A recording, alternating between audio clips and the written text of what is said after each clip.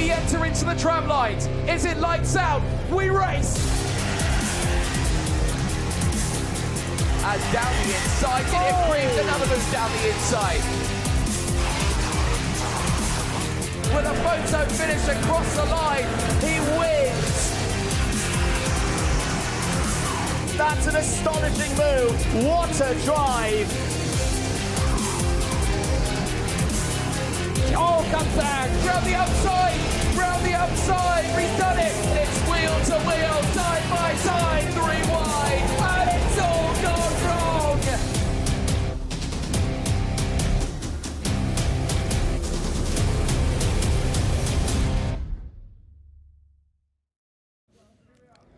Good morning, everybody. Welcome to Northern Italy, to Franciacorta for round 2 of this year's IAME Euro Series. Myself, Andrew Mather, and Guillaume Alvarez here for the next 2 days for what should be a very exciting couple of days of racing.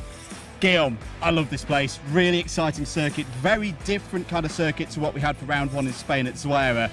But we saw some really good racing there as well. This should all be very good. This should all be very good. Good morning to you all. As you said, very fast flowing, very fast track here in Franciacorta. The third time that we get to be here is the IAME Euro Series, the return of the Warriors here on this mighty new temple of karting in Northern Italy. We can't wait to go racing as we have 145 competitors throughout 3 classes, starting with the Mini just behind us, as we are going to be on track in just a few moments' time. We are indeed. Everybody races 3 times today for the qualifying heats. The aim of the game, get yourself as high up the order ahead of the super heats and the finals tomorrow. We're also approaching the halfway stage of the season. We're starting to find out who our championship contenders are. As you say, plenty to get our teeth into here today at Franciacorta.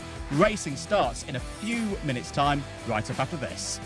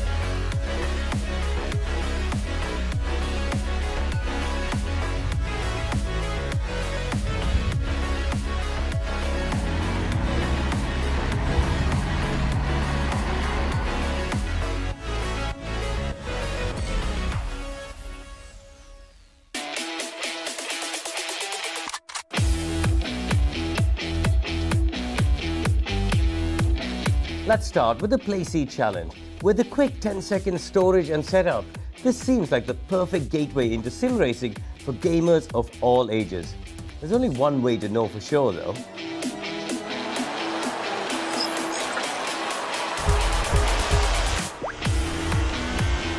I like the fact that we can adjust the steering wheel angle and move the pedals around, so actually I could get it the way I would like in terms of the steering position. The steering is really stable. I'm putting quite a bit of force through these fast corners, and likewise for the pedals as well. You keep thinking it's going to slide away from you, but actually I'm pressing the brake pedal pretty hard and it's not moving, so I'm quite impressed. I really do like driving Zambo. It's such a cool circuit. Given how roomy this chair feels, I am a bit surprised at how compact it can be. When the Play Seat Challenge arrived, I was a bit confused because the box was actually really small and compact, but it does genuinely fold that small. I think if you're new to sim racing and you wanted a first touch point with the game, this is probably a good option for you. And actually, because it's comfy, you could spend hours at it before you decide to commit more money to it. The Play Seat Challenge is super convenient and user-friendly and seems like the perfect way to start your sim racing journey.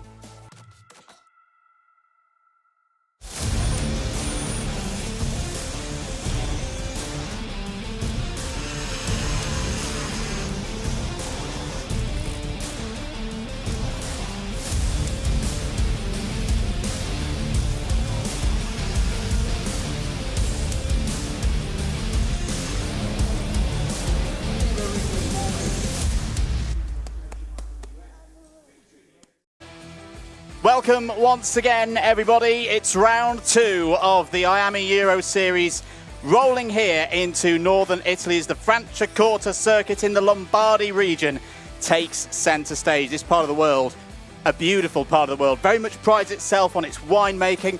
But of course, for us karters, this is the very centre. So many of the teams, so many of the material makers based in this part of the world. And as I say, this circuit, still a relative newcomer, was opened in 2021, but it has made quite an impact on the international karting scene over the last 5 years or so. Event record here so far this week. Gautier San Juan in qualifying practice yesterday, that 48.947. The track, I would say, running about half a second quicker than the last time we visited here in 2024. Let's take a closer look, though, at the circuit itself. 1,300 metres, that big long 160 metres straight down past the pits. Not the biggest straight though, that's the one into turn number 12 and 13, the 180 metres straight. Wide in places as well, up to 11 metres width. Tight as well though through sector number 2, and altitude around 123 metres above sea level here in northern Italy. We're just at the base of the Alps.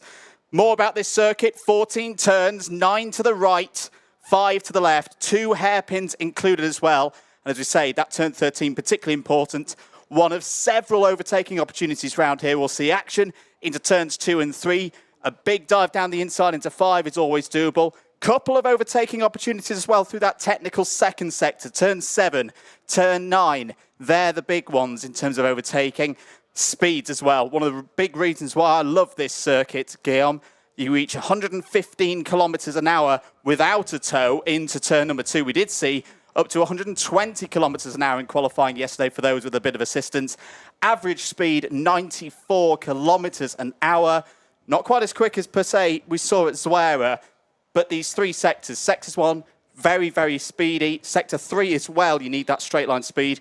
But I think the important part of the circuit is going to be sector 2 today, where it's more technical, more corner dense. You need to get the setup right. Definitely so. Good morning once again to you all, wherever you are tuning in the world. Welcome on the YouTube channel of the IAME X30 Euro Series 2026. First race coming up, X30 Mini. As we said, 3 races in that class through the course of the day. 3 races as well for the juniors and 3 races for the senior drivers. 145 competitors ready to go for racing for the second time in the 2026 season. As now, we're going to hear, before we go racing, from our pole sitter for that opening race, Mathis Pissens, who finds himself in that position for the first time in his young career. Mathis Pissens, well done to you. Your first ever pole position in the IAME Euro Series. How does that feel? Pretty good. Like, I hope I'm going to hold a position in the heat. So, yeah, we're going to try to win this weekend. And, yeah. Qualifying is not always easy, certainly with that amount of drivers behind surrounding you. Was it a difficult lap to put together? Yeah, like I didn't have any slipstream, but we still did it without and with a tiny bit of push. So yeah. What do you make of the layout of Franciacorta? Do you think you can do good this weekend? Yeah, it's a fast track and I'm a bit used to the fast track. So yeah, we will see. Fantastic. Best of luck to you. Thank you. Thank you. Good to hear there from our pole sitter. On your screens, there is your championship leader heading into this second round of the season, Chester Fawkes, part of that DK Academy team that produced so many strong performances across the course of that weekend in Spain.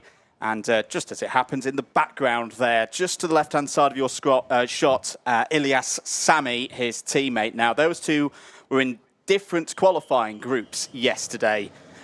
Guillaume, so they weren't able to get that DK train going like we saw in Spain. yet. But this first race could be an opportunity to resume their collaboration. Let's take you through the grid then for this first of 3 heats for X30 Mini. All the drivers in this category out in the same race. No split of groups for these young drivers. Mattis Pearsons has pole position. Chester Fawkes alongside on the front row. Ilias Sami was fastest in warm-up this morning, and Ethan Robinson for the Daily Motorsport team joins on row 2. Charles Clough, Mason Hibbert there on row 3. Great qualifying as well from Sybil Basalama and Alfie Davidson on row 4. Bodie Batch continues to impress, is on row 5 alongside Ole Surley. Corey Lyons, Martin Chekan-Gomez, two relative newcomers to this level on row number 6. Bruce Chirino and Dimi Uzanov go from 7. And then the end of the first half of the field, it's Ben Eiton from Switzerland alongside Harry Chapman on row 8. Then on row 9, we have Aaron Bordanova and Leo Garcia, Nathan Vigion and Luis Paternot on row number 10, row 11, Milo Cornil and Oliver Woodall, row number 12, Adam Pirvu and Ivan Voronins, followed on row number 13 by Patrick Wood and Gilles Derwal. Row number 14, Axel Lenders and Arthur Pontet, Eliane Timotin, as well as Valentin Pocholi-Tomaso on row number 15. And at the back end of that grid, Mickey Gonzalez and Darren Gani on row number 16, followed on row number 17 by Siri Toranakul, as well as Mohamed Wibowo. 34 drivers into the mini class, everybody on track, under the close attention and focus of the race director, Martin Bean, a long-time race director of the IAME X30 Euro Series, among many other series around the world, watching from the main gantry of the Franciacorta karting track. Talking about watching closely the action in this particular turn, the number 13, the hairpin of the Franciacorta karting track, which for the past few years has made a name for itself for that many overtaking maneuvers that we've seen over the years. And we're going to go again for one more warm-up lap. The yellow light is flashing, and I had a bit of a doubt coming to that last hairpin. The back didn't seem to me, congested enough, close enough to the liking of Mr. Martin Bean. So we go one more time around. A bit more time for the drivers to put that bit of heat into those tires, a bit more pressure on the shoulders as well. But as always, it comes down to the pole sitter, Mattis Pearsons, who, as we said, finds himself in that position for the first time at this level. It's down to him to really try to pace himself, not to get on the power too soon, in order for all the drivers to join him accordingly. Absolutely. Was a little bit further back in the pack at this stage of things in Suera. Had a good run through the heats, actually. Was 6th on the grid for the final a month ago, but then had misfortune. Only 29th in that final. So this is a big opportunity for Mattis Pearsons today to really get a bit of a championship game going. It's still early stages of this 2026 campaign. Chester Fawkes, though, will be looking to repeat some of those results that we saw in Zuera. Looking like we are better this time. Will the lights go out? Yes, they do. Round 2 of the IAME Euro Series for 2026 is underway, and Mattis Pearsons heads into turn 2 first. Was that one of the fusions going off in the background as a spinner in the midfield? And one possibly going round there and over. Driver looks to be okay. That's the most important thing. And here's a challenge from Ilias Sami in the early stages. I think we're going to go to at least slow procedure here. I can see the boards being prepared, but a bit of a frenetic start here at Franciacorta in the minis for their first of 3 laps here today. No, I think we're staying green. Great work, as ever, from the Franciacorta marshals to get to that incident down there at turn 1. That is the most important thing to see. It's one of the kids to win drivers. I think it's Eliane Timotin who had that very scary moment there in the 4:34. Dimi Utanov has also not come through sector number 1, so this is really going to shuffle the pack at the end of this first lap. Fawkes leads from Pearsons, Batch, Clough. Apologies, Ilias Sami actually fell down to 5th place there. Ethan Robinson still up the order, as well as immediately the winner from last time out in Spain goes on the attack. Ilias Sami back up to 4th place. Just against the championship leader, Chester Fawkes leading the pack from our pole sitter, and we have already a 5-driver train leading that race on lap number 2. 7 laps to go through, short qualifying heats for those mini, as we'll go through 8 laps for the juniors and 11 for the seniors through the course of that weekend. As run inside, change for second with Mattis Pissens losing not 1 but potentially 2 positions to Chaklo and Elias Sami. Getting into the mix as well, on to turn number 13, here they come, and another change for second place. I think one of the fusions, Mattis Pissens, just made his way past again. And news regards the race leader, kart 427, under investigation now this early in the race, Guillaume. I would think that might be something to do with the race start. The race officials just looking that over at the moment. It's no immediate reason for concern, but that has come up on our screen that Sports is under investigation. It's all going on here. It's Aaron Borden over there in the replica Michael Schumacher helmet trying to get down the inside. Off the road there is one of the fusions. It's the 436 of Mattis Pearson, so our pole sitter. It's all gone wrong as it did in the final for the Belgian in Zuera. This is the first of 3 heats though, as it looks like we saw in Spain the DK Academy train starting to form once again, but it's Aaron Borden over, I've got to say, is impressing me right now as well. Another off one. The road there. Is that one? It's the 470 of Patrick Wood on IAME Euro Series debut. Patrick had some problems in warm-up this morning, and that's even more problems shuffling Patrick down the order, running as a privateer here this weekend. As expected, it's all going on at the moment in X30 Mini, but this is the key part now for the DKs, and there's a move from Elias Sami down the inside. Charles Clough has followed through as well to P2. Good work from Elias Sami, efficient overtaking once again, like we saw last time out. It happens on lap number 4 out of 7. They both know that time is running out, but it was a strategic move with those 2 teammates from DK Academy. Now Sami finds himself in the lead. Charles Folks opened slightly that door, didn't close it down, knowing that it was his teammate just behind that went for the move. Charles Clough just took that right opportunity to get himself in between, but lose that 3rd position. And Mason Hibbert, another one from the Fusion Motorsports, it makes himself past into P3. As Mattis Pissens, as we said, we've lost the Belgian driver, unfortunately, all the way down to P23rd. Disastrous start of his weekend for Paul Sitter into that category. Couple of changes again into the breaking point of that last turn. And once again, as we predicted, Andrew, now comes the DK train in the lead. Just a Fox. And talking about drama for another of the Fusion drivers, the 436. This is once again Mattis Pissens. What on earth happened there to the Pole Belgian driver who got kicked out, by the look of it, being turned around into what seemed to be an incident with another driver? We might need to see that again. But in the meantime, on lap number 5, the DK train in action. Chester Fox, championship leader. Elias Sami, round 1 winner. 1 and 2, trying to build a bit of a gap on Mason Hibbert and Charles Clough, working together to try to keep on getting that pressure on the shoulders of the rival. We have Batch Bordanova, as you mentioned, Andrew, 11 places gain up to P6. Watch out, coming down to turn number 13 on that last breaking point. No changes just yet.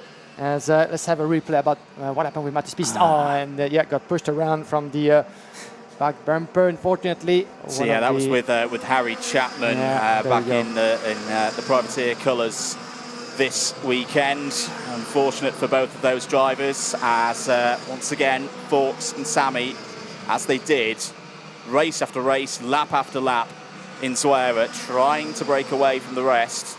Very well trained, these 2 drivers. If you're new to this team, DK stands for Danny Curl, the former world champion, who is training these 2 and is doing a very good job, if you ask me. But also doing a very good job right now is Mason Hibbert. Hibbert, who was just off of the podium last time out in Spain, looking to reignite a championship charge for the Fusion Motorsport team, has gone purple through sectors 1 and 2, is just waiting at the moment, playing this through. This is good work from all 4 of these drivers at the front of the field. Charles Clough is the other one for the XL Motorsport team.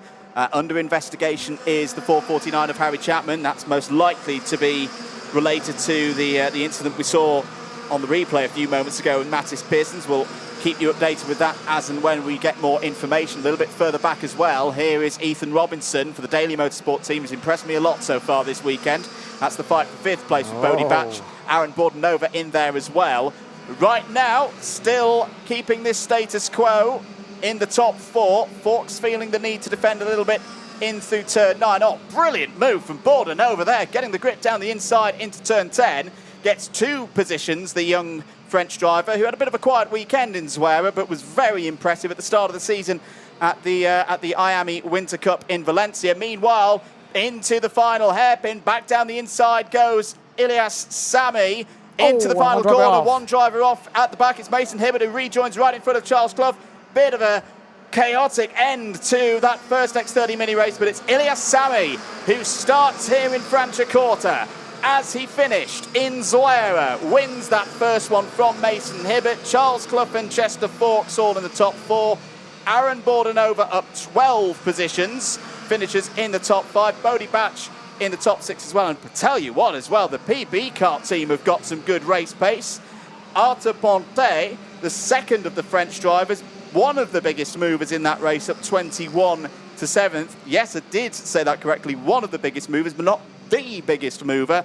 That went to Mohamed Waboo, who went from the back of the grid for MDC Racing up to 11th. But there's your race winner, Ilias Sami, once again, showing that the speed that we saw in Spain, Guillaume, not a fluke, not a flash in the pan. Ilias Sami here to take race victories this weekend. Yeah, not a fluke, and confirming what we had been expecting from him since the start of the championship 1 month ago. As you rightly mentioned, Mohamed Waboo, 23 positions gained from 30th and last to 11 at the finish flag. But although impressive, that means that doing that recovery, he had to really work his tires certainly more than he would have liked on average, meaning that those tires are going to have to last until the end of those qualifying heats and superheat. Ilias Sami, your first winner of the weekend from Mason Hibbert and Charlie Clough. Then we have Chester Fawkes down in 4th from Aaron Bordenova.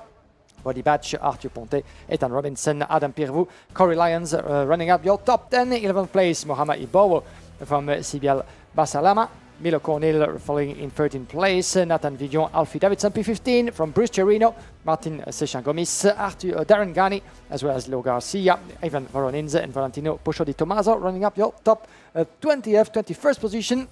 At the back end of the classification, we have Mickey Gonzalez, 22nd from Patrick Wood, Ole Sorley, Louis Spartanut, Ben Hayden, Oliver Woodall, Serin Toranakul, as well as Axel Linders, Harry Chapman, Mattis Piessens, our pole sitter for the first time in this place. Unfortunately, that went from bad to worse. Unfortunately for the Fusion driver, who is going to have 2 more races before the superheat and the final to try to make things up. He finished in front of Gilles de Waal, as Ilian Timotin and Dimitar Yuzunov were the 2 drivers that we lost through that race. But first race, first win for Ilias Sami, the young British driver from DK Academy. And as a round 1 winner, certainly a lot of confidence within the drivers from Great Britain, with the handshake and congratulations in order from his team and from the opposition as well. It's always nice to see. Let's take a look back at how things unfolded. Yeah, this was the race start. Just to note, we've not had any further information on our screens regards the investigation for the 427 at Chester Fawkes. Now, where does this incident through turn 2 trigger? So it's in and around 7th, 8th place. And the scary moment's going to come about there for Ilan Timotin. Thankfully, Ilan able to get out of that one. This was the next phase of the first lap. DK Academy drivers running side by side. Just to note, Dimi Yuzunov did get going again after that incident, but then retired a few laps later. You can see Ilias Sami down to 5th place in the early stages, whilst his teammate led on the start of lap number 2. So another impressive detail there for Ilias, that he was able to pull back through. That was one of the moves from the eventual race winner up to 3rd. All going on in the midfield as well. Aaron Bordenova showing some of that speed that we saw in Valencia. That was the first of 2 dramatic moments for Mattis Piessens that really changed the story of the race for the pole sitter. Frustrated there, running out wide on the exit of turn 6. Very, very easy to do. This was the move for the race lead from Ilias Sami, following through Charles Clough in the XL Motorsport entry. Mason Hibbert involved as well. Back down the inside would go Chester Fawkes to retake 2nd place. This was the second of the moments that did not go Mattis Piessens' way. That clash with Harry Chapman effectively ending any of the hopes for both of those drivers in this particular race. I really like this move as well from Aaron Bordenova. You could just see him balancing the wheel there. And then at the end of the final lap, okay, so there it looked like Clough and Forks got together. Hibbert took to the grass in avoiding action.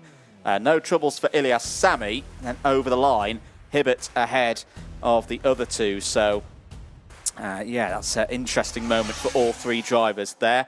Minis will return. They will be back out at 12 o'clock local time here in Italy. It's just 10:35 local time if you're doing all the maths on your clocks. But right now, we'll take a trip into the juniors. First of two races going for the juniors in this part of the morning. And really intrigued to see what we will get from our championship leaders last time out. Ivan Gonzalez had a very good performance, of course, last time out. But particularly this young man, Aurelio Longitano, has been on the international karting scene for a good couple of years. Has had some very strong preparations for this second round of the IAME Euro Series. He took a storming pole position yesterday, and this is what he had to say. Aurelio Longitano, fastest in Group 1. That's a good thing to hear, Aurelio. And the fastest lap that we've seen in X30 Junior so far this week. You must be pleased. Yeah, I'm happy. Tell me about that session. How did you put that session together? I was thinking I'm gonna win, and yeah, I did. Do you think the Swiss drivers could be very fast here this week? Yeah. How much practice have you been able to have on this circuit before this week?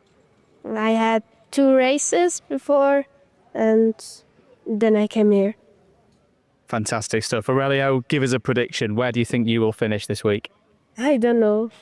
Hope on the podium. Hopefully on the podium indeed. Thank you very much, Aurelio. We'll see you later on. Thank you.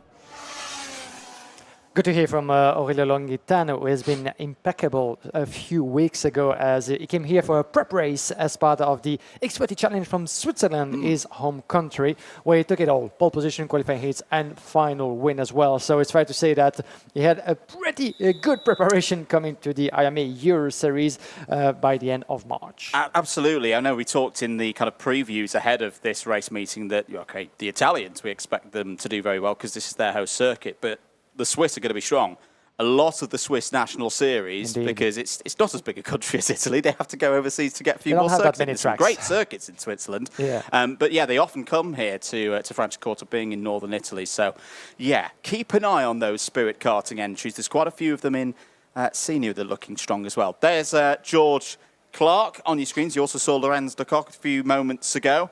George getting his season really up and running now. Starts this one from the inside of row number 2, having made the switch to Team BMR earlier on in the season. Enters the weekend 5th in the points, so was always there or thereabouts in Swearer. Had a bit of his fair share of bad luck as well. So yeah, a good weekend for George here. Could really move him up the order. You've got an interesting stat, haven't you, Guillaume, about the last 2 Franciacorta Junior winners, which are both Britons, if I remember correctly, Harrison Mackie and Freddie Lloyd. Yes, indeed. Quick shout out as well to the Orange Army of the Marshals. Without them, we couldn't go racing. But talking about stats, indeed, in the junior class, for the last 2 times we were here in 23 and 24, 2 British drivers won, Freddie Lloyd as well as Harrison Mackie in 23-24. And it so happens that those 2 drivers winning in Franciacorta went on to win the championship at the end of the season. So we've had 1 win to Ivan Gonzalez, who's been the man to beat into that junior class so far. Can he do it again and maybe secure some more confidence entering the second part of this year's championship?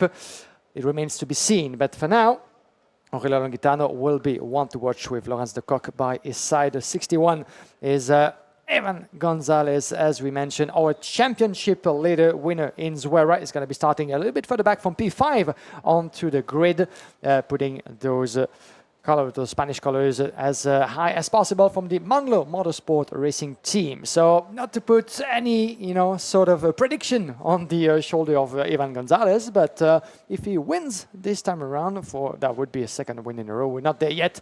The final will be taking place tomorrow. Well, that could be certainly a good sign of a strong confidence as representing the beautiful region of Andalusia.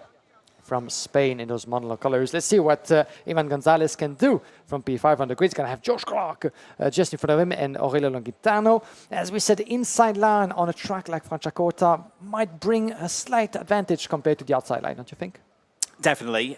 It's not the worst circuit, I think, though, for drivers starting from P2. You can, if you're brave enough, hold it around the outside here, and of course it then tightens on the exits of 3.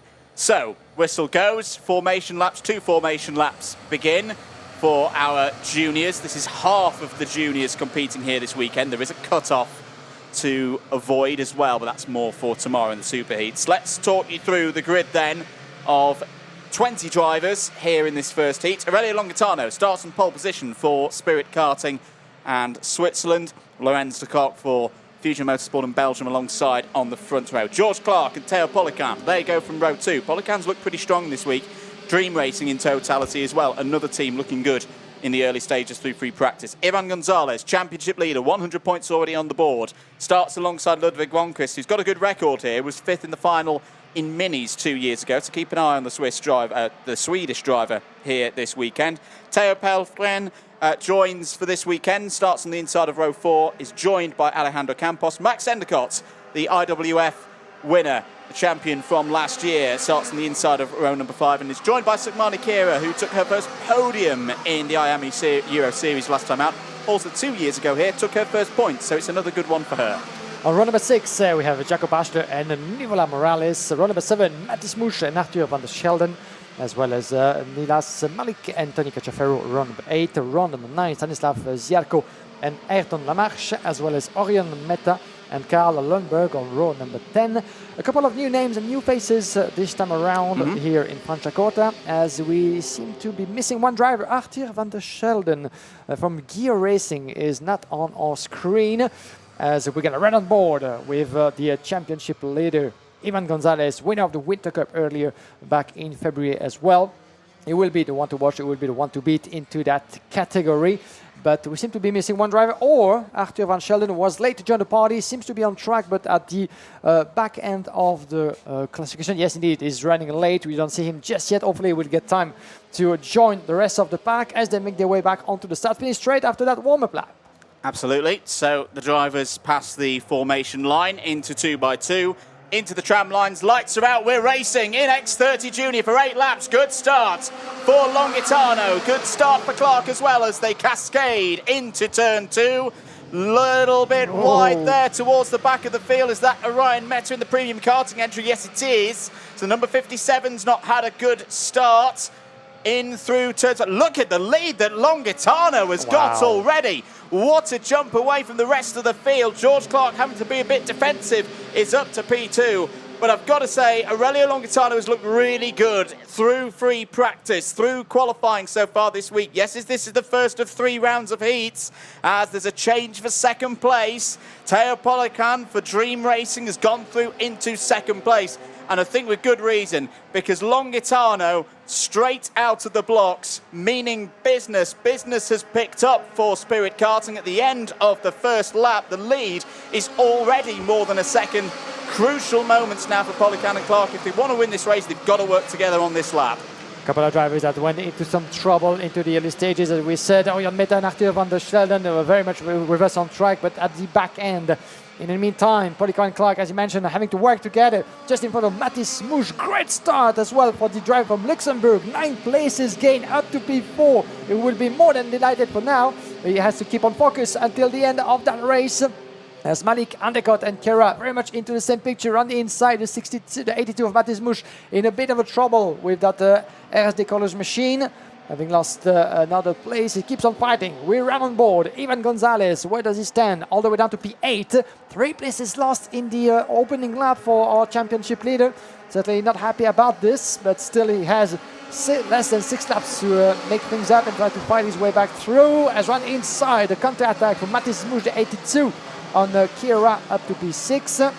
Great battle as Kira is about to counter-attack and fight back around inside. There he goes, the number 44, and taking Ivan Gonzalez with him. Positive stuff there from Sukmani Kira, who's got a good record around here. Mentioned over the grid. Now there's a flag coming out in front of us here in the in the box. It's going to be for Novela Morales, a warning flag. So the number 40, not a good start for the Monlau Motorsport driver. It's currently down in 19th place. Back at the front of the order, though. This is a good bit of news. As look at this, the change for the lead. Wow, Teo Polican has really got on with things then. Through lap 2, through lap 3, that 1.1 second lead is gone and switched now in favour of the young French driver. So Dream Racing, as I say, another team who've looked really, really good so far this week, particularly in the seniors with the likes of Matteo Rivals and Clement Lutron. More on them later. But I'm keeping my eye here, Guillaume, on that BMR duo of Malik and George Clark and Max Endicott. They could really nicely work together in the second half of this race as they're down the inside. Nice move into turn 10 by Nilas Malik. This is positive stuff from the Dane up to P2. Now trying to get in the slipstream of Teo Polican. Down towards the hairpin, down towards turn 13. This is a good race so far. Yeah, good race indeed. The least we expect here on such a fast-flowing and interesting track as Franciacorta. Watch out, the move coming up for turn number 1. Let's take another look at what happened into turn number 13. That was the move indeed by Teo Polican on Aurelio Longhitano into that last hairpin of the hotel. But now I think he might have lost that P1 once again. There you go. Nilas Malik up in the lead for the first time this weekend on lap number 5. Let's take another look. A second move entering turn number 1 into the first double curve onto the right. 1 and 2, 2 and 3 after the first right-hander at full speed. But now Nilas Malik finds himself in the lead. Aurelio Longhitano still has something to say in this race on lap number 5. Watch out as there's a switch further back. Teo Polican finds himself back in P3. George Clark might want to fight back as well. He's on the outside line, entering the start-finish straight, taking a bit of tow. Let's see if one of them can switch those positions back into turn number 2. And I think George Clark is right up there into the hairpin, into the inside line. It opens that door, and that's no good news for Teo Polican, who lost another place to Max Endicott. Yeah, falling down the order there is Teo Polican. Has got to stay calm at this stage of the race. All of this scrapping is good news for the top 2, because look at that, Nilas Malik and Aurelio Longhitano starting to break away. Nilas Malik had a bit of a quiet time as there's a change for third place. Max Endicott battling through, as we saw in Valencia last year on his way to that IWF title. This is his style of race. Everybody getting in amongst it, taking their opportunities. Got to get your tactics right, and right now Max Endicott has done well to get up to third place side by side off of the corner as well. It's going to be to the advantage of Sugmani Kira. Sugmani up to fourth place, had a mega weekend a month ago in Suera, was a constant figure at the front of the order on the way to her first podium. As here again, this is Max Endicott having a bit of a wheel-to-wheel trouble with Teo Polican. Polican has responded back up to fourth place. George Clark passed his teammate as well. And you saw there, drivers running wide out of turn 5. That's going to be a big feature of this weekend, isn't it, Guillaume? It's a big wide curve, but it's almost one of those that just slightly pulls at the steering a little bit. It's very hard to get off that curve, and you've got to be patient. You will lose time, though, so we're going to see a lot of action in that part of the course. Yeah, this is one of the hot spots of many here on the Alleado Franciacorta, including that one in turn number 13. Another one for the back, going for the move as we get into the last lap, ladies and gents. Run the outside, going to go the long way around, potentially. Aurelio Longhitano still very much on pace, feeling fresh and ready to go for battle into that opening qualifying heat. Another try down to the hairpin of turn number 5, as you said. As around the outside, he goes, contact! A slight contact, and he keeps it on the road, very slightly. So almost 2 wheels onto the grass. Longhitano went for the try.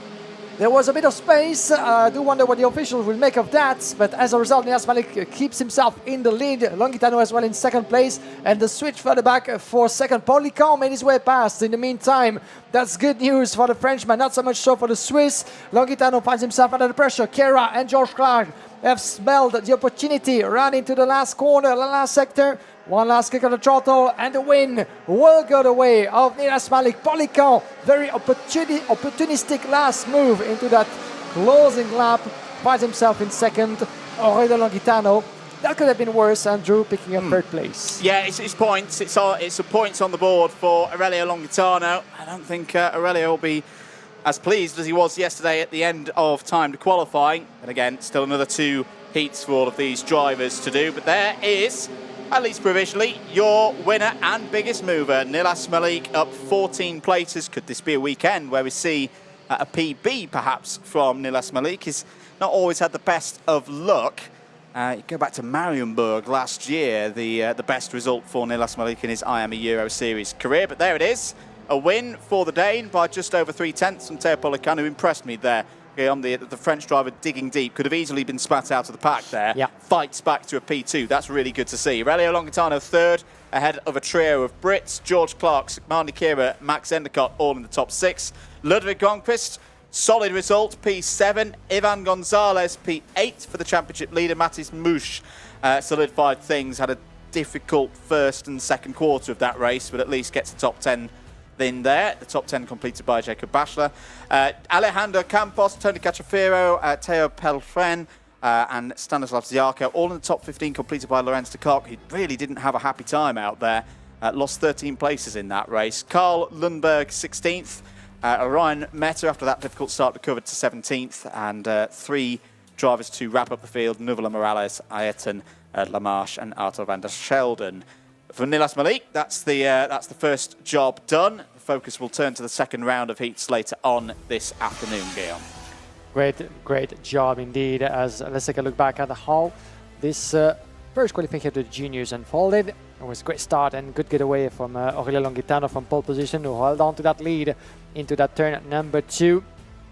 Let's see how packed the field was over there, with one of them drivers at the back end having a bit of a trouble going into the grass. It was the 57 of Aurélien Meta, who was one of the drivers in the being hit about early trouble. As much so was Arthur van der Sheldon, who finished 20th and last, unfortunately, after a late start to that race.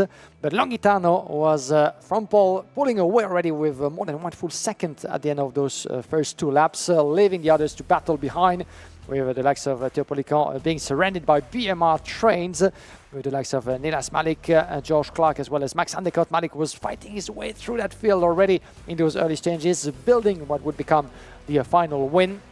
Teo Polican was still holding on to those hopes of a win, making his move around the inside of Longitano, who will drop out another place in those early stages to the 20-year of Nilas Malik. That's the moment that Malik found himself P2, and then when halfway through that race for the decisive move, opening the door, Teo Polican losing places to the number 42 of George Clark, the number 18 of Longitano, back in contention as he fought for a potential win.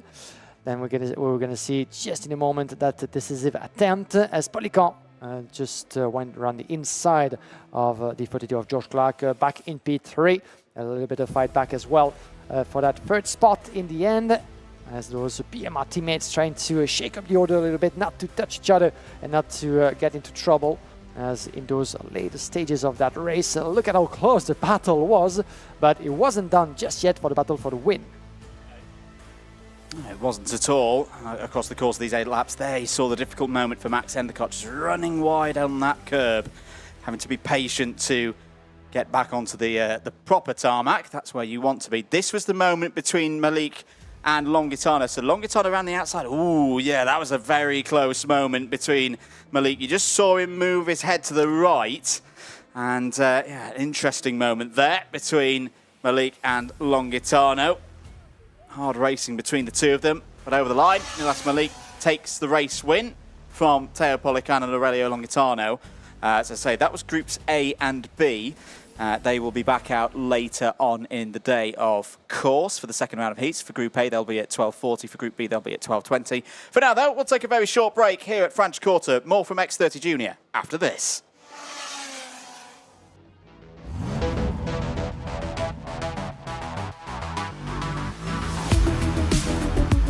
Now, I've been excited to try this model for some time, the Playseat Formula Intelligence F1 edition, because it's been designed with the help of real F1 drivers and also some of the top sim racers on the planet. Let's see what it's like. Being in this seating position definitely makes it so immersive that you feel like you genuinely are in a race. Your mind takes over and tells you that you're in an actual race. You feel very much at one with the car, as a part of the car, and as a part of this race. The Formula Intelligence has the monitor built in and integrated into the frame, and that really means that your field of vision and your depth is very accurate and truly immersive. Tell you what, my palms are sweating, so I think I've gotten a bit too immersed in this experience. The force lock system allows you to move everything around to really create a bespoke seating experience and make it super comfy for exactly how you would want it as a driver.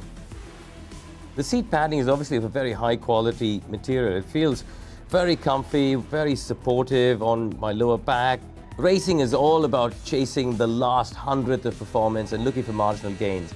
And if you can be comfortable and if you can be fully immersed in the car, you could really unlock some extra speed, I think. So on the whole, it's been very impressive in terms of how you feel at one with the car, how you can be consistent with it as well, lap after lap, because the frame doesn't move. You feel it's solid, so you can just keep working on your own driving and try and improve.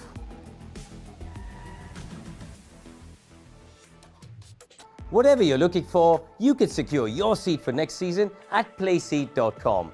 I'll see you on the track.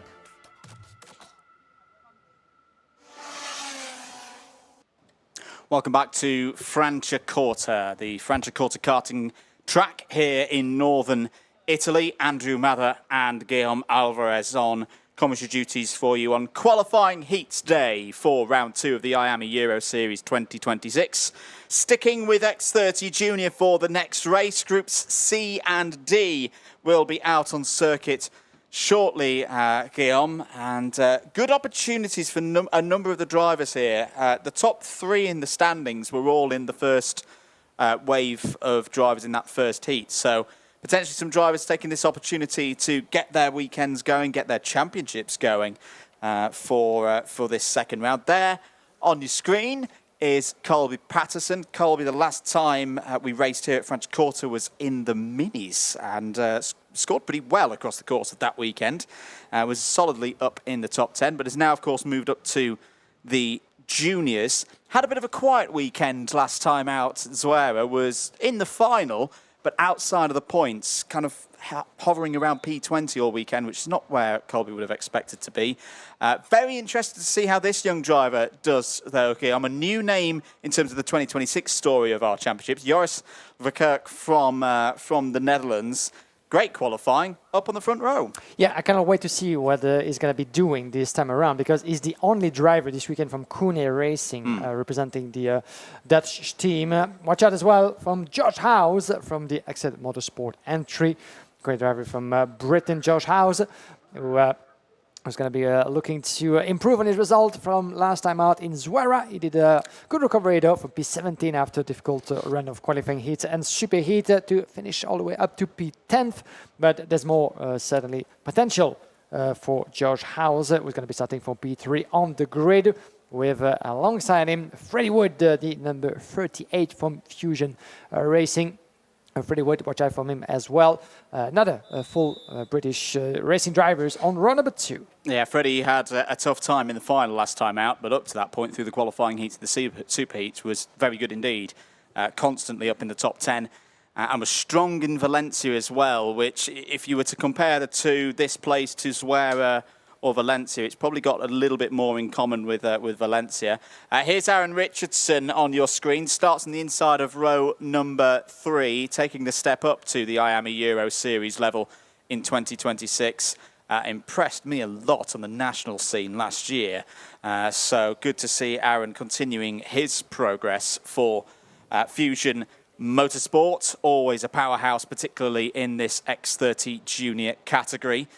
Last time out for Freddie, just off the podium, of course. He had that great final in Zuera and finished P4, so looking to pick up some more points. There are points on offer for the championship today after all of these qualifying heats. Santiago Barros in the Victory Lane karting colours. The Victory Lane team now with that new livery, which I think that makes them look very much like a Toyota WEC car in recent times. With those flashes of red with the black and white. It's something for us to get used to here in the box. The Portuguese driver starts this race from 6th on the grid. Again, very consistent performer throughout the course of the first round at Zuera. Finished inside the top 10 in the final around a month ago. Good to see a good number of people here this weekend as well. If you are in the area, if you are in northern Italy, it would be great to see you come down. It's a fantastic circuit to watch karting. I can't say it enough. I have a special affinity with this place in my heart because it's one of the first places that I commentated on international karting anywhere. But it is just brilliant. It's like a bit of a cauldron. You can watch from all different angles, and that midfield section as well, a very entertaining part to watch racing going through. As we've seen this morning, it's not an easy circuit to get right. Yeah, certainly not. As you were one of the first ones to come commentate here back in 2020, if I'm not mistaken, considering that the track was ready to go for racing. Finished. And then open the next year in 21 because of the COVID-19 pandemic at the time. That makes things a little bit trickier for the world of motorsport back then. Now, let's take a look at the grid with Colby Pattinson on pole position. Joris Verkerk finds himself on the front row of the grid. George House and Freddie Wood, row number 2. Aaron Richardson, Santiago Barros, row number 3. Zoltan Koigny and Nolan Michaud, row number 4.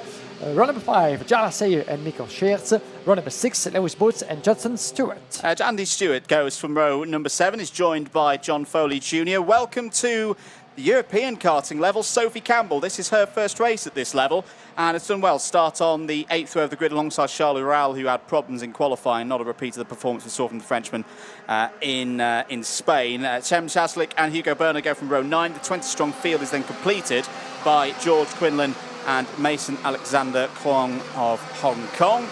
Formation laps are underway.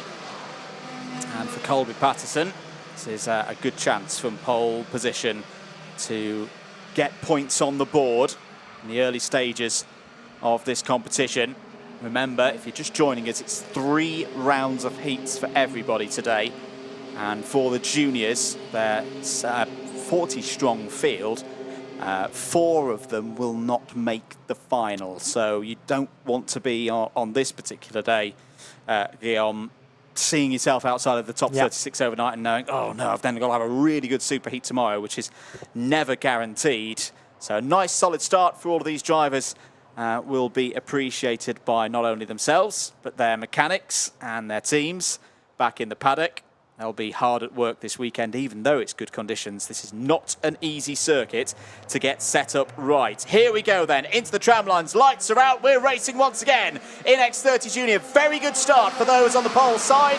So it's going to be Patterson from House, the 2XL Motorsport teammates through turn 1. Bit of a half spin. No, that's a full spin in the end for the 86 of Nolan Michaud, another one of the new drivers this weekend. Freddie Woods having some problems down through turn number 5.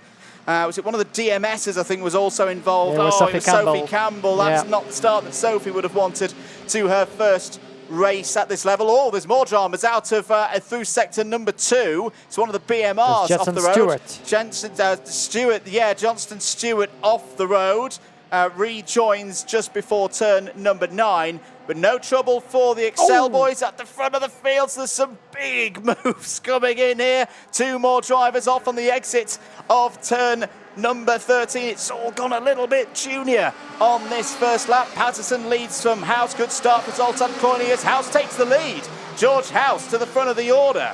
Yeah, lap number 2, George House. Not waiting in the on the sideline at all. Lap number 2 and already taking the lead from Colby Pattinson, who's going to be willing to fight back, but he's just doing already to his rival. Keep on pushing, because now I'm having a bit of heat on my rear bumper as well, with the rest of Richardson and Pattinson putting the pressure down, and Zoltan Koigny there as well in the pack. A great start and getaway for Zoltan Koigny. Don't forget that he won earlier in April the opening round of the IAME Series Italy on that very track, so he knows his way around this layout of Franciacorta. As around the inside goes Zoltan Koigny, as I mentioned his name, taking the lead potentially on the outside of turn number 13. He keeps on kicking left and right at every step of that field, but we have a new leader, Zoltan Koigny from Spirit Racing. As I said, that is about to lose that P1 contact. Pattinson and Josh House going for the move. A little bit of a dust kicked out onto the track, with Josh House 2 wheels on the grass, by the look of it, trying to protect that second place and allowing Colby Pattinson to run away from Alfie Richardson. He now finds himself in P3. Well, it went from bad to worse for Zoltan Koigny, by the look of it. It went from P1 to P4 in the space of 2 corners. These drivers need to keep an eye on the driver in 5th place, Guillaume, because Charles Ural, the French driver for PB Karts, is absolutely flying. Charlotte, a terrible qualifying yesterday, very much below his standards, as Aaron Richardson's going to have a look now for third place down the inside into turn 13. That's a nice move from the runner-up of the British Championships last year, back up to second place. But Charles Roual, yeah, in that deep red cart, has come from the back of the grid, has gained 11 places, and Richardson goes for the race lead down the inside of Patterson and takes it successfully there, side by side for a moment between the two teammates. But all of this fighting is going to bring Coyne back into play, who we know has a good track record round here, with that win in the Italian series a couple of weeks ago. But Charles Roual's only a second and a half behind this top four. This is much more like it from the French driver. It'll just appear on your screen there. But Aaron Richardson now at the front of this field, looking to continue his progress.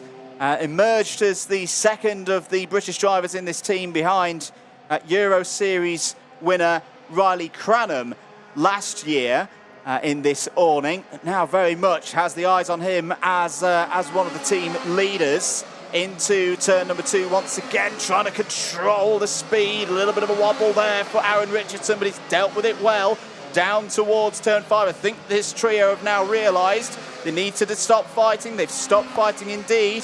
Coyne's nearly rejoined them, has just set the fastest lap of the race. Charles Roual, though, is continuing to just chip away here at this advantage. He's not part of the fight yet, but only 2 seconds behind. I think he's still got a chance of winning this race.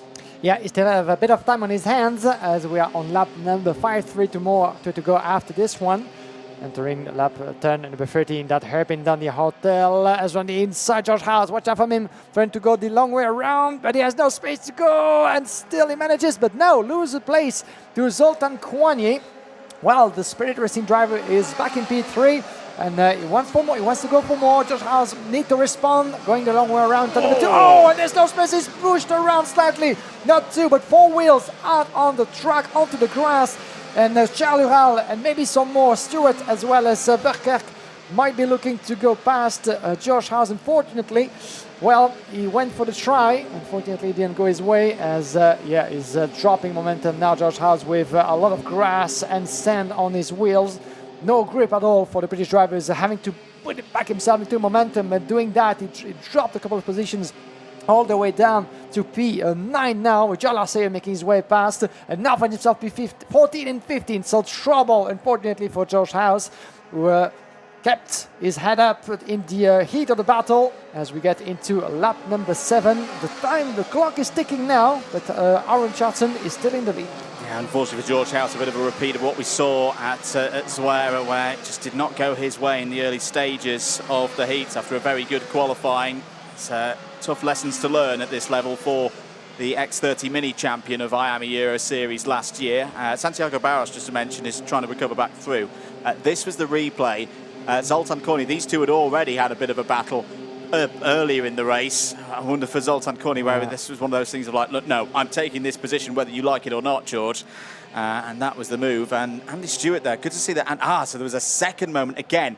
So if you're not familiar with this circuit, not only is that curb very wide, but there's a real drop-off just on the edge of it.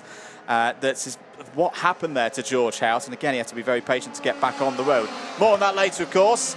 We're on the final lap, and we've got a three-way battle for the lead. Richardson, Patterson, Koine, with Charles Roual not too far behind, is now a second back from this trio. And if they go back and forth through the middle sector, he could be part of this battle. This is good stuff from Patterson to hold on to second place. He'll be trying to set this one up, I'm sure, for turn 13. Nolan Michaud has got good pace at this stage of the race, but is further down the order. There goes Koine down the inside. I like that move. I like this attacking style from Zoltan Koine. The trouble is, though, I think he's going to be too far back here to have a go at Aaron Richardson. Aaron Richardson has raced a very calm heat here. He's going to come out of the final corner and see the checkered flag first. Good start to the weekend for Aaron Richardson. Zoltan Koine continues the form we saw in IAME Series Italy a couple of weekends ago. P2 for the Swiss driver. Patterson and Roual come through. Great to see Andy Stewart there. Andy up. She wasn't happy yesterday. I asked her, it's like, were you happy? Did the day go well? And it was a firm no, with a smile. and said, well, tomorrow's a new day. Tomorrow is a new day, is now today. Up 8 places in that one. But good news there for Fusion Motorsport. They will like that. A couple of notices just from race control. Loose Boots is under investigation.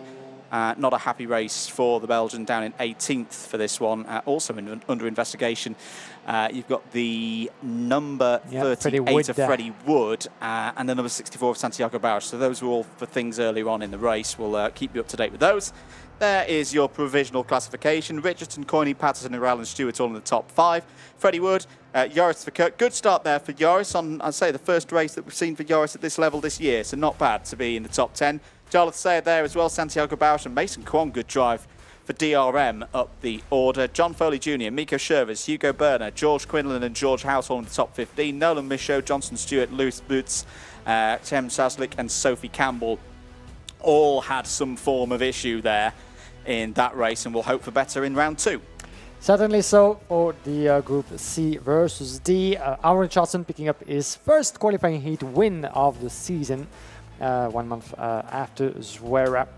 And we must be delighted with that, considering that he was able to hold on to the pressure from both Zoltan Koine and Copley Pattinson, split by just 0.4 of a second onto the line as drivers make their way back to the Parc Fermé through the scale, as always. Gives them a bit of a time to chat with some of them driver friends. Now, here's a look back at how that victory was achieved. To start us with, Colby Pattinson and George House had a cracking start from the inside line, entering turn number 2. A bit of a wobble there for 2 of the drivers involving Sophie Campbell, unfortunately, who would finish last after that early trouble with the 86 of Nolan Michaud from Dream Racing. Nolan Michaud would head up in P16, as the early stages were quite heated as well in the battle for P1 at every step of the field. A couple of drivers into trouble further down the order. There was outside of turn number 8, the 93 was involved there. Johnson Stewart was one of the drivers who found himself onto the grass, as turn number 13, as always, providing his fair share of drama with 2 more drivers going cross-country there just on the outer edge before finishing up on that opening lap. But in the lead, there was that early move from the 77 at some point of Josh House before things would took an ugly turn, unfortunately, for the British driver, who at this point on lap number 2 was still very much fighting for the win. Yeah, it was indeed. This was down into turn number 2, a little bit of a touch there between Patterson and House. And this is why I wonder, you sometimes see this in the juniors, a bit of tete-a-tete kind of thing, and I wonder there, like House had shut the door on Coyne, arguably, and I wonder on the next repeat of that, the other way around, where Coyne replied, shall we say. But this was through into turn number 2. This great move from Aaron Richardson, and you could see he had the kart perfectly balanced at that point to get through past Colby Patterson. George House looking round the outside. You can overtake round the outside at this place. It's one of the things I love about Franciacorta. Zoltan Koine very wisely there, just drawing up alongside. I wonder if George just overdrove this one a little bit, forcing things a bit too much, and forces having an equal and opposite effect. And this was kind of the moment for George House. Yeah, out on the grass. Did very well just to get back on circuit before that big curb. Charlie Rowell took advantage with that, and after that point, dirt on the tyres for last year's mini champion, and then more coming through, and then found himself the wrong side of that that wide curb on the exit of turn 5. You can just see there that the bottom of the cart got caught on the curb, and not a good moment for George House over those 8 laps, but there'll be more chances for him to race through in rounds 2 and 3 of the heat. Zoltan Koine, again, was on the attack, was positive throughout the course of that race, but could not get on top of things ahead of Aaron Richardson, who will be happy with that. Will take maximum points in those heats. Juniors will be back out later on. Right now, though, we're going to take a short break. Seniors coming up after this.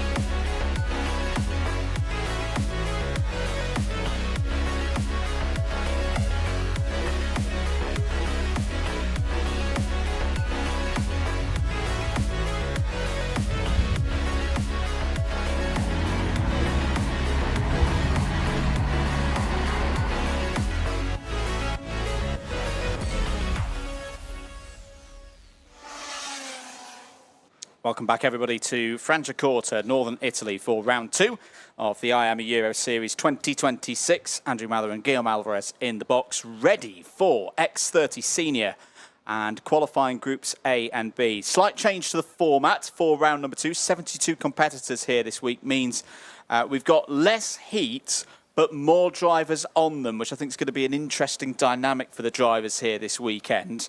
We're almost effectively running into a superheat style grid with a full 36. At the front of it, though, Gautier San Juan, very impressive run from a number of Spirit karting racers yesterday. This is what Gautier had to say after timed qualifying. It's the end of a long day, but it's a good day for Gautier San Juan. Gautier, you are on pole position in your group for X30 Senior. Tell me about your lap. Bah, je suis impressionné de mon tour. Je pensais jamais que j'allais faire autant bien. J'étais pas du tout prêt de faire la pole, mais super content de tout mon tour, tout parfaitement. Pour moi, je pouvais rien faire mieux. The team, Spirit Karting, looking really quick. We talked to Elias earlier. Obviously, Dan's looking very good this week as well. Could you do big things here this week as a team? J'espère qu'on va tous faire de très bonnes choses. Et puis, si on peut faire un podium dans chaque catégorie, ce serait parfait. Is this the best day in your racing career? Yes. Oui. Fantastic. Well, Gautier, we'll look out for you tomorrow in those heats. Best of luck for the weekend. Merci beaucoup. Always nice to hear the emotions from those young drivers when they find themselves for the first time in their career in those positions, achieving that kind of results in qualifying. From the outside perspective, it may not look like much, but for a driver, working for years to try to improve himself, gain in performance at such a level, being able to be the fastest overall is such an achievement that you really need to be within the world of motorsport and karting to really appreciate the magnitude of that kind of achievement. Absolutely. I really liked to see the support that he got from his teammates yesterday, and more on that later. That was a quick sight of Matteo Rivals. Matteo has been very strong so far this week. I had a little watch of Matteo's warm-up this morning, and I would not be surprised if we see the French driver for Dream have a very strong run here. There's Freddie Lloyd, a returning Freddie Lloyd to the IAME Euro Series. We didn't see Fast Freddie for round number 1. He had a very good run in his national championships last week, so comes into this race very much a man in form. And as we talked about earlier, Guillaume has a winning record here at Franciacorta from his junior days. So keep an eye on the premium karting front runner starting from grid 3. And of course, keep an eye on this man here, Aaron Garcia, laser focused, reigning champion. Didn't have everything his own way at Zuera, which I think is one of the things when you come into a championship like this as the reigning champion. Everybody wants to beat you. But it was a solid start to the season. He got some points on the board, but here this weekend, Franciacorta, it was at this stage, round 2 last year, where he really started to get going. He'll be looking for big things this weekend. Yeah, he's always a threat from wherever he starts onto that grid. He will be on the outside line from P4, just behind Matteo Rivals. But Aaron Garcia, winner of this year's Winter Cup back in Valencia in February, doing great things as well. In Zuera, with a P5 finish, climbing 2 places up to that top 5. Would have expected more, certainly, on Omosol on the Cartodromo de Zuera. But currently sitting in 4th place overall in the championship. Aaron Garcia, led by Dan Aleman on just a couple of points in front of Ruben Moya. And Danny Caronini, our opening round winner. Danny Caronini, just behind, you can see him with the 202 from Zanki Motorsport, just behind not only Matteo Rivals, but also Aaron Garcia. That's going to be interesting. Clément Outran as well will be alongside Danny Caronini on that row number 3. One of the big clients of that senior class, as we're going to have 3 races in a row into the prime race, prime class, 2 races in a row, my apologies. And we'll have the seniors a bit later this morning back on the program. But unlike the other rounds, as we mentioned, those senior drivers don't have 5 races to go to, but only 3 qualifying heats added to that superheat and the final tomorrow. A slightly more contracted kind of schedule, which means that maybe more opportunity for those drivers to get them the performance that they need. But arguably, you could also say the risks are higher as well. Here's your grid for this first heat in X30 Senior. Gautier San Juan and Mateo Rivals are on the front row of the grid. Freddie Lloyd and Aaron Garcia go from row 2. It's Clement Lutron and Danny Caronini starting from row 3, winner last time out in Zuera.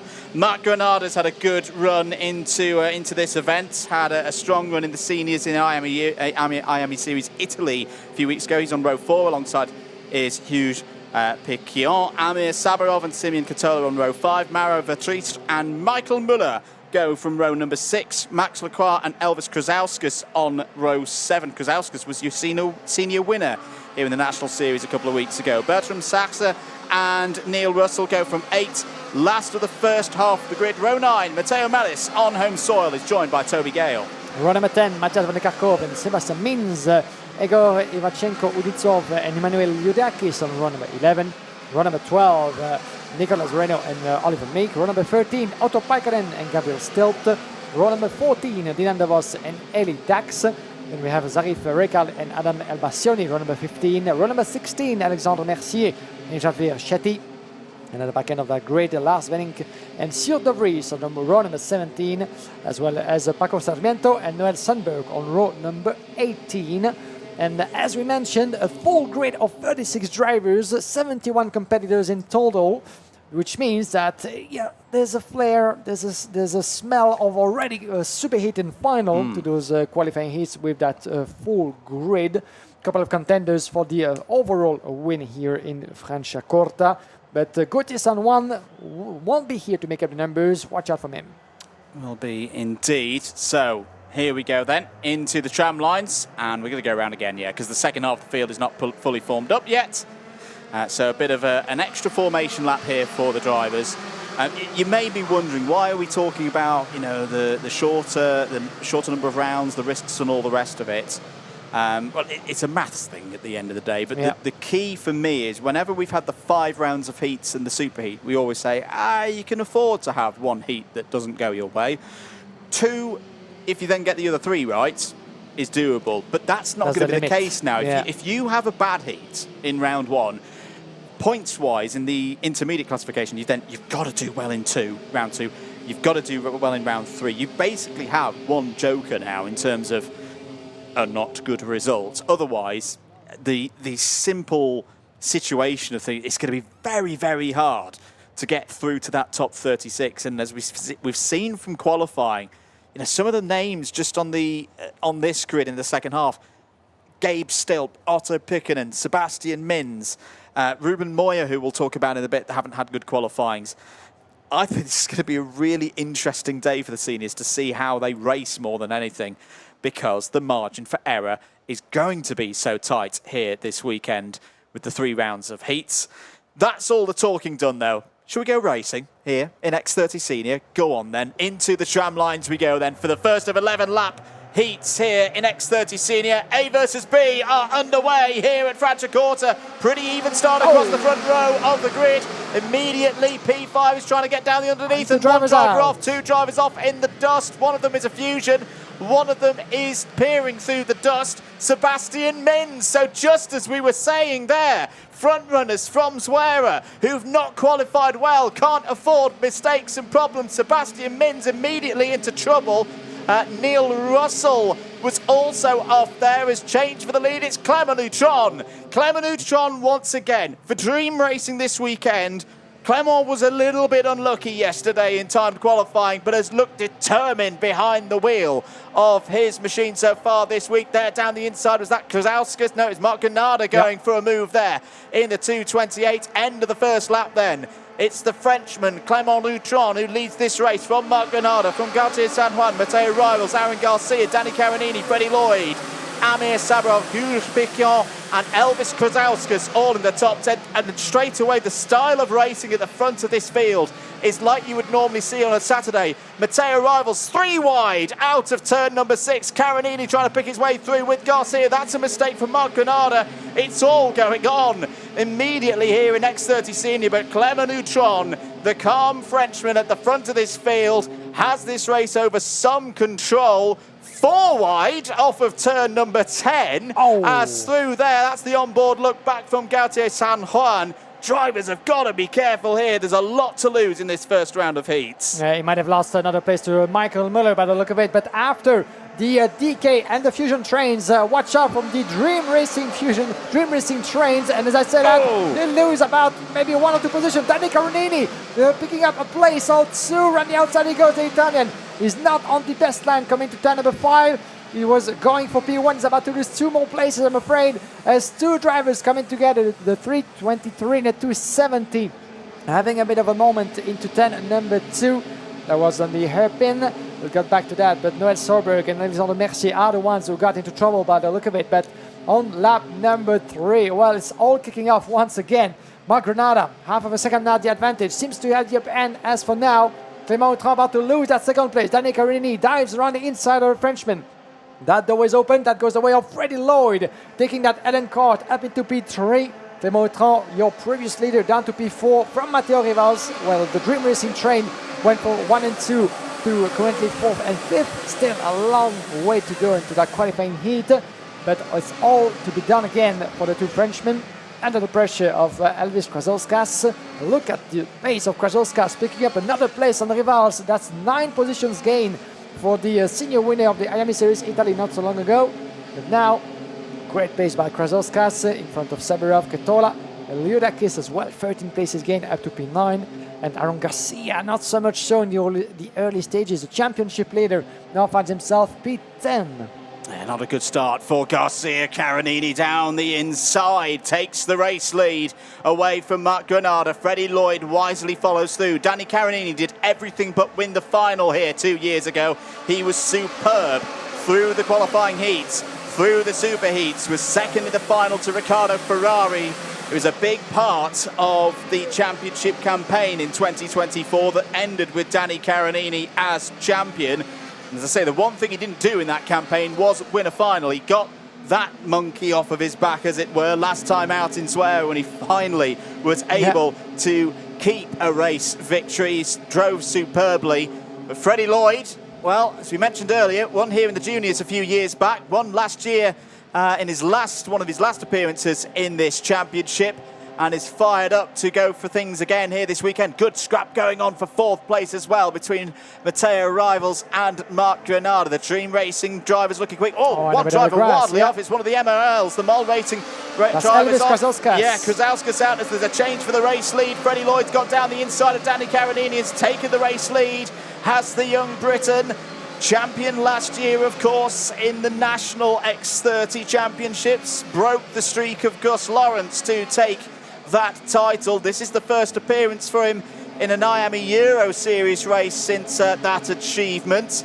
Toby Gale, fastest driver on circuit at 49.544 as Clement Autran looks down the inside. That's very close through turn 10. Danny Caronini's not going to be happy with that one at all as they stretch down towards turn number 13. Just a quick reminder down the field, because there's some drivers having big races. This really does feel atmosphere like a superheat in a way. But Otto Pikkonen up 16 places is now up into the top 10. Emmanuel Leodiakis has had some trouble with race pace so far this year. It's looked good. There's an attack down the inside from Amir Sabarov for the MDC Racing Team. That's a good move that takes Sabarov, was up to 5th place. Is now out on the curb, is skating on the back edge of that curb, can't get off it. All the hard work goes the other way. Sabarov will now probably drop outside the top 15. You can see how much grip he lost there as well once he was back on circuit. Freddie Lloyd continues to lead this race at the moment. Guillaume looking back now from San Juan back up into the top 10. There's Hugo Piquion, the driver from Guadeloupe for the PB Kart team, and Sarif Rekel as well has had a really good race. The driver flying the flag for Malaysia up 17 places to P2 as he goes down the inside. Utron takes the lead. Yeah, there was a change for 2nd place and now finds himself up into P1 once again. Clément Autran is back on power on lap number 8. Freddie Lloyd still very much into the sandwich with Danny Caronini just behind, trying to hold on the Italian driver. Those 3 still have a chance to pick up that win to get it their weekend started on the right note. And Clément Autran at some point was dropped down to P4. Now back on the power, leading in front of Lloyd and Caronini. Marc Granada 2.2 seconds down in P4, leading the second train from Kotola, Liudakis and Otto Paikkonen. 16 and 18 places gained. As on the inside, Freddie Lloyd goes for the attack and takes that P1 back. As we enter lap number 9, the checkered flag will be getting near. Danny Carnini very much under power. The counter-attack after turn number 1 into the hairpin. The door is slightly open. Textbook sort of move for Clément Autran. You can feel the experience from both of those two drivers as well as from Carnini. There's no time to go messy about that kind of move as we go on board. Gauthier San Juan, who's about to lose a place. No, he keeps on resisting outside of turn number 5.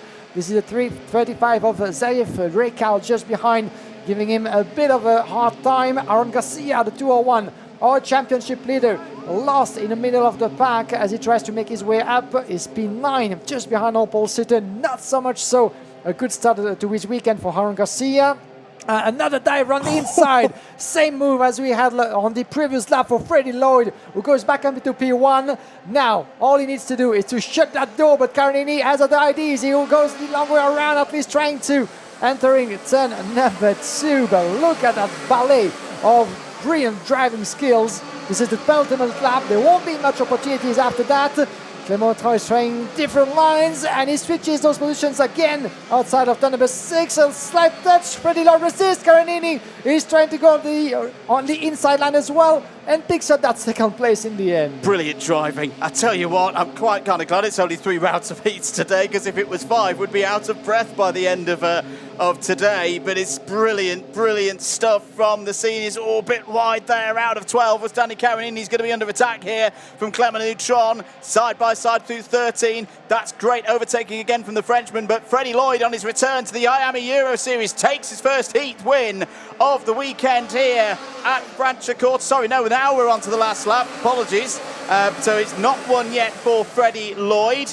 He's got to defend again down towards turn number 5. A harsher defence this time. Autran's trying to do that same trick again of getting him off the racing line through turn 6. Oh, that's a little bit too close, boys. Carnini. And this time Autran gets it round the outside. Takes the race lead. But is it done yet? Because Freddie Lloyd's been very good out of this part of the circuit. Danny Carnini's all over his rear bumper now, trying to get alongside. Not able to do so as they run out of 12. Down towards the hairpin. I think Clément Autran's got this race won. He's simply too far ahead for the other two. Carnini's still trying to go wheel to wheel with Lloyd for second place. Checker flag now is out. Autran takes it. Lloyd P2. Carnini P3. What a way to start things for X30 Senior here at Franciacorta. This is going to be a lot of fun this weekend. This slightly different format made a very different race for the seniors. Autran, though, takes the win, and I think we'll be very, very pleased with that result, Guillaume. Not only because he's taken a race win, but it's who he's beaten. Freddie Lloyd, Danny Carnini, threw everything at that. Clément Autran is here to make things happen, and some drives through the field as well. Just to note before we see that full result, Emmanuel Liudakis, well, that's a big change. So far this season, it's been the qualifyings that have been very good, and the race trim, not so much. But Liudakis up 18 spots in that one to finish in the top 4. There is your provisional result. Mark Granada 5th. Biggest mover was Otto Pikkonen. That's a really good result for Otto. Can slightly relax now that he's got some good points on the board from the back of the field. P6 there. Rivals, Katoda, Garcia and Melis all in the top 10. Gautier San Juan 11th. And Gautier didn't do that much wrong in that race. It was just a very, very tough start, having started this one from Paul van der Kerkhoff. 12th, Muller, Rekal and Lacroix all in the top 15. Gabriel Stilp, decent result there. I think just at this stage of the weekend, just try and get back into the picture for the final. That's what Gabe needs to do, up 10 spots to 16th. Oliver Meek as well, decent drive there from his teammates in the crop promotion awning. P17, Bertram Sash and Toby Gale on the top 20, completed by Lars Venink. This was the race start. We wondered whether there was going to be a difference in the style of racing with the 3 rounds of qualifying heats. This was the moment where we lost Sebastian Mins almost immediately. Neil Russell also involved in that one. Well, Mins did get back onto circuit and, well, in the end was P33. Here's another look at it. Oh, Freddie Lloyd again. Nearly in trouble on lap 1. That was a big hit. Big hit for the Fusion. into the wall. And this was the move, the first of the moves from Clement Neutron, who, body language-wise, I really like the look of Clement Neutron there. He didn't look tense, he looked very relaxed, and even though it was a fierce battle, he always looked to have something up his sleeve and in control. Yeah, certainly so, as it was kicking left and right in those early stages of that race from Gauthier San Juan. Unfortunately, it didn't go according to plan. From pole position, he would finish only P10th in the end, P11, dropping 10 places after what had been a difficult battle. As in the lead, we had a Dream Racing train to start with Matteo Rivals and Clément Autran, who would drop 4th and 5th at some point, having to let past the likes of Freddie Lowe, Daniel Carinini, as well as Mark Granada. But he keeps on battling at every lap, pretty much every turn, especially in turn number 13. To that happen, we've seen countless attacks. Daniel Carinini taking the lead at some point, opening that door with the 228 of Mark Granada at some point, dropping a couple of positions. And that's why, as he went around the wrong way into the last turn to number 13, he would finish still in P5, so strong results for the Spaniard despite the trouble he ran into, but in the lead for the couple of last laps that we had. What a great battle this has been between Freddie Lloyd as well as Clément Autran and Danny Carinini. Those three stuck together for at least 4 or 5 laps, exchanging those positions between the hairpin and turn number 2. Pretty Lloyd on the inside, Danny Carini every time trying to go left or right, trying to snitch a little bit that opportunity that might come his way. It didn't come his way this time around, but he will have 2 more occasions after that. But how close was that? If I'm being honest, Andrew, I'd be happy with a final of that quality, so we can conclude the weekend now. But we still have a couple of races to go until tomorrow, don't worry. But in the end, well, we thought for a moment that those two were gonna come out of the racing line. A slight touch between Freddie Lowe and Clément Autran. In the end, the Frenchman was able to pull away for just a few meters to cross the line first, leaving Freddie Lloyd under the pressure of Danny Carinini, split by just 1 tiny tenth of a second on the line. Carinini was trying still into the last turn to get past the Briton, but Freddie Lowe was able to hold on. Was indeed. We'll see more from those drivers later on in the day.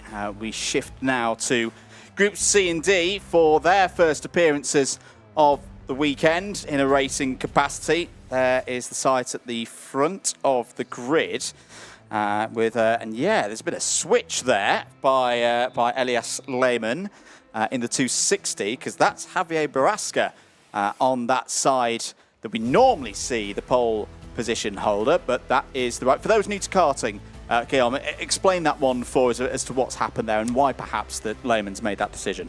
Well, that's interesting, and it's down to the pole sitter and the pole sitter only to make that switch, because he's the one leading the pack, and according to the rule book, he can decide whether to start from the inside or the outside based on what he's seen before. And we often say that, especially on a track like Franciacorta, with that long turn number 1 to the right at that big braking point, that the inside line going on the inside of that first turn might give you an advantage, but it's not always the case. And we've seen so far that the outside line had a pretty good getaway on the way to that first hairpin. So it gave Elias Lehmann some idea about, you know what about me being on that faster racing line coming to that first big braking point. Let's see if I can make something out of it. But before we go to racing, let's hear quickly what Elias Lehmann had to say yesterday after taking that P1 in his group. Here with Elias Lehmann from Spirit Karting. A really good result for you there, Elias, on pole position as things stand. Yeah, that's incredible. I managed to have the best placement for this great lap.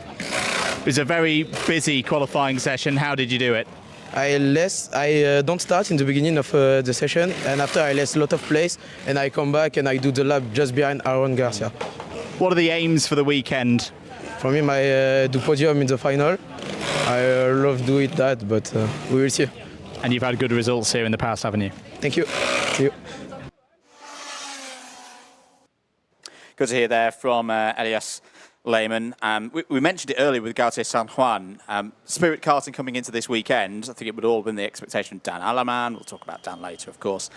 I was really pleased to see some different drivers getting those results, and the support from that Swiss team to get to, they really are all together here this weekend and for each other. Good sportsmanship in that awning. More on that later, of course, though. Let's take you through the full grid, because it's another full one. 35 drivers on the grid for this one. Elias Lehmann and Javier Barrasca on the front row still, but they have swapped, so it's Lehmann starting drivers left as opposed to drivers right. Rows 2 backwards, they're all still the usual order. Luna Claret and Julian Sovillo on row 2. Jograna, Dan Aleman on row 3. Sam van der Heijden and Eloy Gonzalez on row 4. Alex Martinez, Morgan Moore, that's your 5th row of the grid, ahead of Andy Rattel with a much stronger by Alex Machado. Emilia Carey and Aurelio Gustinelli go from row 7. Theo Lestrange on a return to the IAME Euro Series, starts on row 8 alongside another new driver for this season, Julien Bertolini. Row 9, Dylan Patel and Roxanne Lantinga, who was not happy with her qualifying yesterday.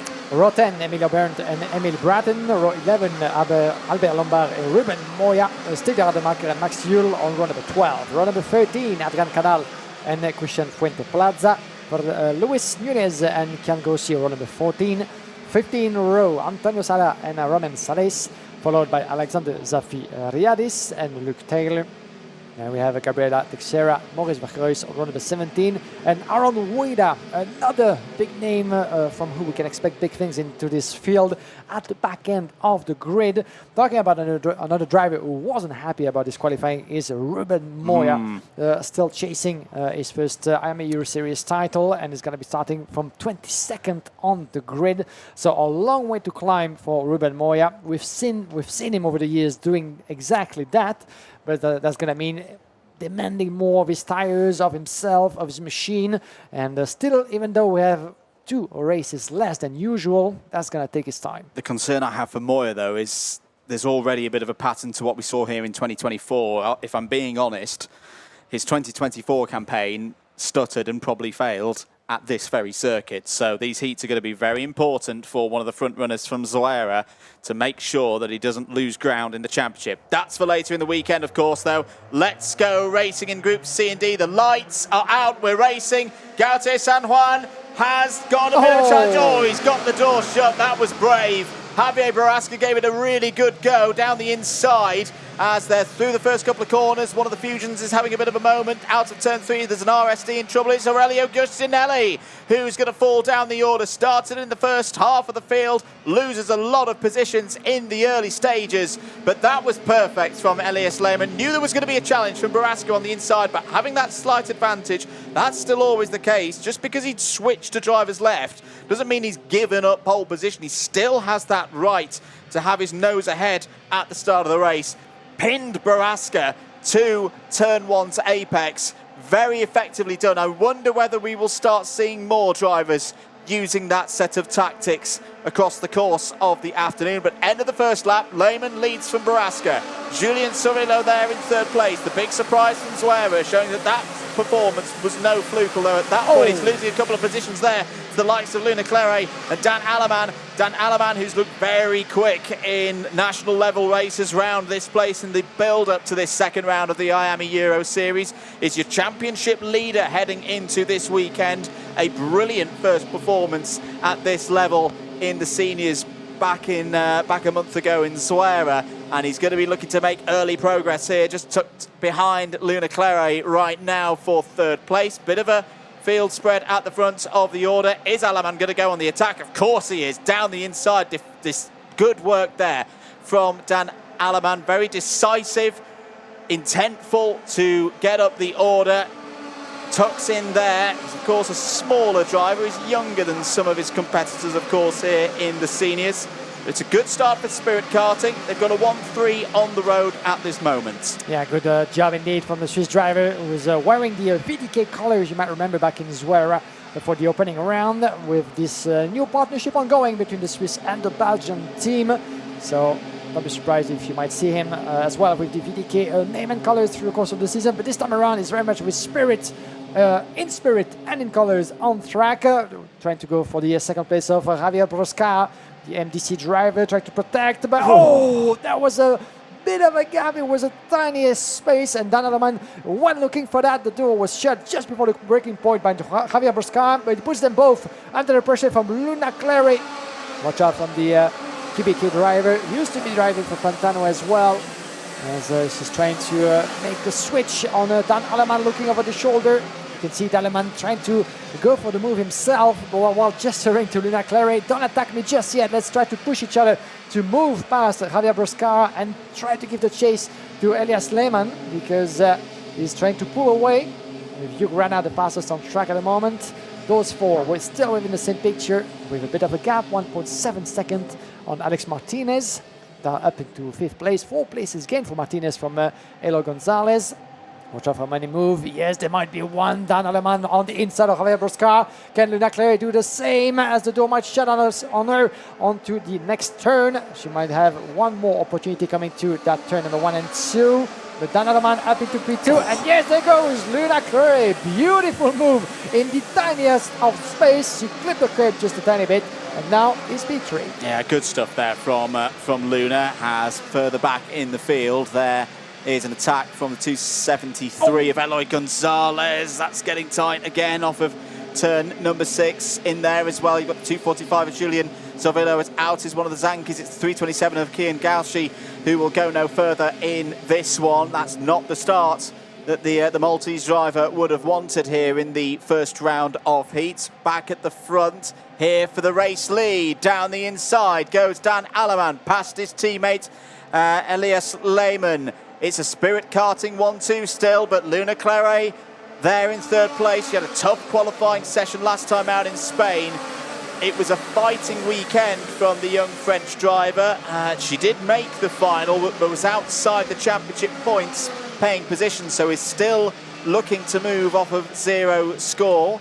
We'll hope to use some of the drop score systems later on in the season. Oh dear, it was one of the MPs is off. That's a long way off the road. That might be Aaron Wida, actually, a 208.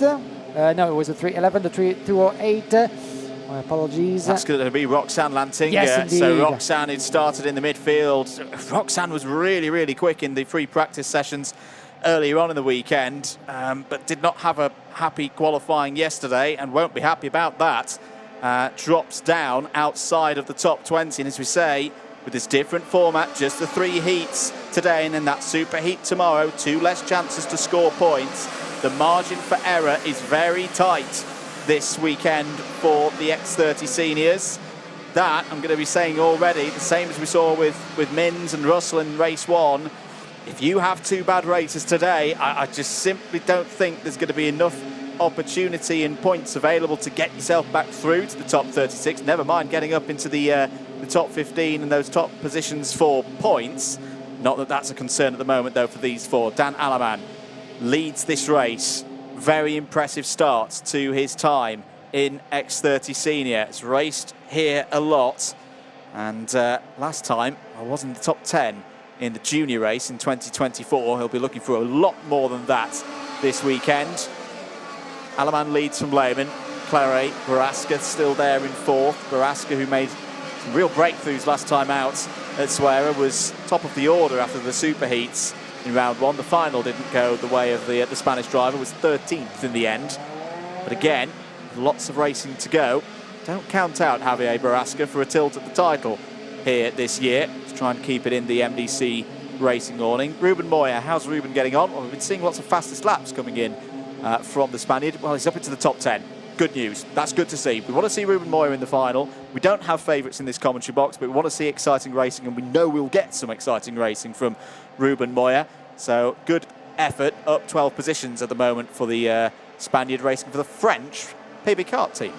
Yeah, we've had our fair share of exciting racing so far, to say the least, as we get into lap number 9. Dan Aleman is still in front of his teammate Elias Lehmann under the pressure from Luna Clary. She sees the opportunity looming away. Javier Bruscar down in 4th place, trying to catch up as well with the French driver from QBK just in front. Aaron Wida still very much with us on track and putting out another fastest lap. And look at the climb of 18 places from Aaron Wida. It's impressive to say, Andrew, and to see that ever since the start of the weekend, we've seen a lot of drivers being able to really work their way through those fields.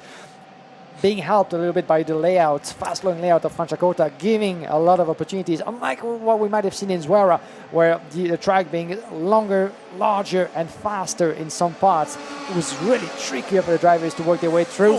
As Lena Claire, a slight touch from Lena Claire in the first attempt to go for P2 on Elias Lehmann, as one of the drivers outside of turn number 13 had a bit of a trouble. That might have been Luke Taylor from Croc Promotion, fortunately dropping all the way down to dead last, I'm afraid.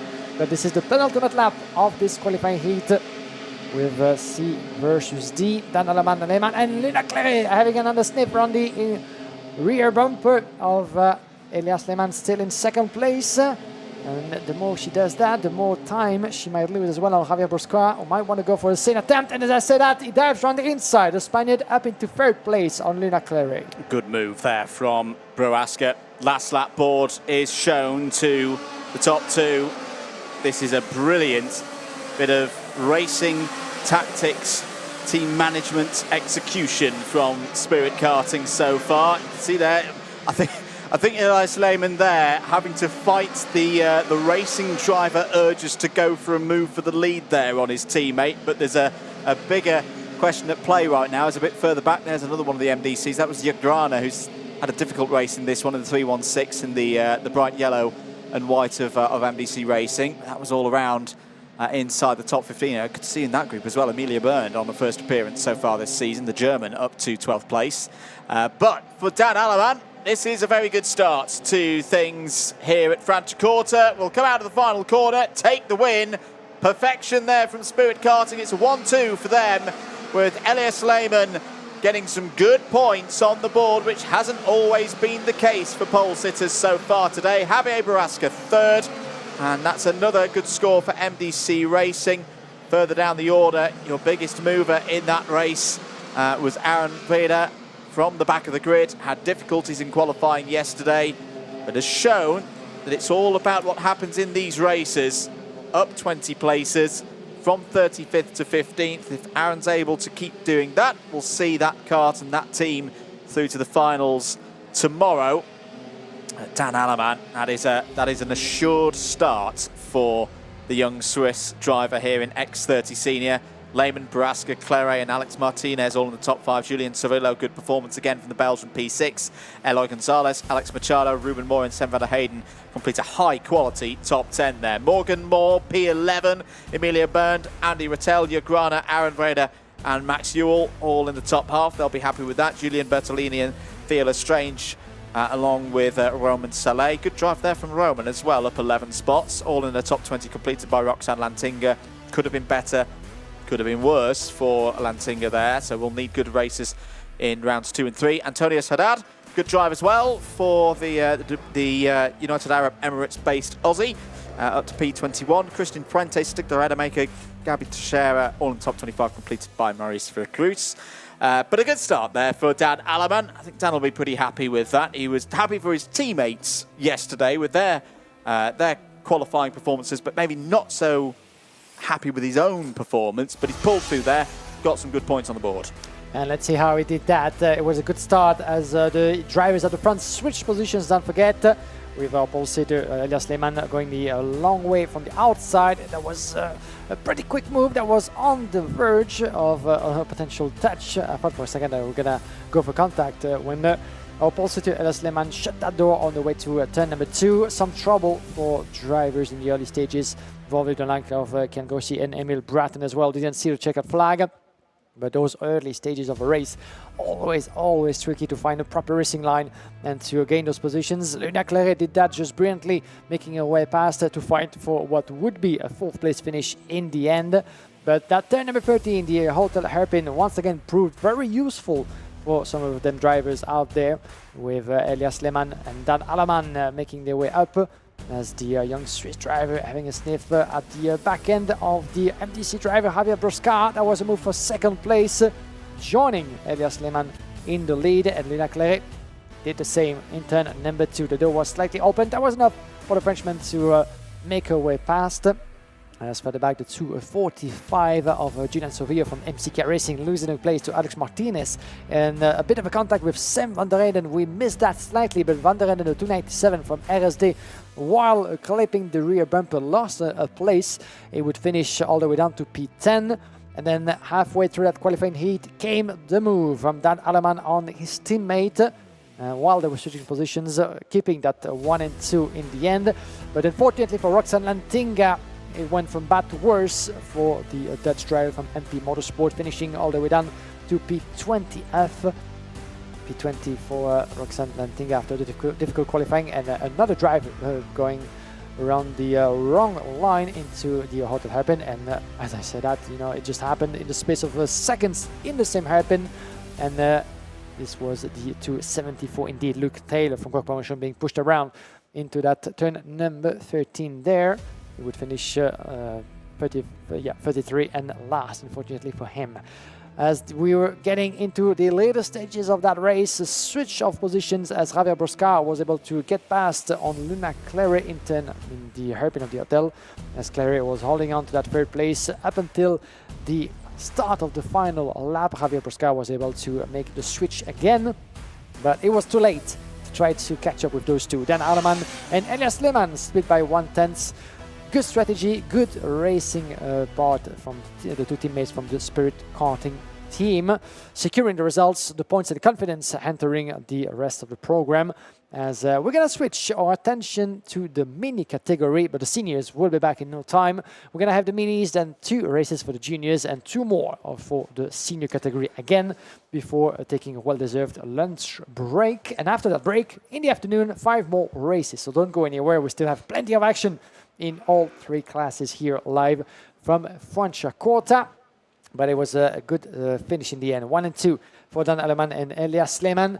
Aleman has been very busy for the past few months as well, doing all sorts of series on national and international level, as Mattis Piesens will be once again our driver leading the pack, the overall pole sitter of that category, as we have a little bit less than 3 minutes to go before the light goes green. But in the mini class, Mattis Piesens, who set his first ever pole position at this level, will be once again leading the pack, but he's going to have once again Chester Fawkes by his side. We got up with Chester. Let's see what he had to say yesterday after the qualifying session. Here with Chester Fawkes, fastest driver in the first group in the X30 Mini category. Chester, close qualifying session there, but you're on top at the first stage of the weekend. Yeah, it feels great. It's always a relief when you come off the track and you're on fast. So, yeah, good time for the rest of the weekend. Very different circuit this to Zuera from round 1, but you seem to be enjoying it. Yeah, it's a good track. I love it. It's just once you get used to it, then you just know you can drive it good.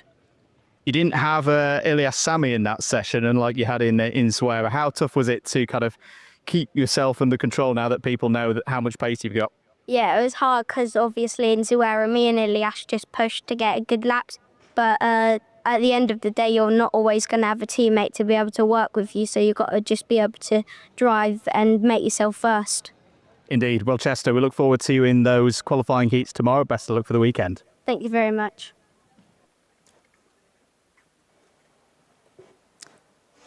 Confident young man is Chester Fawkes. Has raced for many years already, but easy to forget that this is still his first full season at a Euro Series level. There's his teammate, Ilias Sami. Bit of news actually from that first heat. Good for Ilias. P1, but in the final classification was 2 seconds clear of the driver in second. Now, if you were with us earlier, you would have gone, well, hang on a minute, Andrew, it was decidedly closer than 2 seconds over the line. What's happened there? Penalties for Fawkes for a jump start, effectively, crossed the timing line ahead of the pole sitter. We wondered whether that would be the case.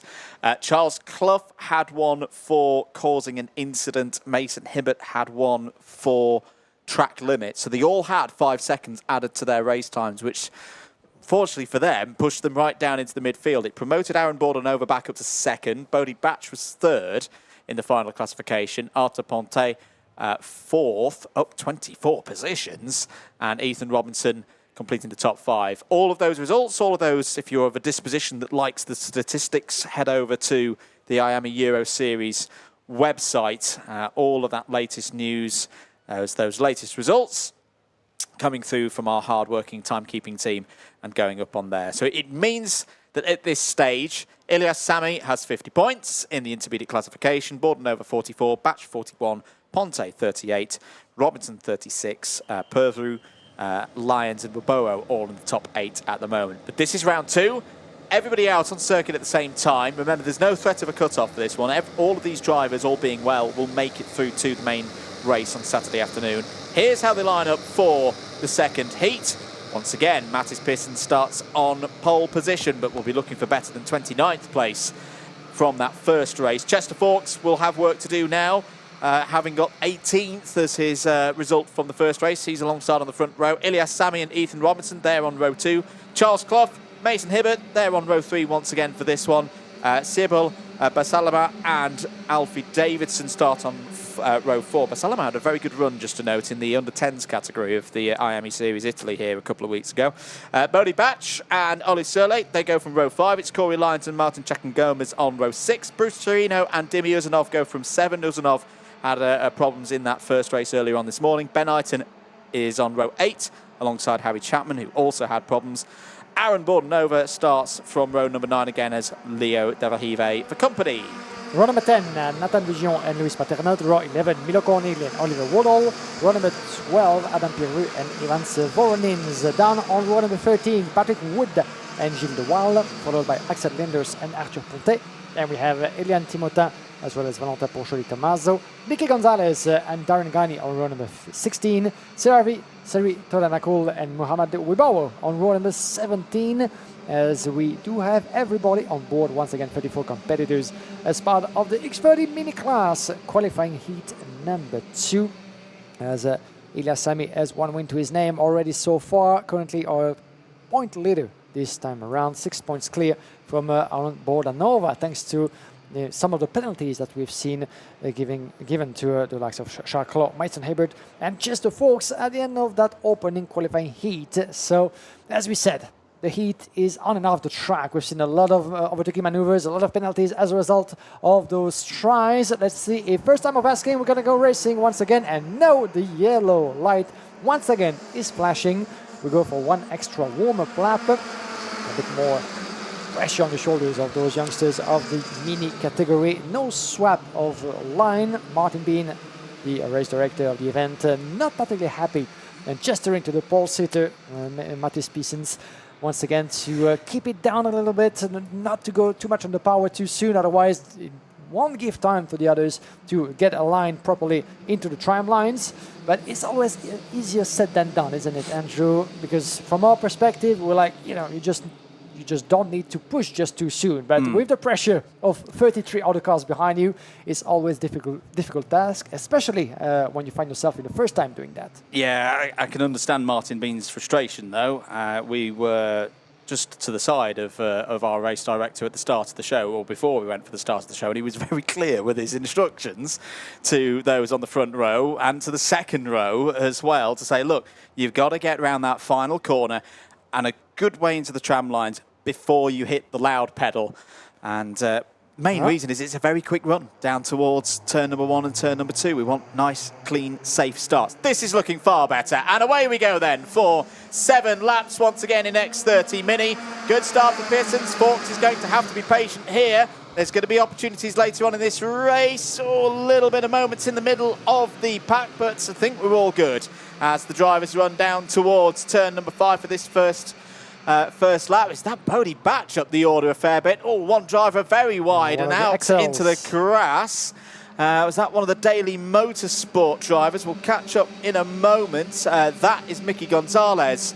Mickey making a debut in the IAME Euro Series, one of the youngest drivers on the grid, as Chester Fawkes down the inside. Well, we said there was going to be opportunities later on in this race.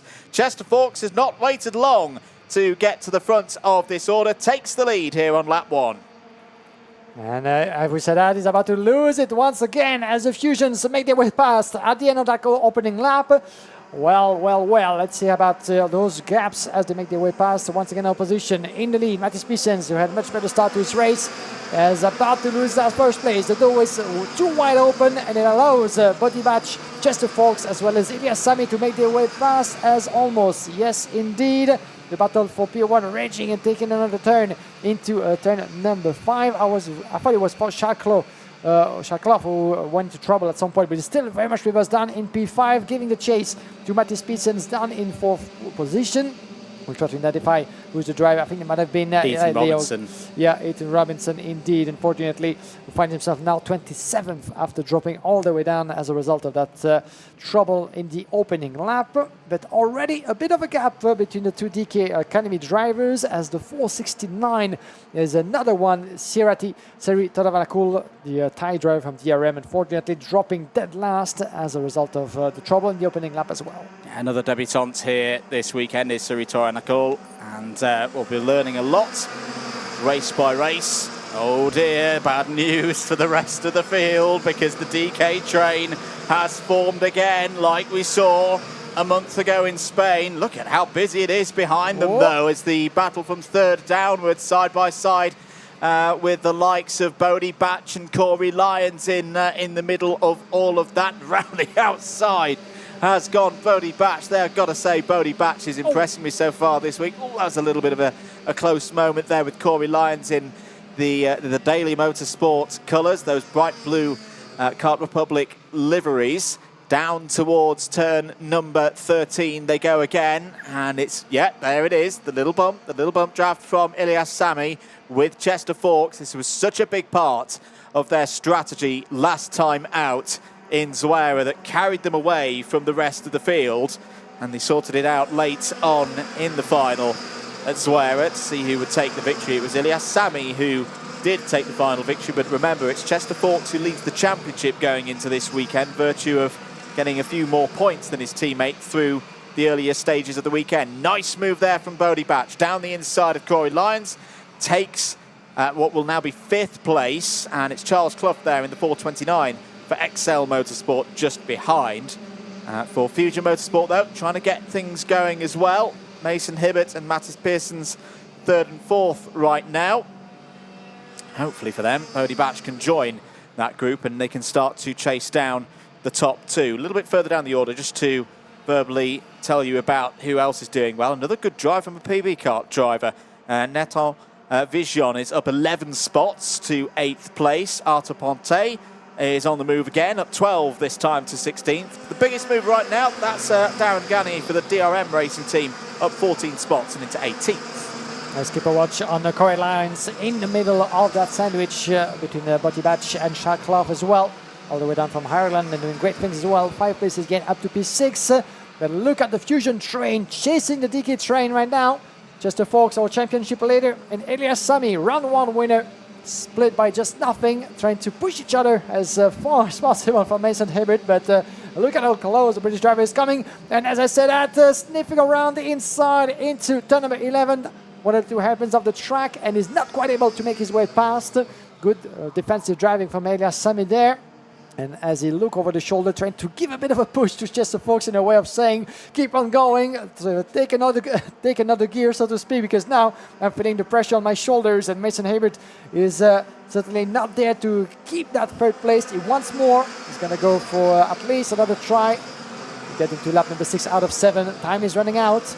You can see that Mason has really led the other train, just fighting their way through behind, with Buddy Batch getting past the Corey Lyons and Shaq Clough dropping momentum. There's a switch for the lead, beautifully made by Mason Hibbert. Look at him go.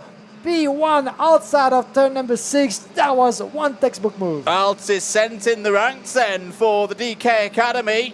Elias Sami went for the move. Chester Fawkes didn't want to give it up. They both kind of got in each other's way. Mason Hibbert sweeps through and says, thank you very much, lads. That'll be one of the easiest double overtakes that he will do in his karting career. Down towards turn 13 once again. Bodie Batch is now up to 3rd place.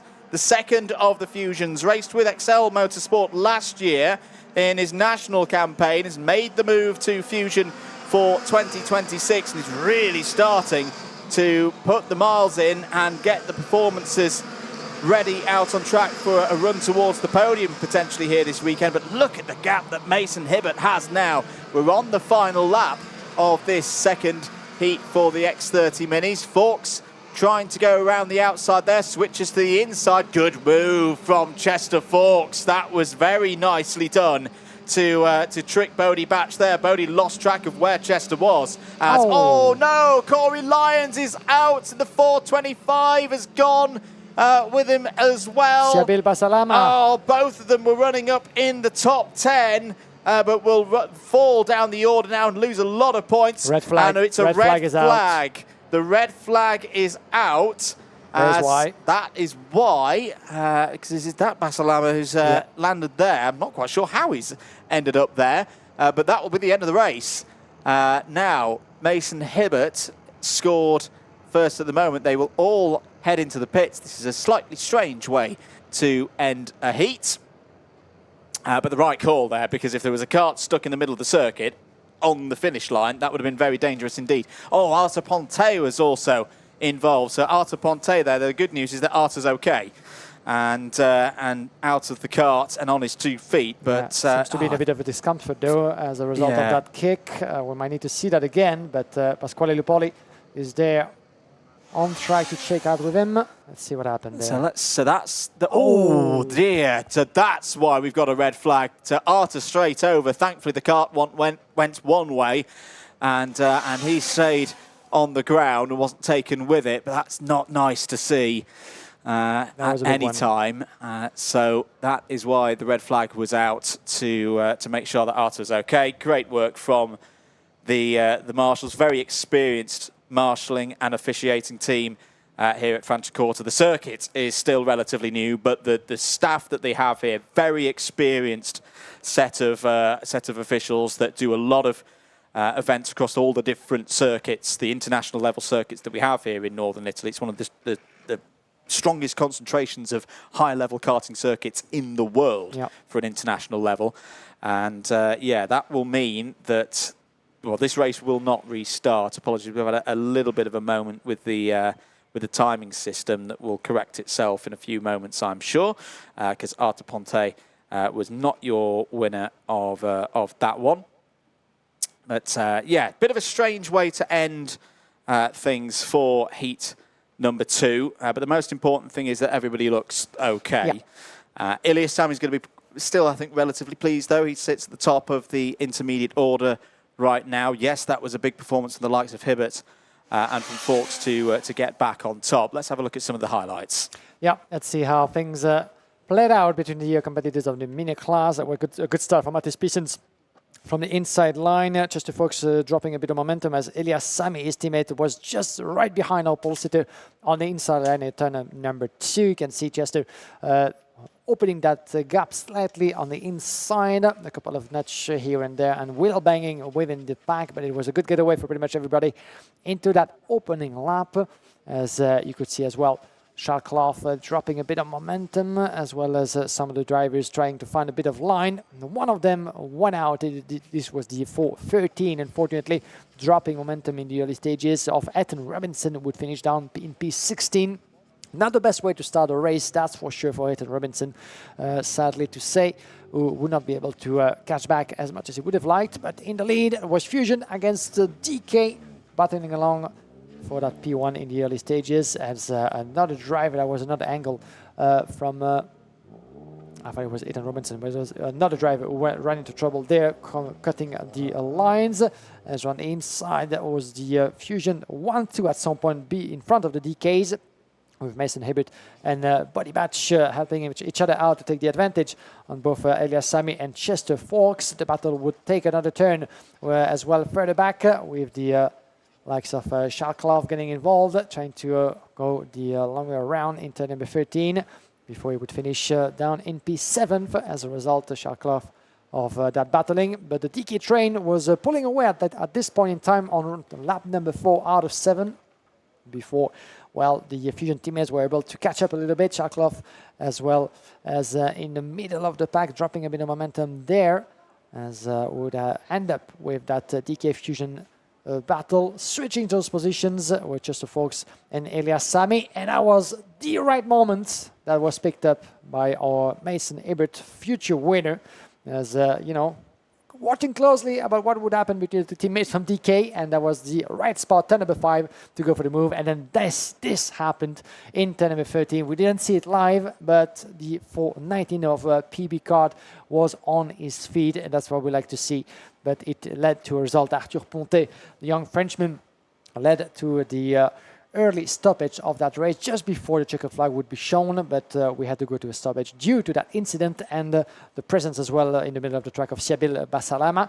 So a bit of a big hit for all the drivers involved, but fortunately Arthur Montet was on his feet, being taken care of by the officials and the marshals of the Franciacorta karting track, and we'll keep you guys updated from the French drivers' condition once we're done with the first part of the schedule. 2:40 p.m. local time will be when we, all being well, will see the third and final heat for the X30 Minis. That'll be, of course, after the lunch break. Moving in then to X30 Junior once again, start of the second round of heats. There on your screens, young Lorenz de Coq, the number 43 from Belgium, part of a very strong group of drivers from the Benelux region, now with Fusion Motorsport. Lorenz will have pole position, of course, for this one, and will be looking to take advantage, staying on the conventional side of drivers' rights. This is what Arthur had to say, Lorenz de Coq had to say after qualifying yesterday. Lorenz de Coq, P1 of your group, that puts you in a prime position coming to the qualifying heats in Franciacorta. Well done to you. Talk us through that qualifying session, because that wasn't easy out on track. Yeah, no, it was, everyone was waiting, and it was just a matter of time. And I had 2 laps, and the second lap was just a lone full push, and it came out. Yeah, you had a good strategy of being pretty much on your own with someone else on track while everybody was stuck, so that gave you the crucial advantage. Yeah, of course. I know Joris from the Benelux, and I knew we would work together, and it was great with him.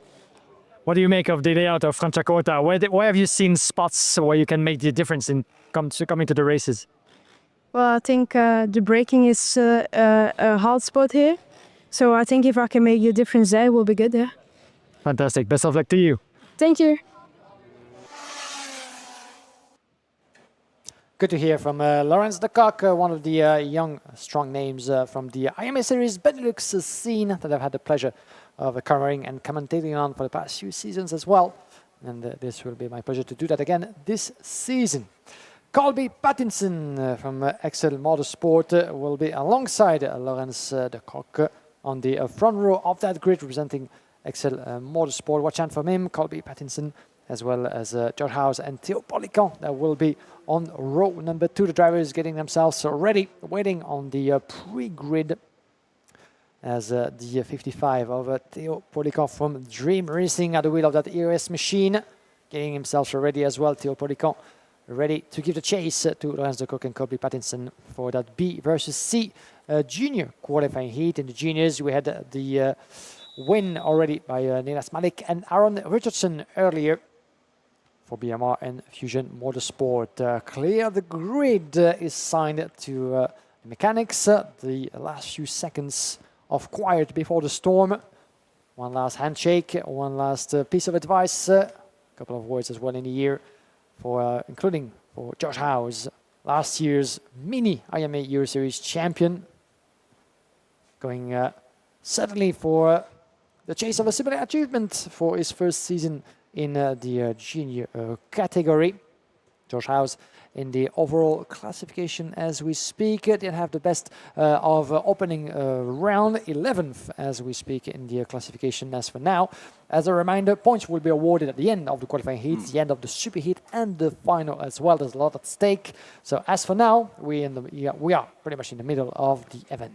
Bit of news fresh off the press from the steward's office.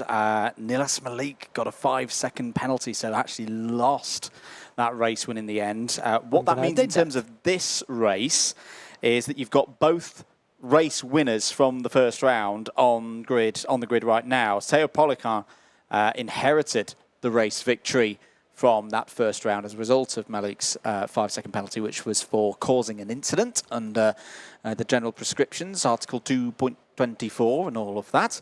And of course, Aaron Richardson took the other heat as well. So that result stayed as we expected, as what we saw on the road. So someone's going to lose their unbeaten record in this one. This could be quite an important heat in deciding who will end the day on top. There is Pasquale Lupoli on circuit, part of the race officiating team. Very experienced race official, of course, especially here in northern Italy.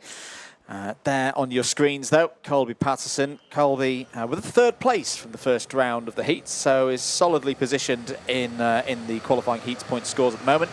Let's take you through the full lineup then of 20 drivers. This is groups B and C from time to qualifying yesterday, taking each other on, and Lorenz de Kock will start on this pole position with a great opportunity to score well. Colby Patterson alongside on the front row. Teo Polican is one of 2 race winners so far today on this grid. Starts alongside George House on row 2. Ludwig Grönqvist and the other race winner, Aaron Garcia, go from row as Aaron Richardson, start on row number 3. Alejandro Campos and Zoltan Koini form up an all-Swiss row 4. And then it's Sukmani Kira and Jarlath Sayer on row 5. Row number 6, we will have Nicola Moraes and Lewis Bosch. Row number 7, Arthur van der Sheldon and Andy Stewart. Row number 8, Tony Cacciaferro and Sophie Campbell. Row number 9, Ethan Lamarche and Sam Zalik, as well as on row number 10, Carl Lundberg and Josh Kinlan. 20 drivers on track, as we do have everybody on board for that B versus E qualifying heat. This is the second rotation of qualifying races for the juniors. We'll have a third one after the lunch break, so this is the second option for those 2 groups to eventually make up for positions lost in the opening stages. So now let's see what Josh House will be able to do with P12 in his opening qualifying heat. More potential certainly on the horizon for the last year mini champion. It was going to be on the outside line, coming to turn number 1 behind Colby Patterson, with Teo Polican, the new winner of the qualifying heat as a result of that update. And the penalty that had Nilas Malik lose is this result on track. We're going to run on board with Teo Polican. That comes into play at the right time, as he will be just behind Lorenz de Kock. So let's see if once again that inside line coming to that very fast right-hander will bear fruit for the pole sitter. We've seen a swap of positions just once so far. Andrew, it was a bit of an early decision, unusual in a karting event of that dimension, but always interesting to see different strategies at play. Absolutely. Perfect conditions here at Franciacorta, 21 degrees air temperature. Nice grippy circuit. Here we go for racing then. Lights are out, 8 laps underway for X30 Junior in the second round of qualifying heats. And look at that move down the inside that's shut off by de Kock. There's a spinner, 2 spinners in the second half of the field, and one of them Sukmani Kira. The other is that Zoltan Koini in the number 19 that is facing in the wrong direction. Yes, it is not a good start for them at all. Jem Saslik's also had a problem through the first sector, but has got going without too much delay. They're going again now, Koini and Kira, but a long way down the order. Not the results that Kira would have needed. P15 in the final classification from round 1. Zoltan Koini has it all to do now, but at least has that second place from earlier. Down towards the hairpin, big send coming in there from, is that Alejandro Campos on the move in the number 39? Yes, it is. That's a one big start from Alejandro Campos, as there's a near touch there between Polican and de Kock through turn number 1 into turn number 2. And look at Ludwig Grönqvist as well in the bright orange and black MP Motorsport machine. The Swede up to P3 is out, is Andy Stewart and the number 79 of Ayrton Lamarche. They're not going to be getting any good results in this one. They're struggling to get the carts separated. That looks to be on the exit of turn number 3, as back at the front of the order, change for second place. Through has gone Polican, through has gone Grönqvist as well. Down towards turn number 12 they go. The 2 drivers that we talked about as out of contention, both of them have got going again, as there's another big move. Aaron Richardson now up to P2. Well, what a start to that race. B versus C is really kicking off left and right once again, as 4 tenths of a second are splitting now. Teo Polican on leader Aaron Shotson leading the train of chasers in front of Grankist and Lorenz de Kock, who dropped all the way down to P4. A bit of a chase for the move from George House on Alejandro Campos, climbing 2 positions up to P5. That can move left and right. Once again, Nivola Morales, the fastest on track, as Kira very logically is under investigation for causing a collision with one of the drivers in the early stages. Unfortunately for Kira, after stepping on the podium at the opening run of Zrera, that difficult result in the early stages will certainly do no good for the rest of the weekend. As around the inside goes one of the fusions, that's for P4, beautifully made by Lorenz de Kock on Alejandro Campos. The start of a chase, certainly, as you can see now, one of the PBs involved into that early incident with that nose cone misplaced completely. Ayrton Lamarche getting back into the Parc Fermé. That's a race done and dusted for the Frenchman, unfortunately. Yeah, not a good start for the driver making their first appearance of the season. Looking back from Teo Polican, who's now running in second place in this one. Lorenz de Kock there in third, making that move up the order once again. Ludwig Cronquist looking for opportunities. Back at the very front, though, Aaron Richardson under a lot of pressure here. As we say, these 2 drivers at the front of the field, both entering this stage of the day with a perfect score. By definition, they can't both end this stage still with those perfect scores. It might be neither of them. Oh dear, as there's problems there. Could it be the 36, 39 maybe? No, if it's 39, yeah, it's Alejandro Campos falling down the order back at the front. Richardson still holding this one, but I wouldn't say he's got the best pace at the moment because it's starting to stack up behind. Whilst at this moment, Richardson has a 6-point advantage in those qualifying heat points. If he drops out of this group, that's going to really start to change the picture there at the top of those standings. Colby Patterson is the fastest driver on circuit, currently running 5th in this train. George House is there as well. There's the move from Polican. I've been feeling that coming for the last couple of corners. How does Richardson respond here? Side by side with his teammate. They nearly come together off of turn number 12. Lorenz de Kock as well there to hold that one round the outside. Down the inside as well, it looks like Colby Patterson's making a move for the XL Motorsport team. There's a bit of dust being kicked up in the background, but that was a big move from Teo Polican. Positive on the front foot. The others will have been waiting to see what he did. George House down the inside there has taken position away from Ludwig Cronquist for P4. Ludwig Cronquist now on the outside. Jarlath Sayers in the mix there as well. Jarlath Sayers had a very good finish here in the Minis last year on his way to second place in the Minis in 2024 for the whole championship. We're on lap number 6 of 8. Teo Polican, though, I think has made the big move. This could be the point at the end of the day that we look back at and go, yes, that was the one that made the difference for where he lines up in the superheats tomorrow. Yeah, don't forget that he inherited the win in the opening qualifying heat, but look at the move coming up maybe from further back. The battle is raging between the likes of George House, Grankist, Campos and Jarlath Sayers as well. Pretty much all clipped together into that turn number 13. But look at the gap now, and you can see that Grankist from that MP Motorsport machine is gesturing in frustration to Richardson. He keeps telling him, just keep on pushing. It's useless at this point to keep on fighting. This is way too late potentially to switch those positions and to try to chase and catch up Polican and Lorenz de Kock now. 1.2 seconds, they're out of reach pretty much from the second train. So Richardson and Grankist still battling along with Campos and Josh House, who dropped all the way down to P6. All what is left to fight for is a P3 into that race. And now Richardson is still in third. Grankist, a quick look over the shoulder from that Enzakart machine. He's going to go for the move at least, trying to. This is his penultimate chance. Further back as well, the door is shut by Campos on Josh House. The battle raging for third and fifth respectively. We're getting to the last lap, Andrew. And still, nothing is done yet for the win as well. Teo Polican, Lorenz de Kock on board with the leader from Dream Racing. Watch out, de Kock is very close indeed. This is a France against Belgium battle for that P1 finish into that qualifying heat of the junior class. Look how close he is in turn number 6, looking over the shoulder. No trouble at all, just behind. You can go for the move if you want to, Lawrence.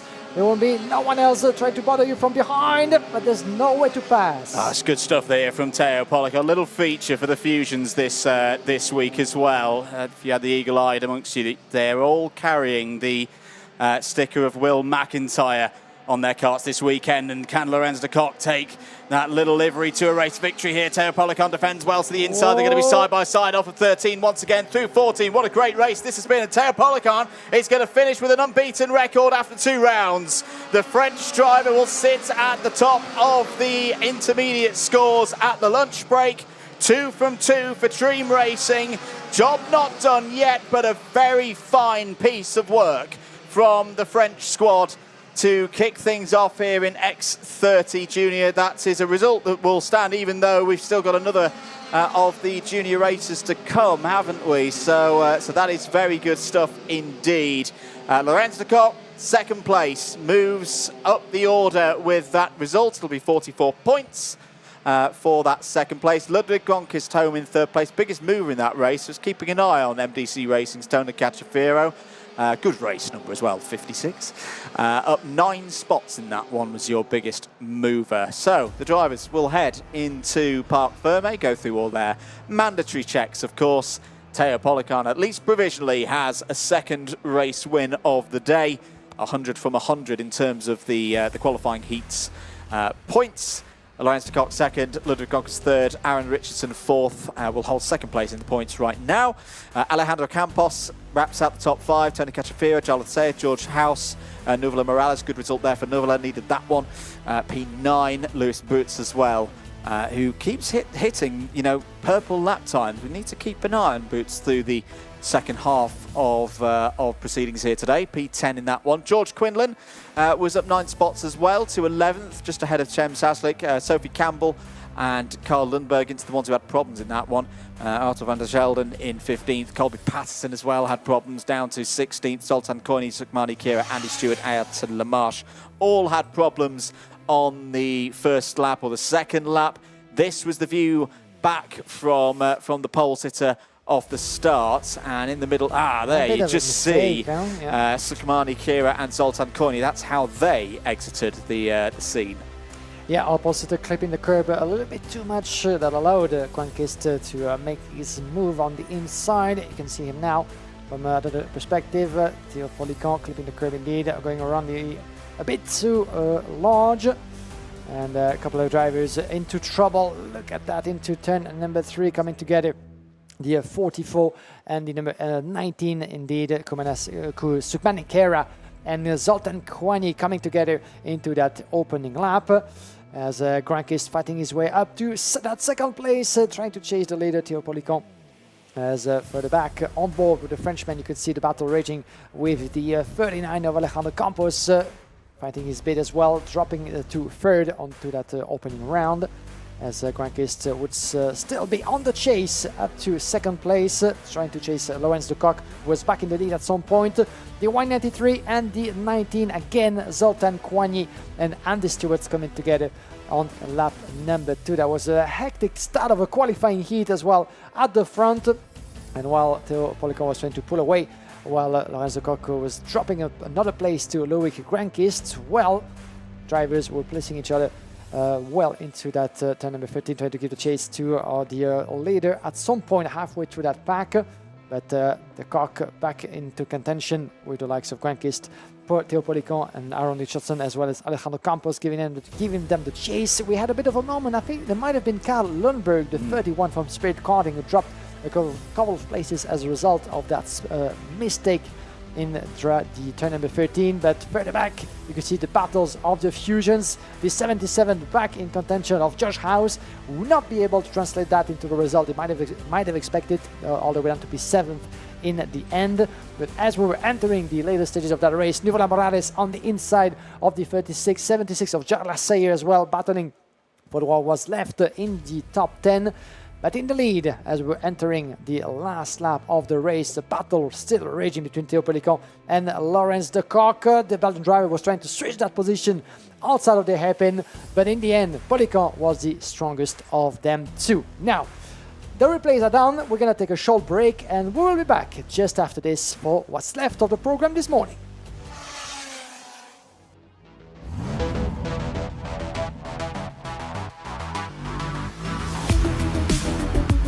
Now, I've been excited to try this model for some time, the Playseat Formula Intelligence F1 edition, because It's been designed with the help of real F1 drivers and also some of the top sim racers on the planet.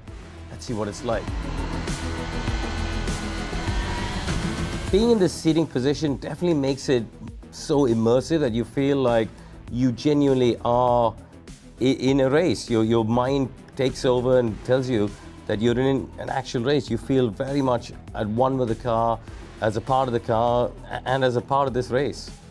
The Formula Intelligence has the monitor built in and integrated into the frame, and that really means that your field of vision and your depth is very accurate and truly immersive. Tell you what, my palms are sweating, so I think I've gotten a bit too immersed in this experience. The force lock system allows you to move everything around to really create a bespoke seating experience and make it super comfy for exactly how you would want it as a driver. The seat padding is obviously of a very high quality material. It feels very comfy, very supportive on my lower back. Racing is all about chasing the last hundredth of performance and looking for marginal gains. And if you can be comfortable and if you can be fully immersed in the car, you could really unlock some extra speed, I think. So on the whole, it's been very impressive in terms of how you feel at one with the car, how you can be consistent with it as well, lap after lap, because the frame doesn't move. You feel it's solid, so you can just keep working on your own driving and try and improve.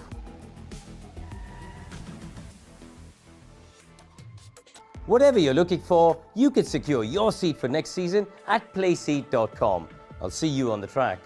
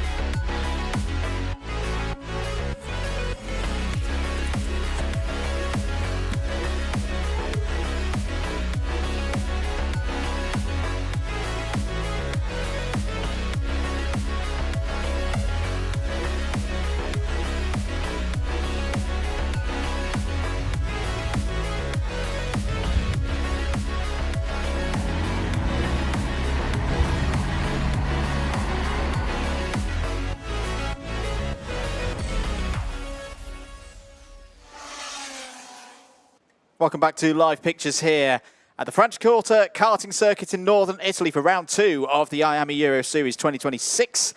Getting ready for the next race. It's X30 Junior, the second heat in their second round of heats, groups A and D, getting ready to take to the circuit in a few moments' time. There is Aurelio Longitano. Good day so far for the young Swiss driver, P2 for Aurelio in the first heat. Again, some of the drivers on the grid for this one, they had some post-race amendments to their race results that we're keeping up to speed with. Board in the end there indicating that the drivers have not got long, that the mechanics will be clearing the grid. There is Joris Verkerk in the number 81. Unfortunately, was one of those drivers who had a penalty at the end or after the race, so 14th from the first result.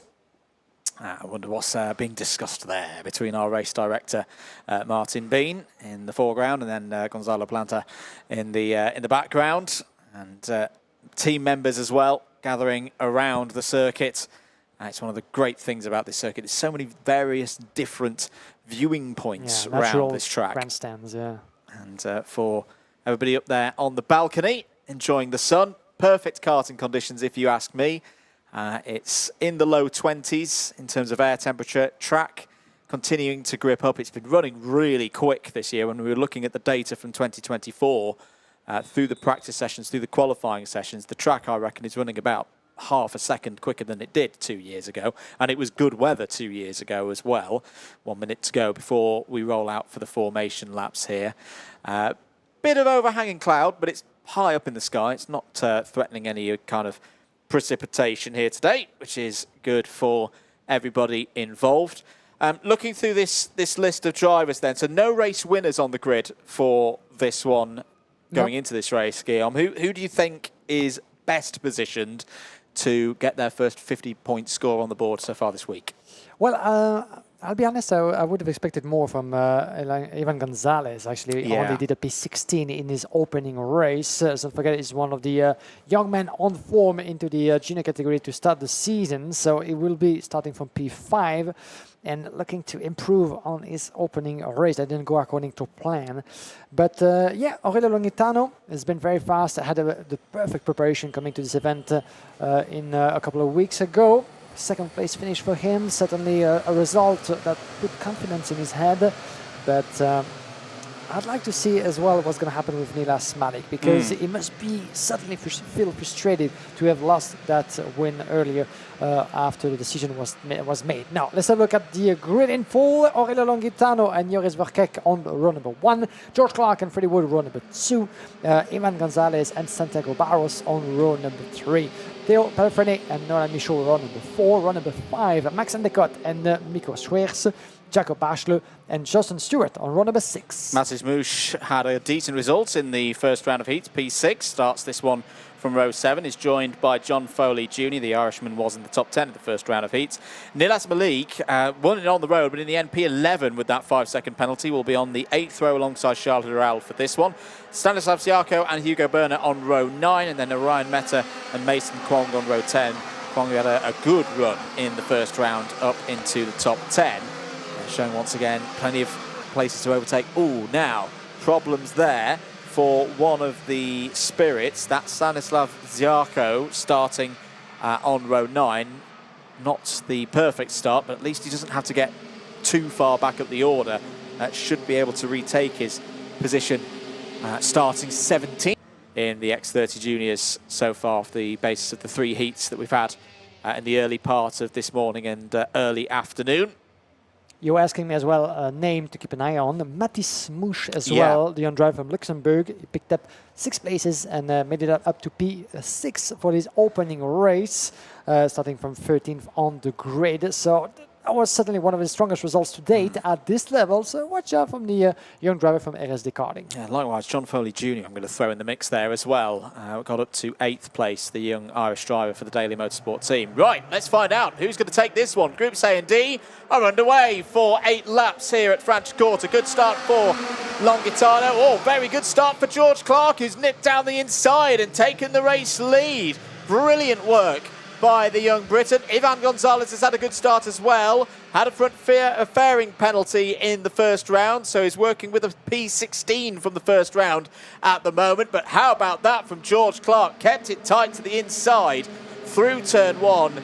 There was a George Clark width of a space down the inside there with Aurelio Longitano's line. That was perfection from the driver of the number 42, and we saw when things were running well for George Clark last time out in Zuera, it was very good indeed, but this isn't what he would have wanted. Down the inside again goes Longitano. Gonzalez has followed through into 2nd place. They're all running through turn 12, 13 and 14 now. End of the first lap. It is Longitano from Gonzalez, Clark 1, 2, 3. Pelfrene there in 4th. Good start for Max Endicott as well, who takes that 4th place away from the French driver. Barros 6th, Bachelor 7th. Verkerk, Mouche and Wood complete the top 10. And run inside at the 42 goes. Beautifully made by George Clark on Evan Gonzalez, or Max Endicott, sorry. That was perfectly done and perfectly achieved in turn number 5. Other place into 2nd for George Clark on his teammate from BMR. Max Endicott down in 3rd under the pressure of Pelfrene just behind. Ivan Gonzalez down in 5th place from Bachelot. Matis Mouche, what did I tell you? Already 6 places gain up to P7 for the driver from RSD. Really touched the finger on the right setup so far this weekend. Franciacorta, the leading train of up to 5 to 6 drivers now. Let's look at the gap as they come across. Longitano, George Clark, Endicott, split by pretty much nothing. The door is open and dives through is George Clark. A little bit of a switch and a little bit of a slide as well on the outside of that turn 2, but beautifully made. And look who is taking with him. Endicott, but for how long? Not much. With Longitano diving around, switching this position. that might have been the right move, Andrew. Otherwise, it might have, he could have put himself at losing momentum behind that BMR train, but now still splitting them in half. All he needs to do is to keep the pressure on. Indeed, so it's a good work here from these drivers who started a bit further back in the field. If you're just joining us, it's George Clark leading this race from Théo Pelfrene for victory lane, and the French drivers down the inside to take that race lead. What a run this is from Théo Pelfrene, who's finished the first race, or first appearance for the number 85 earlier on today with a P9, now leads this one. Maybe just some setup changes being worked on by the victory lane team, one of the best teams at understanding their materials and how to make changes at this level. Bit of a look there from Ivan Gonzalez on George Clark for third place. Freddie Wood is the fastest driver on circuit right now, so keep an eye on the Fusion Motorsport number 38 to potentially start moving up the order in the next couple of laps. Jacob Bachelor as well, just taking a wider line there, the third of the red and white BMRs in this race. Jacob's gained 6 places so far in this race. Here comes a move, perhaps. No, it's down the inside. Max Endicott initially on the defence and then goes in on Théo Pelfrene to retake the race lead. Max Endicott has had a bit of a difficult start to this racing week, but if there's anything that we've learnt about Endicott over the last 18 months is that he's a fighter, that he will keep pushing on, keep believing that the results will come, as they've done for him before. He leads this race now down towards turn number 5. From Pelfrene there in second place. Clark still holding in third. Second group still just trying to get themselves organised at the moment. Guillaume, it's Ivan Gonzalez who's got to the front of it, but this is costing them time in the midfield. Yeah, and time is running out indeed. On the way to the checkered flag, the 82 of Mathis Mouche a little bit stuck into the middle of the pack. Look at the 81. Oh, slight touch between the 81 and 86, but look at it. There was Joris Verkerk and Nolan Michaud battling in the middle of the pack. They're trying to climb as much as they can, and one of them being pushed around outside of the line. This is the 57 from Premium Karting, unfortunately. Ariane Meta, another race and trouble for Ariane Meta, who didn't have the best of outcome in his opening qualifying heat. We'll get back to that. In the meantime, the protection on the inside, that wasn't enough, as Ivan Gonzalez dive on the inside, opened the door for Bachelor, who made his way past George Clark. The British driver dropping momentum and places 2 at once in the same corner. This is the penultimate lap of that qualifying heat. Not much time left for switching those places, as Max Endicott and Pelfrene now still very close. They're trying to switch those positions as well. Pelfrene down in second place, looking over the rear bumper, pushing slightly, not going for the move just yet. He's going to wait for the last lap to do that, at least trying to. But we might see a lot of things coming from the back behind as well. Look at Ivan Gonzalez, a quick look over the shoulder. Lap number 7, that is. Still, the battle is raging. Gonzalez, Clark, Bachelor, Longitano. He might have a chance, or a pole sitter into this race, to climb a few positions back. Not the best race so far for Longitano, but look at how close that field is. That's good stuff there from Charles Lerel down the inside, getting past Santiago Barros for 8th place. Has gained 8 spots in this one. Endicott, Pelfrene, they lead this one at the moment, up 8 and 5 places respectively. But the big point I'll take from this race so far, Guillaume, is Ivan Gonzalez showing a far stronger bit of performance than we saw in the first round of heats. The big question for Gonzalez coming into this weekend will be, okay, he's won the IAME Winter Cup, he's won the first round of the championship. To an extent, that's to be expected. Spanish driver on home soil. If he's going to win the X30 Junior title, the champion of IAME Euro Series for this category this year, he's now got to do the hard work round the circuits that perhaps he's not as familiar with. Meanwhile, big battle going on here between Endicott and Pelfrene, as Pelfrene's going to try and get the big underswipe there done. Through turn 7 they go. Another switchback potentially through 8, and through goes the French driver into the lead of this race. But has that opened things up for the likes of Gonzalez and Clark? Clark's got down the inside and taken 3rd away from the championship leader. Max Endicott not looking that strong at the back end of this race, has lost pace, has lost touch with the victory lane ahead of him. It's the 2 teammates going to battle in towards the final hairpin.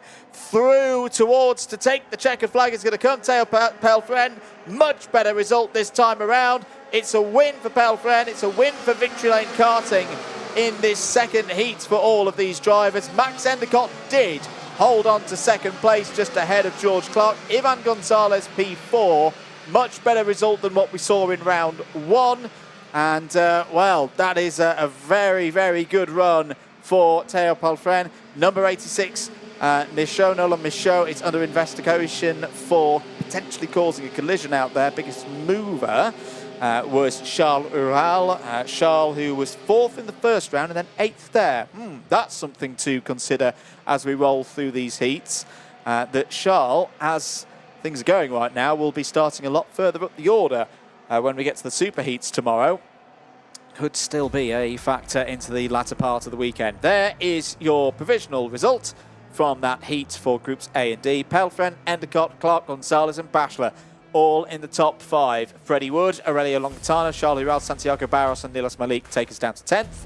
Nico Schervers, Nolan Michaud, Mattis Moosh, Johnson Stewart and Joris Verkerk all in the top 15. John Foley Jr., disappointing run there for Foley Jr., P16 ahead of Stanislav Dziarko, who did get into that race, actually hold position relative to where the Polish driver started. 17th, Ryan Meta, Hugo Berner and Mason Kwong all had problems. How that leaves things at the end of round 2 of these qualifying heats. Polycon, 100 points. Richardson, 88. Clark, 82. Endicott, 82. Palfrén, 78. Gronquist, 77. Longitano, 76. And Lorenz de Kock completes the top 8 on 69 points. Yeah, it was a good recovery indeed for Théo Palfrén. P9 in his opening heat, the win in the bag, and that puts him within the top 5 in prime position to shake things up a little bit. And let's see how he did it, as it was a good start from Aurelio Longitano from pole position, on the way at least to 10 and number 2, where the gap was too good to conquer around the inside by George Clark, as well as his teammate further down. Max and Endicott pushing each other to the top of the ranking in the early stages of that qualifying heat. Longitano would hold on to that lead, but for not much time, as the pressure would come from behind as well from Ivan Gonzalez, doing great things and in much better fashion than his opening heat, as we said, on the way to what would be a top 4 finish, being pushed around slightly as he dropped a couple of places momentum with the likes of the number 85 and the rest of Théo Palfrén. That was the start of the recovery drive from the victory lane driver on his way to the leading position. Ivan Gonzalez, not finding himself in the best of spot there to protect his position. That opened the way, and the P1 position for George Clark and Max Endicott at some point before the move on the inside of lap number 3 for Théo Palfrén, splitting the BMR teammates and going one step further on the inside of our leader, the number 13, and taking with him Max Endicott. George Clark dropping down to 3rd place before trying to switch those positions. There was a bit of a push between the two, but Endicott will finish 2nd at some point, even though halfway through that qualifying heat we thought for a moment that Théo Palfrén would have to make do with that 3rd place finish, as the BMR driver were really working together to make his life even more so difficult in the lead. But then the resilience of the French driver at the wheel of that Car Republic machine of Victory Lane was beautiful to see, as he kept going for the move. Mattis Moosh, in the meantime, the 82 from RSD, after a strong start up to a P6, found himself stuck a little bit in the middle of the pack, would finish down to 13 in the end. Pack where you had the likes of Jacob Bachelor, Freddie Wood, as well as Charles Ural and Santiago Barros fighting their way through on the way to the checkered flag. That wasn't easy, and one of them learned it the hard way, the 57 of Orion Meta, who for the 2nd time in a row ran into trouble on track. The 75 on the inside of the 42, that was the recovery drive further back from Jacob Bachelor on George Clark at some point. Bachelor would finish eventually in P5 after a strong recovery of 6 places. And then came the move. But the first attempt of a move first in turn number 5, you could see that Théo Palfrén was trying to go the long way around, but he was slightly stuck on the rear bumper and the wheel. Thank God they didn't touch any harder than that, otherwise that could have been a different scenario. But that was enough for Théo Palfrén to force his way forward on Max Endicott, dropping down to 2nd place. And then on the line was the first win of the weekend so far for Théo Palfrén, for Max Endicott and George Clark. That being done, let's take a short break, shall we? As we have 2 senior races coming up just after this. it makes life a lot easier out the track, so you don't have to worry about school and on-track performance and grades and all that sort of stuff. The school understands exactly what I'm doing. They understand, how important it is for me, and the schedule that they, cater for me is really well balanced, and I really enjoy it. It's a very fine balance between his sporting career and also his studies. He doesn't have to compromise on either. I'm very happy that Minerva has supported us through this journey. The communication is great, and yeah, I'm enjoying it. I think MVA would help a lot of other races. A lot of people come into the track and asking about it. What do you do for homeschool? Like, how does it work? And I always say, Minerva, you need to contact them and get going with them, because it's made my life so much easier.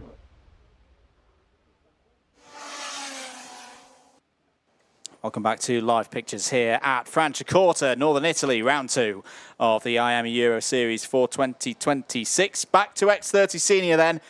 It was a breathtaking start to the day for the X30 Seniors. If you're just joining us, there's changes. Normally we talk about, 5 rounds of heats for the X30 Seniors. It's 3 this weekend. Bigger grids in those heats, either 35 or 36 drivers, depending on which bit of the order we are in. The margins for error are tighter than ever in X30 Senior. It's quite a dramatic first couple of races that we saw earlier on this morning. There on your screen is Matteo Rivals for Dream Racing, 6th in the first round of heats earlier on today. French driver's been looking very, very quick so far this weekend. Here's what he had to say after quali yesterday. Matteo Rivals, wow, what a good job this is in Franciacorta. You put it on pole position for now. Fingers crossed for one more group to go. But in terms of pace and confidence, you seem right out there. Yeah, I'm very confident for the race. So I wait 1 minute for starting the quali, and I do a very good lap. I take a slipstream, I overtake, and I did a fastest lap. A job well done indeed. Sounds like a very simple recipe, but tomorrow qualifying heats on the way to the super heat and the finals. Still a lot of jobs to put together. Yeah, we'll full push for the heat. I'm ready, and let's see what we can do. Fantastic. Best of luck to you. Thank you. Good to hear from Matteo Rivals, as he will be our pole sitter for that B versus C qualifying heat of the senior class. In the senior so far, we had the wins going the way of Clément Autran and Dan Aleman so far, Dream Racing and Spirit Karting. Now, talking about Spirit Karting, Elias Lehmann, the Swiss driver, will be on the front row of that grid with a 2nd place as best results so far. 6th place for Matteo Rivals in his opening qualifying race.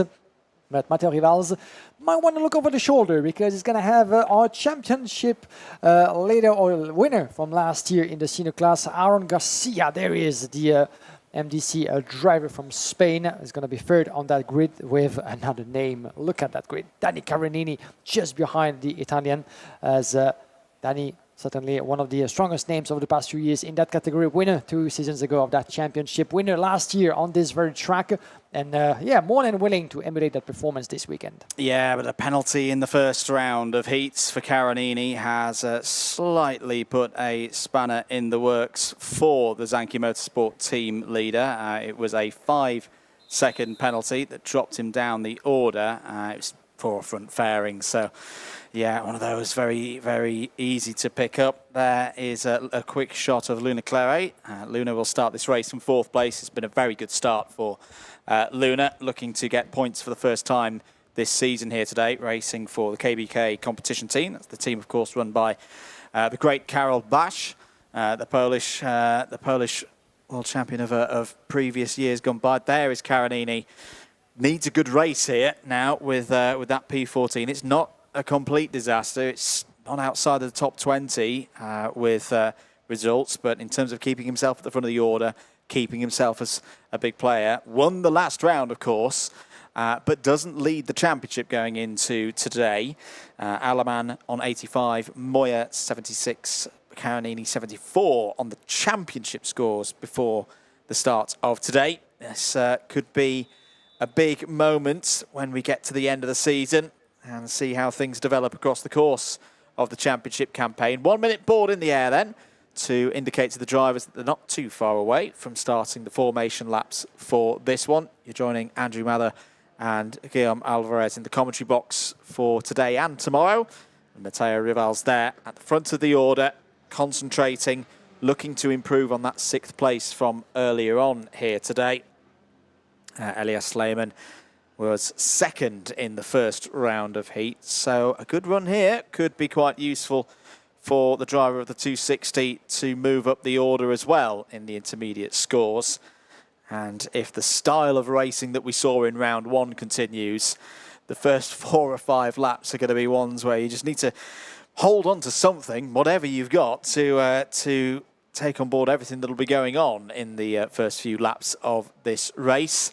Air temperature still good, 22 degrees. Track is fully dry. Let's take you through the order then for the starting grid here for X30 Senior. 2nd round of heats, groups B and C out on track. Matteo Rivals in the 282 for Dream Racing starts this race from pole position and is joined on the first row of the grid by Elias Lehmann. Row 2, Aaron Garcia and Luna Claret will look for at least another top 10 for each of them here in this one. Danny Caradini and Jurgrana go from row 3. Hugues Piquion and Sam van der Heyden go from row 4. It's Simeon Catola and Alex Martinez on row 5. Martinez had a decent run last time to a P5. Michael Muller, much stronger than we saw from Michael in Zuera, starts this one from row 6 and is joined by Andy Rattel. Elvis Krasauskis and Emilia Kari go from row 7. Neil Russell needs a big result here as a retirement from the first round of heats. Starts on row 8 alongside Theo Lestrange. Toby Gale and Dylan Patel, they complete the first half of the grid. On row number 10, Sebastian Mins and Emilio Burned, Emmanuel Yudakis and Albert Lombard on row number 11. Row number 12, Oliver Meek, as well as Stig de Radermacher. Row number 13, Gabriel Stilt and Adriel Canal. Then we have Eddie Dax and Luis Fernando Nunes. Row 15, Adam Elbassioni and Antonio Sadar. Then row 16, Shadvir Sherry and Alexander Zafriadis. Stuart De Vries and Gabriel Teixeira, row number 17. And row number 18, Noel Sundberg and Aaron Wida. Couple of big names in the second part of that starting grid, the likes of Aaron Wida, Gabriel Stilt, as well Sebastian Mins, who ran into trouble into his opening qualifying heat, looking certainly for a much better result this time around. But we'll keep an eye on the recovery race as well from Elvis Krasowskas from 13 on the grid, under the focus of Martin Bean, the series race director. We've had a couple of extra formation laps so far this morning. Let's see, first time of asking the senior for the second rotation. B versus D and B versus C, shall I say, and A versus D coming up just after this one, before the lunch break. Matteo Rivals against Elias Lehmann. Let's take it away. Let's take it away indeed. Lights are on the gantry. Will they go out this time around? Second half of the grid have got themselves into the right spaces. We do go green at the first time of asking. Good start for Rivals. Down towards turn 1 and turn 2 we go. Garcia already up to second place. A couple of drivers running out wide. Oh, there's trouble on the exit of turn number 3. Big trouble on the exit of turn number 3. My goodness, 6 or more drivers involved there. The 214 of Adrian Canal was in a very, very scary position. Dylan Patel is involved, also out Jurgrana, Sem van der Heyden. They've not come through sector number 1. That is not what we like to see. Antonius Haddad was also delayed there. Straight away under investigation is the 324 as there's a move down the inside. Oh, that's a bold one down the inside to gain position there. It's Simeon Catola in the 322 moving up the field. Rivals leads, Catola second, Garcia, Carinini, Lehmann, Russell, Muller, Mins, Krasowskas and Gabe Stilt all in the top 10. In trouble. We mentioned Haddad, Rana, Van der Heyden, Patel and Canal. Noel Sundberg, I think, has had some issues as well. Once again, quite a breathtaking start here in X30 Senior. And what a start from Simino Catola, one of the new faces for the second round of this year's championship. 7 places gained up to second is the one chasing with that blue livery. Matteo Rivals in the lead. A little bit of dust kicked onto the track now, on the way down to the hotel hairpin. Watch out, Aaron Garcia, last year's winner of the championship, around the inside. There he goes for second place, opening that door. Oh, and Ketola is pushed around slightly. By the look of it, was it a touch? Did he decide to go wide to avoid any incident? Two drivers from PB Card and Fusion, unfortunately, dropping down. This is Adrian Canal, as well as Dylan Patel and Sam van der Eyden, the standard bureau from RSD, out of that race as well. Those were involved in that big coming together into turn number 2 and 3. And the 330 from Victory Lane now is joining them. This is Fernando Nunes, unfortunately, dropping down the order, as I say, joining them, but he seems to be able to get going with the tires in a very bad state. Let's see if he will be able to see the checkered flag or no. But now, in the meantime, 0.2 of a second, Dani Caronini put himself in second place in the meantime, ahead of Aaron Garcia, as on the inside, Ketola is making himself up to P5. Good move into turn number 13 for one of the new faces of the championship. As in the meantime, entering lane number 4, Caronini going the long way around, and is going to try to go for the move, not just yet, with a better momentum outside of that turn number 3, switching those lines into the hairpin. Caronini in the lead in front of Rivals. Mega stuff from Dani Caronini, using all of his knowledge of this circuit. Got Rivals off the main racing line, has taken the lead of this one. We mentioned earlier the 324 being under investigation. Just to confirm, that's Albert Lombard, who is being watched at least for something earlier in the race by the race officials. We'll update you on that as and when we receive more information. Back at the front though, Caronini, Rivals, Garcia, Lehman and Neil Russell joining this group as well. So Neil Russell might actually have a little bit of a tyre advantage in this race. Remember, they all carry their race tyres from qualifying through into this one. Oh, down the inside goes Rivals. Bold move, Garcia versus Caronini. How many times have we seen this over the last 15 months or so? Caronini down to third, and it may get worse as through goes Lehman. Here comes Neil Russell as well. We said that the Swiss-based driver needed a big result in this one, having been classified 35th in the first round of heats. This is a great response from Neil Russell, up 10 positions, and maybe joined by the other Fusion driver that we saw having problems in that very first race of the day. Sebastian Mins is there, P6. Toby Gale wasn't too happy in qualifying yesterday. The Thai driver is up 10 spots in this one to P7. This is going to be quite the race for the second half of this one. Rivals over the line. Garcia there in second as Caronini's trying to go down the inside, trying to take third place away from Lehman, and he's got the move done. Yeah, brilliant move, brilliant driving skills once again from Caronini, but Lehman is going to try to fight back. The Italian is trying to protect his position. The door is open way too much, and Russell, Neil Russell from Fusion Motorsport, is making his move as well, trying to shake up the order a little bit. Oh, there's bumpers almost playing around, contact here and there. In the heat of the battle, Dani Caronini finds himself stuck a little bit with Toby Gale, Sebastian Mins, Liudakis, all coming into play into that big battle of drivers, all pretty much in the same picture. We're going to have to take a look at the gaps and the order, because it keeps on changing at every turn. But Dani Caronini at some point found himself in the right position, in the prime position, now all the way down to 4th place. And the gap has extended as we get into lap number 7. 1.5 seconds between Rivas and Garcia, those two in your picture. Lehman and Caronini following through in 3rd and 4th. And we have Toby Gale. Oh, look at how close that was. A slight touch on the rear bumper from Dani Caronini by the look of it, as the Italian is going to try to go once again for the move. He's losing momentum, and that could go the way of Toby Gale. 12 places gained for Toby, who is sniffing the rear bumper of the Italian in front of him. He wants to get involved, taking with him Russell. Ketola, after that strong start of the race for the GP Racing driver, now dropped a little bit, still going strong in 7th.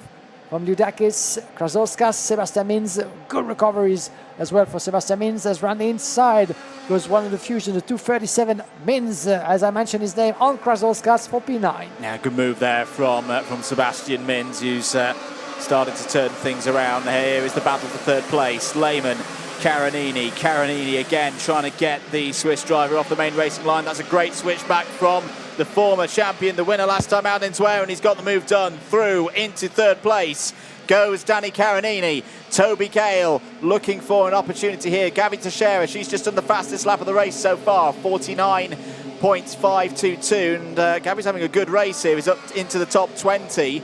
a gain of 14, just working with Aaron Breda at the moment. Aaron up to 19th, a gain of 17. Down the long straight, that 180-metre straight once again. Oh, Toby Gale getting in a little bit too involved there. Neil Russell's maybe going to take advantage of this and gains a position. Lehman down to P6. I think that was a case simply of Gale getting caught in two minds as to whether to hold back or attack. And, well, we'll see more on that one as the race unfolds. We're on lap number 9. It's getting close again down there into turn 5. As off the road goes one of the spirits. That's Lehman out of contention. Wow, but that wasn't expected. But Elias Lehman tried to go for the move in the braking point at the very last second. He tried to go around the inside. There was just no space. And as a result, contact, and he goes off the road. Unfortunately, we might need to see that again in the highlights because that was one heck of a try of a move there. But unfortunately, according to plan, and two drivers coming together. Big contact between Teixeira and Michael Muller as well. They were battling in the middle of the pack. And we don't get to see just yet where the yellow flag is put. But this is just in front of us, actually, on the other side of the track, leading to turn number 9. Yellow flags will be waved, and we can see that all two drivers are on their feet. That's what we like to see. As in the meantime, the race will come shortly to an end. But yeah, sad early end of a race for those two, Michael Miller and Gabriel Teixeira, coming together. Yeah, I hope Michael's okay. He's looking in a bit of discomfort there. He's had a few years out of karting, has done some racing in cars, and very much coming back for the thrill and the fun of the sport. But yeah, he's been running well so far this weekend, but that is not what you want to see for the Virtus Motorsport driver. Last lap board is out then, and we've had a change for the lead. Aaron Garcia to the front of the order then, has got past Matteo Rivals. Most likely that was done through turn 13 at the end of the 180-metre straight. Aaron Garcia back in a commanding position. He was kind of marked out of the event at Zuera. It didn't go his way, but that's what happens when you carry that number 1 at the end of your race number, especially in a series like this. But Aaron Garcia isn't going to just roll over. He's going to take this defence of this title to the max, and he's going to potentially win this race out of turn 14. He's checking over the shoulder just to make sure there's no chance for Rivals to get a run towards the line. Over the line they go, and it is Garcia's by 37 thousandths of a second ahead of Matteo Rivals. Danny Caronini home in third, back on track. Good points for the Italian. And then a flurry of drivers. As we say, the start of the day was all about, if you'd had a bad qualifying yesterday, to race back through and gain those points as early as you could. That is exactly what the likes of Toby Gale has done, although we did see a warning flag for the 251, so should consider that, because that's going to be 5 seconds. Emu Leodakis up 16 places. I tell you what, the work that the driver from Greece has done there, that is fantastic. That's a real turnaround. I like to see that. A driver who's maybe had a bit of a weakness earlier on in the season has turned it around. We are not talking about Leodakis falling back through the order today. Up 16 places for the 221 for Zanchi Motorsport. Sebastian Mins, that's more like it for Mins, up 13 places to 6th. Alex Martinez solid again, P7. Simeon Catola, very fast start, just faded a little bit in the second half of that one, P8. Elvis Krasauskas 9th, and Emilia Carey completes the top 10. What a drive from Aaron Rader as well after the DQ in qualifying yesterday. 25 places gained in that one to P11. Another good drive later on in the afternoon, and that'll be Aaron properly back in the game tomorrow.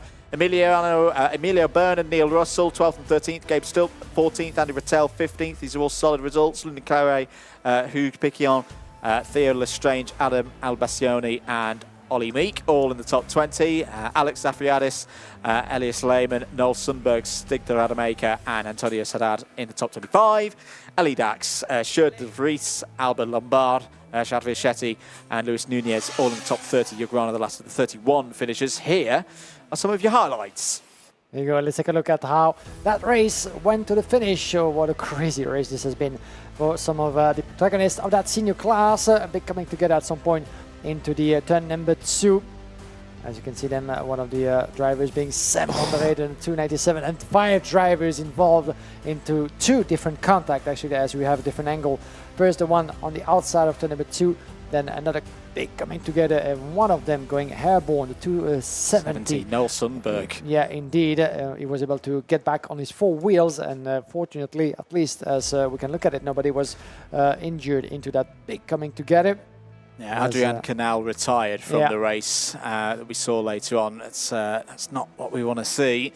But the race continuing on here. A good start for Matteo Rivals, and good to see that for Matteo. Oh, you see the damage on the front of the Fusion as well. That was Dylan Patel retiring from the race. But for Matteo Rivals, I think he could be quite pleased with the speed, better than what we saw in race number 1. This was the early start from Simeon Catola as well, moving up the order. Around the inside, there goes the battle for the lead. Matteo Rivals and Danny Carinini. Look at the Italian driving from left to right, putting the driving skills at work. On the inside of turn number 5, he went for that P1 that he thought it would keep until the end, but it was before the comeback, not only of Aaron Garcia, but of the 260 as well of driver here from Spirit Racing. They're doing a good job before things didn't go according to plan, fortunately, as the battle was still raging, with Danny Carini dropping a bit of momentum before making the switch back. Look at how close that was on the driver 260 in turn number 3. That was Elias Lehmann. That was before the race would be turned on its head for the Swiss driver. At some point, 3 side by side. Look at how close that was with one of the Fusions. A slight touch as well for Carinini, who was able to keep it going. As in the meantime as well, we had the blue colors of GP Racing from Simone Catola, who after a good start to his race dropped a bit of positions before making his way back to P8 on lap number 9. Then things would take another turn, unfortunately, as that was the end of all hopes for Elias Lehmann. That was the attempt of a move on the inside at the very last second into the hairpin that didn't go according to plan, and things that didn't go according to plan certainly for 2 other drivers as well. Michael Muller and Gabriela Teixeira coming together towards the end of the race. On checkered flag, Aaron Garcia, Matteo Rival split by just 300 of a second onto the line. What a race this has been. Now let's take another short break. We have one more race to go after this.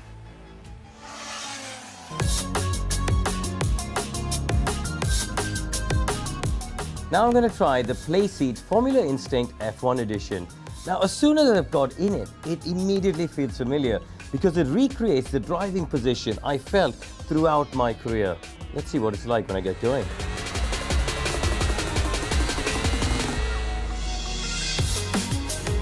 The X-Adapt frame is really handy because you're able to really customize every part of the seat structure for your own body. You can adjust the angle of the steering and of course move the seat forward and backwards to get exactly where you want for a long night of sim racing. Just coming through the final corner. Yep, get the DRS open. The Moduform pads that I've got in my lower back are really good actually, which is ideal when you want to get on the brakes, especially for the slower corners. The steering wheel is super rigid on the frame, which is great because when you're going through these fast corners, changing one direction to the other, that's exactly what you want. You don't want the thing moving around. There's a decent lap, let's keep going. The seating position with your bum going low and your legs coming back up high is exactly how you have it in all Formula 1 cars, really. On the whole, I think the seat is super comfortable. I think for someone who's a bit more serious about their gaming and simming, this is really impressive because you feel genuinely like you're sitting in the cockpit of a race car.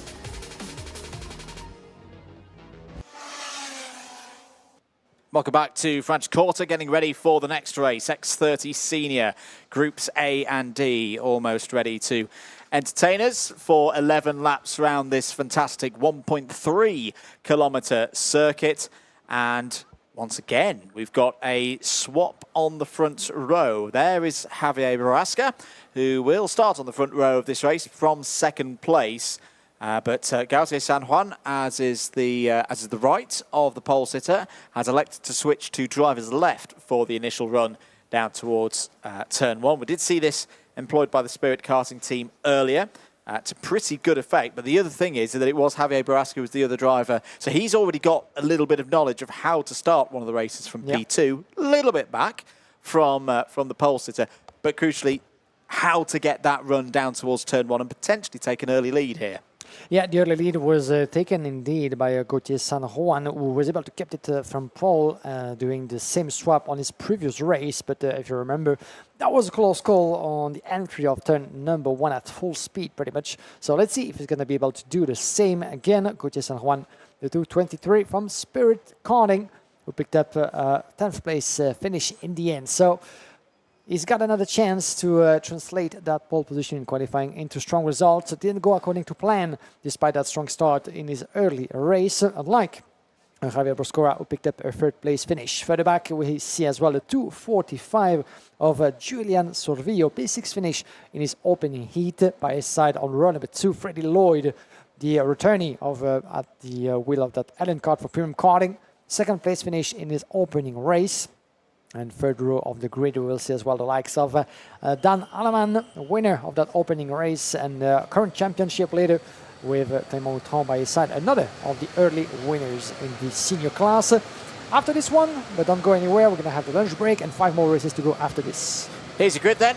Gauthier San Juan has elected to do the swap, so we'll start on driver's left on the run down to turn 1. Javier Barrasca shares that front row. Freddie Lloyd and Julian Sorvillo form up on row 2. It's Clément Houtron and Dan Alleman, the 2 winners from the first round of heats earlier on, both on row number 3. Row 4, Mark Granada and Eloy Gonzalez, Amir Samarov and Morgan Moore on row number 5. Mauro Vetrist and Alex Machado go from row number 6. Max Leclerc and Aurelio Giustinelli on row number 7. Bertram Sasha and Julien Bertolini go from row 8. Matteo Mellis and Roxanne Lantinga start on row 9. That is your first half of the grid. Second half, row number 10, Matthias van der Karkov and Emil Bratton, Egor Ivachenko and Ruben Moya. Row 11, row 12, Nicolas Moreno and Max Viol.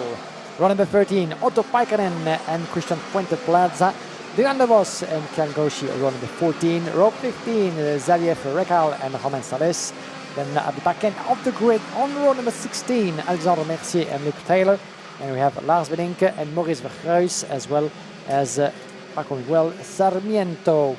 A total of 35 drivers on the grid and everybody on track as well, and still in those prime conditions, slightly hotter than just an hour ago, 22 degrees in the air, dry conditions, dry slick tires as always. Reminder that all of the drivers here have to play along with 2 sets of slick tires or wets, depending on the conditions, from qualifying to the Super 8, and 1 extra set if they choose to do so for the final. But expect maybe for the last rotation of heats a little bit of strategy at play when it comes to jungling with those half a set of tires in order to extract performance. Still early for that. One last race before the lunch break. Let's see between Gauthier San Juan and Javier Bosca who's going to come out on top in turn number 1. Indeed, so we've got 35 drivers under starters' orders. Over to race director Martin Bean, who elects to send us back round, and not satisfied that the full grid is formed up to his level of standards. So we'll go round for another one. Really intrigued to see a battle that we could see for the first time ever in this one. Freddie Lloyd versus Dan Alleman. Freddie wasn't at the first round of the year. He's very busy. He's doing lots of different categories this year. So he's almost running himself at a bit of a handicap of like, I've not been able to turn up to all races. Anyway, Dan's, of course, recently moved up to the seniors, so hasn't necessarily raced against someone like Freddie Lloyd before. He's had samples of everybody else. You know, your Utrons, your Barrascas, your San Juans, and all the rest of it. But there's a driver that he's not gone wheel to wheel with before.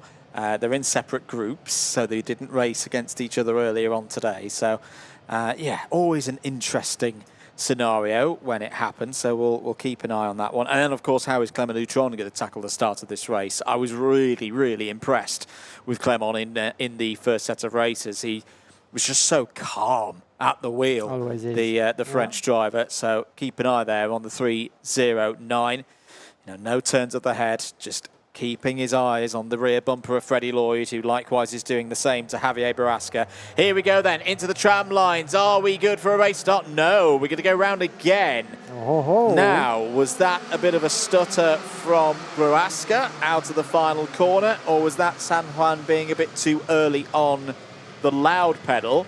Either way, they've had 2 go-arounds. They will need to get it right the next time.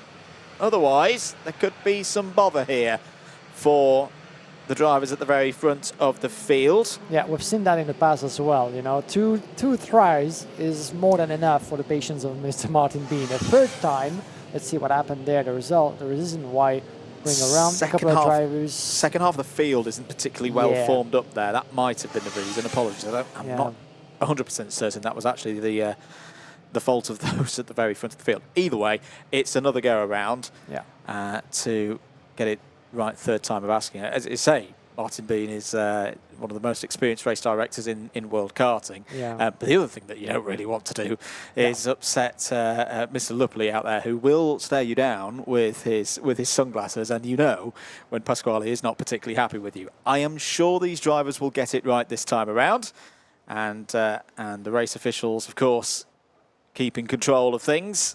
This is mostly looking better. A couple of gaps there on the driver's left-hand side. Into the tram lines. Lights are out. Now we're racing at the third time of asking. Good start for San Juan. And Barrasca gets his nose chopped off. There's going to be problems in the midfield. There are problems in the midfield, and Ruben Moya's involved in the middle of all of that. Ruben Moya had to take to the grass there, and, well, at least has got it back on the road, but that's not how he would have wanted to start this race. I think Morgan Moore was also involved. The 2:59 of Max Leclerc is also down the order. So once again, the first laps are proving problematic here today for the X30 seniors. But that was another bold start from Gautier San Juan. Barrasca, he had to get out of that. He had to lift out of that. Otherwise, that would have been those two disappearing off to driver's left through turns 2 and 3. I think that may have started a bit of a concertina effect back through the order.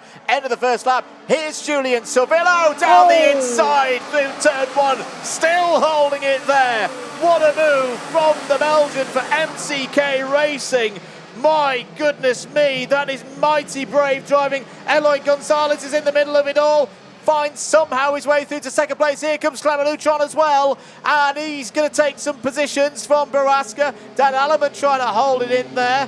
It's frenetic. It's dramatic. It's different to what we normally see from the X30 seniors on Friday. But this is the thing. They know they cannot just rest on their laurels. If you just go defensive in the early stages of one of these races, you are going to get pounced on with the situation with the points. So you've got to go on the attack. As off the road there is Dan Alleman running wide there out of that corner.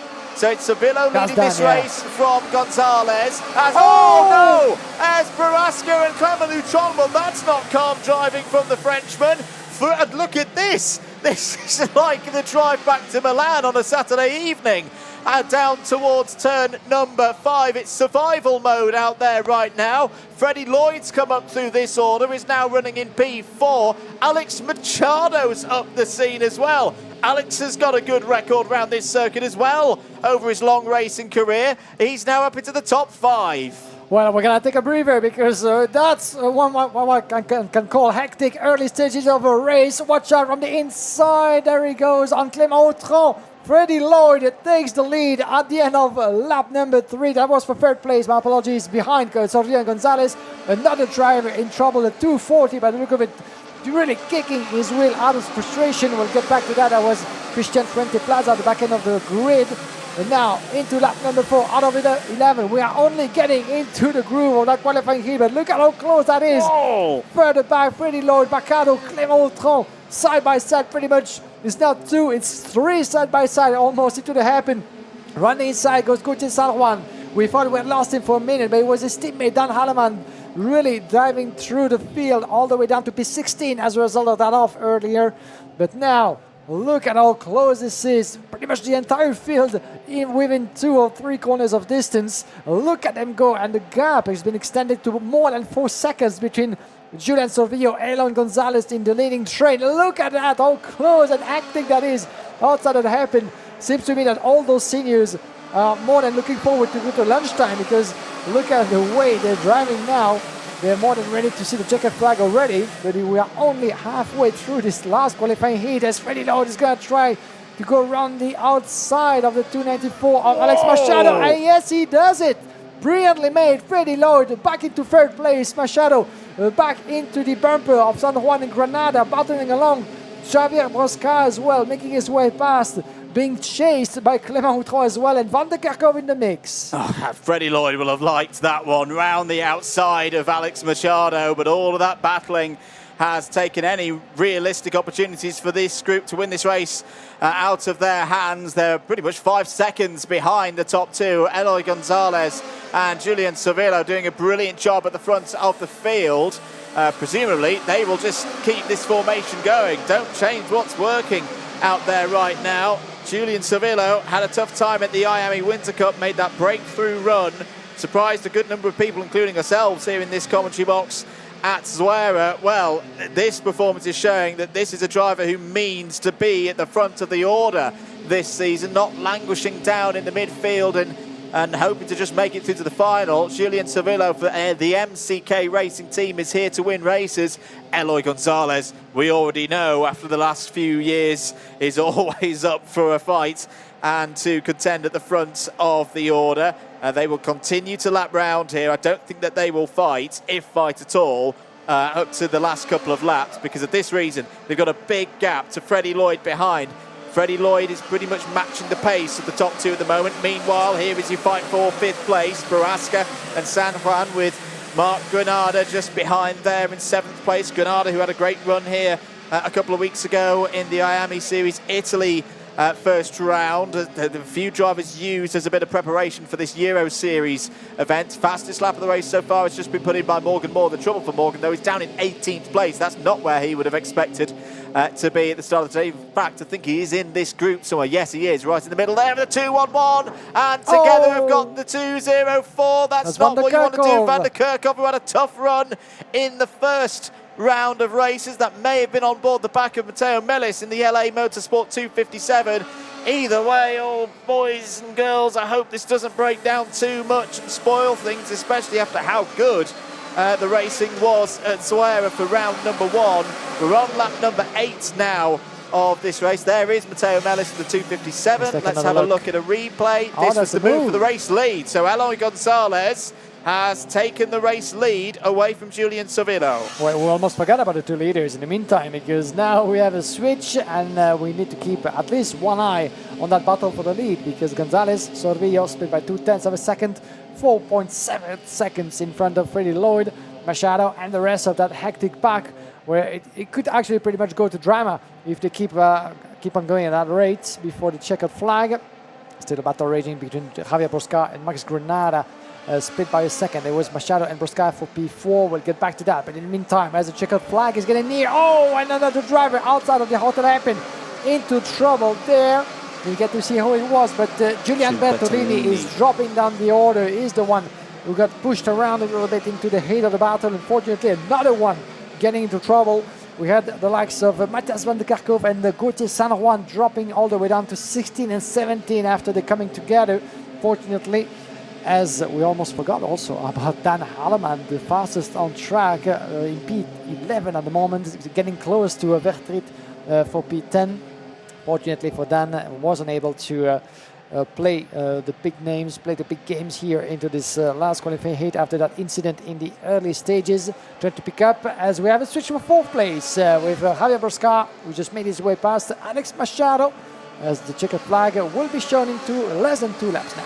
Yep, into the last stage of this one. It's kind of followed this pattern, hasn't it, the senior races so far today? Oh, it's changed for the lead. Cervillo goes through. Cervillo's not done and gets back past Gonzalez as they ran through turn number 5.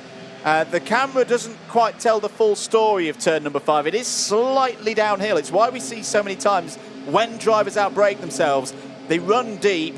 They can't get fully round the corner. The front tyres are crying at that point, and they tend to have a bit of a run wide. But that was absolutely spot on from Julien Cervillo to get that move done. Didn't allow the front of the car to wash away. We're going to go on to the last lap in a moment's time, and this one is still not done. Julien Cervillo, you never know, could leave the points at the end of this one in the intermediate standings, but not if Eloy Gonzalez has got something to say about it. Down towards turn 5 they go once again. Cervillo defends to the inside. This could be a chance, though, for Gonzalez off the corner, who draws alongside and overtakes. Brilliant stuff from the Just Drive Racing. Just Drive indeed, straight into the lead of this one. That was perfection from Gonzalez. He got Cervillo off the racing line. Now it's going to be roles reversed. Out of turn 11, through 12, on that long 180-metre run down towards turn 13 now. There's a bit of a gap. Cervillo is close enough, though, to go for a send if he wants to. Thinks better of it, tries to get him offline again. Gonzalez has got one more corner to go. It's going to be a classic Franciacorta sprint to the line. Gonzalez holds on by less than half a tenth over Julien Cervillo. Freddie Lloyd, home in third place, will go into the lead in the intermediate scores. It's not the highest score that a race an event leader has had at this stage, but for Freddie Lloyd, 85 points puts him 3 ahead of this driver here, Eloy Gonzalez. That was classic Gonzalez. That's what we love to see. And, well, that will put a big smile on the Spaniard's face. Biggest mover in that race, as you just saw on your screen with the graphics, CG Motorsports' Alex Mercier, up 16 places and into the top 15. Plenty to talk about at the end of round 2 of the heats here in X30 Senior. Here's your provisional result. Gonzalez from Cervillo, Lloyd, Barasca and Machado is your top 5. Amir Sabarov was disqualified from the first round of heats, so that's a good score. Back on track with that P6. Needs more of that for the third round of heats. Mark Granada 7th, ahead of Matteo Mellis, Clement Dutron and Dan Alaman. 11th was Mara Vatriste. Here's how up and down that race was. Ruben Moya, despite going for a bit of rallycross at turn 1, finished 12th in that one. I think he would have taken that whilst he was getting back on track. Emil Bratton 13th, ahead of Morgan Moore and Alex Mercier. Gaute San Juan will not be happy with that P16 from pole position. Van der Kerkhoff, Grekal, Lantinga and Soleil all in the top 20. Max Yule, Luke Taylor, Ivanchenko, De Vos and Reno all in the top 25. Pakatomi entered P26. Julian Bertolini, Kian Gauci, Lars Vennick and Christian Fuente, the last of the finishers. Saxa, Gustinelli, Verkreuz, Pikkonen and Lacroix all did not see the finish. Talk us through that one, Guillaume. That was another pulsating race. I'm gonna try, because let's put back all the pieces of that very hectic puzzle, starting with the 211 of Fusion Motorsport, who ran into trouble as soon as we got into racing. It was Morgan Moore who would climb back up to P14 at some point, so he wasn't the only one getting into trouble, with some of them from PB Karts and from RSD as well getting into the mix of problems, being Aurelio Gustinelli among them, being crushed over there and joining the likes of the list of drivers who didn't make it to the checkered flag. It kept on being in the heat of the battle. One of the VDK Spirit drivers, this is one of the VDKs, the 259 was involved there as well. Max Lacroix driving under the banner of Spirit Racing as well, out of the partnership between the two teams. But in the lead, he was already battling along with the 245 of Julian Cervillo, taking a very early lead on lap number 2. But look at how close that was, 3 side by side pretty much. And the 223 of Dan Aleman finding himself into trouble there. No, it was Julian or pole sitter there, Gautier San Juan, my apologies, who found himself in a bit of a trouble. Dan Aleman, so much so as well, outside of turn number 13. That was the start of a very difficult recovery race for Dan Aleman, up to P10 in the end, but certainly there was much he could have expected there.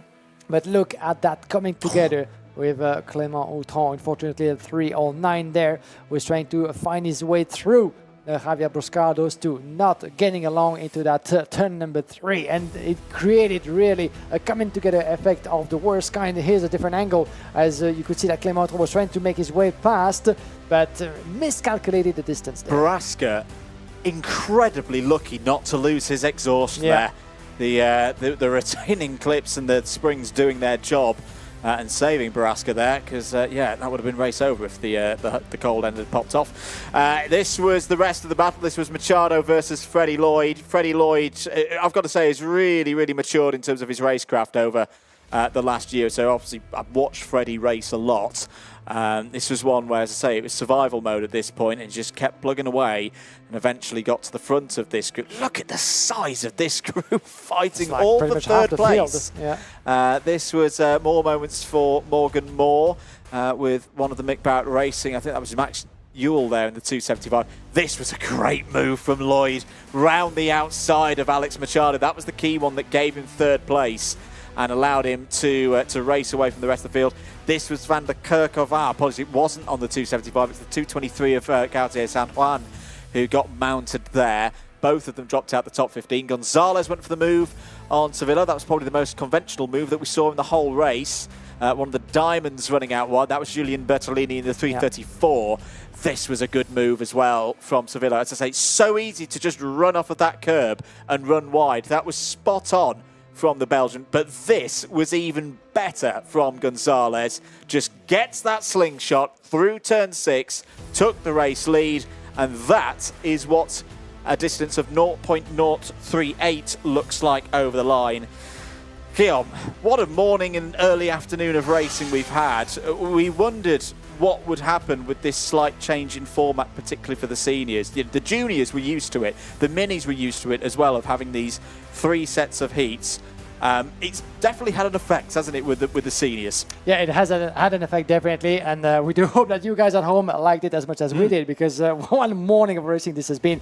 It's fair to say, as you mentioned, that with the less number of races, -2 races as we usually do have during those weekends, it means that the drivers are put under slightly more pressure. Yeah, so definitely. they know that they have less time, less opportunities to make things up if something goes wrong, a DNF, a bad result, a penalty. Just 3 races today for all classes involved. That's not a lot compared to up to 5 for the seniors. So that might be the reason why we've had so much hectic racing. Franciacorta karting track is providing as well. What a perfect layout with so many overtaking spots, and a lot of them have been put to good use by the drivers in all classes combined. But this last one certainly a little bit hectic, maybe a little bit over the line of what could be considered average epic racing, so to speak. Yeah. Lunchtime comes at the right time for the drivers to cool down a little bit, certainly, after what we've witnessed on track.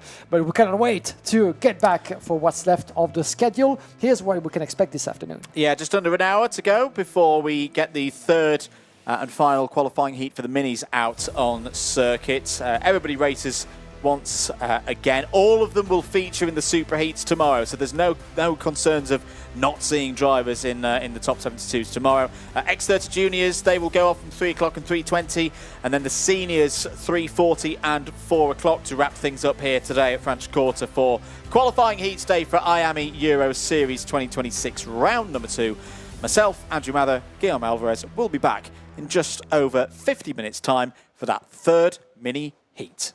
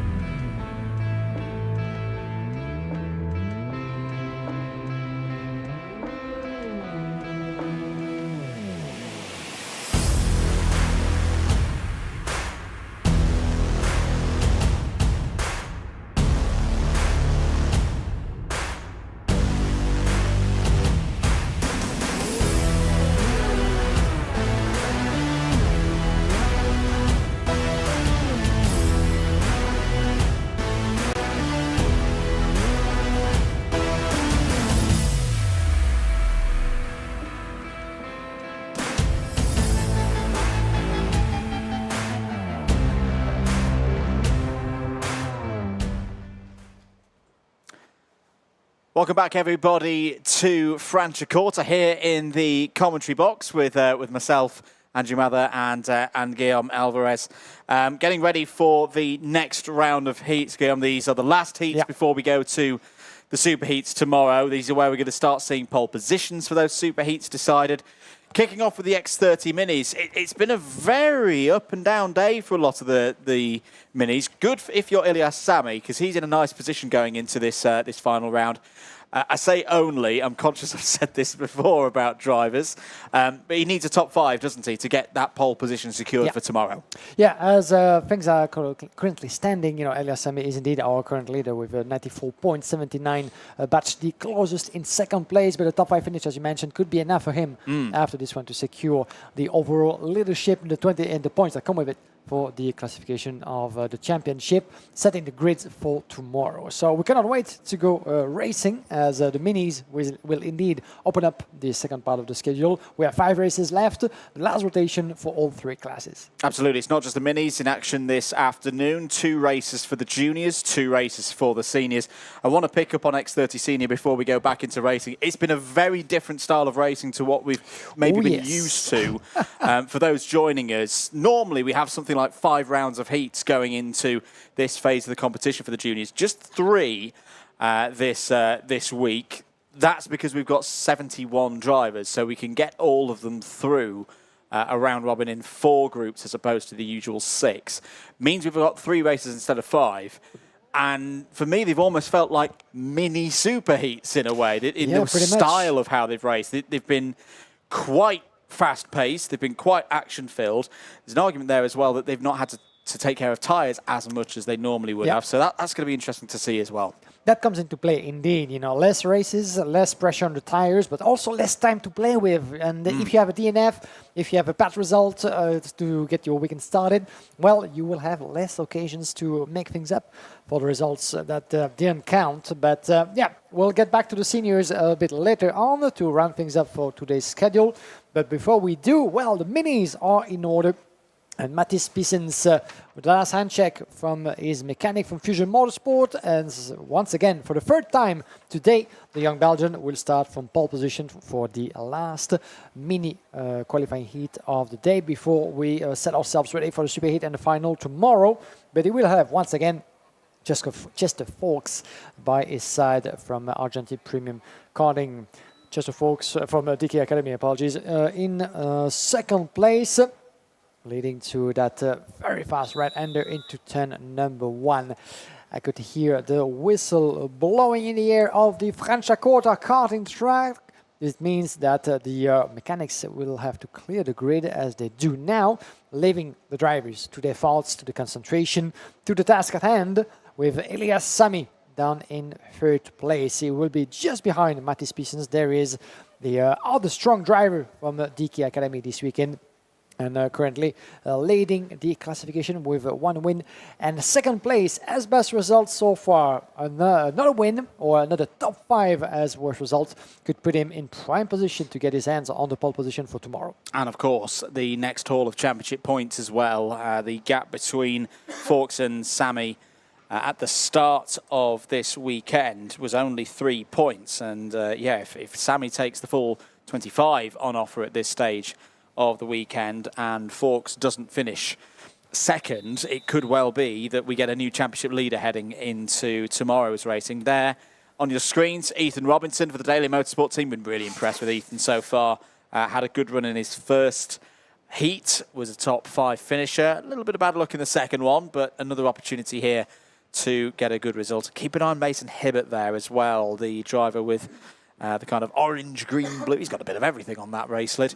But in the Fusion Motorsport colours of blue and orange that we're familiar with, Mason was 3rd in the last race, was higher up than 16th on the road in the 1st round of heats as well, but had a penalty. So that's hence he's a little bit further down the order in the scores going into this one. Warm day here at Franciacorta, 22 degrees air temperature. A lot of the cloud cover that we had earlier in the day is pretty much gone now. Just a few fluffy clouds in the sky. Pretty much perfect racing conditions. It's not too hot. It's going to be a good set of conditions for the drivers, for the engines as well. You like a cooler temperature. whistle goes, drivers will start the first of 2 formation laps. Let's take you through the grid. This is heat number 3, final heat of the day for X30 Mini, and 34 drivers out on circuit hoping to get a good result in before we go to the superheats tomorrow. Mattis Pearson starts on pole position. Chester Forks alongside on the front row.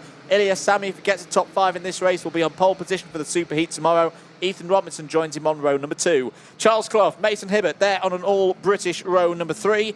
It's then Sibyl Basalma and Alfie Davidson on row 4. Davidson's had a very quiet day so far. Bodie Batch hasn't, 3rd and 4th so far today. Starts on this one from row 5. Has got Ollie Surley alongside. Corey Lyons as well, 7th and 5th so far today. Starts on row 6 with Martin Chakin Gomez. Bruce Chirino, Dimi Uzanov, there on row 7. Ben Eiton, Harry Chapman starts on row 8.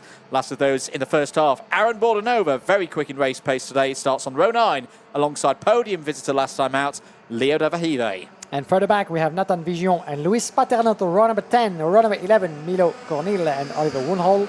Adam Pierrevu and Evans Voronins, row number 12. Row number 13, Patrick Wood and Gilles De Waal, followed by Axel Lenders and Arthur Ponte.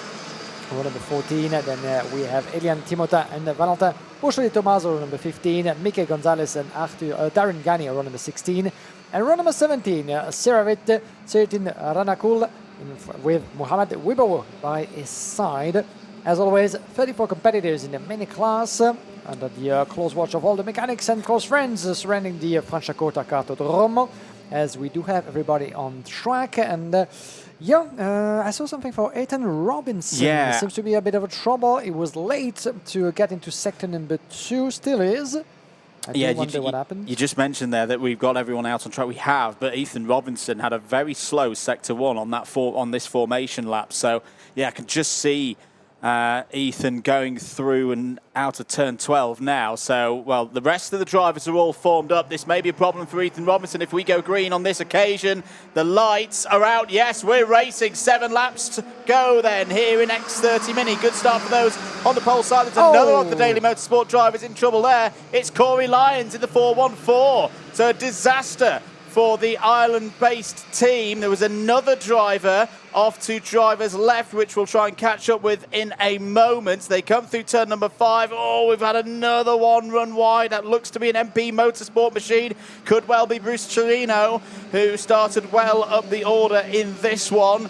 So, already, Ilyas Sami leads this race. He doesn't need to win this race to retain his lead in the intermediate scores and take that next haul of 25 championship points, but I'm sure he would like to win this race, keep himself at the front, keep himself in control of his own destiny. But here down the inside for the XL Motorsport team, is that Charles Clough on the scene? Looks like it is. Out of the final corner at the end of lap number 1, it is the 4:29 of Charles Clough leading this one from Mattis Pearsons, Ilyas Sami, Mason Hibbert, and as soon as we say that, through to the lead comes the Belgian. So this is a much better start for Mattis Pearsons, who's had 29th and 7th as the results so far today.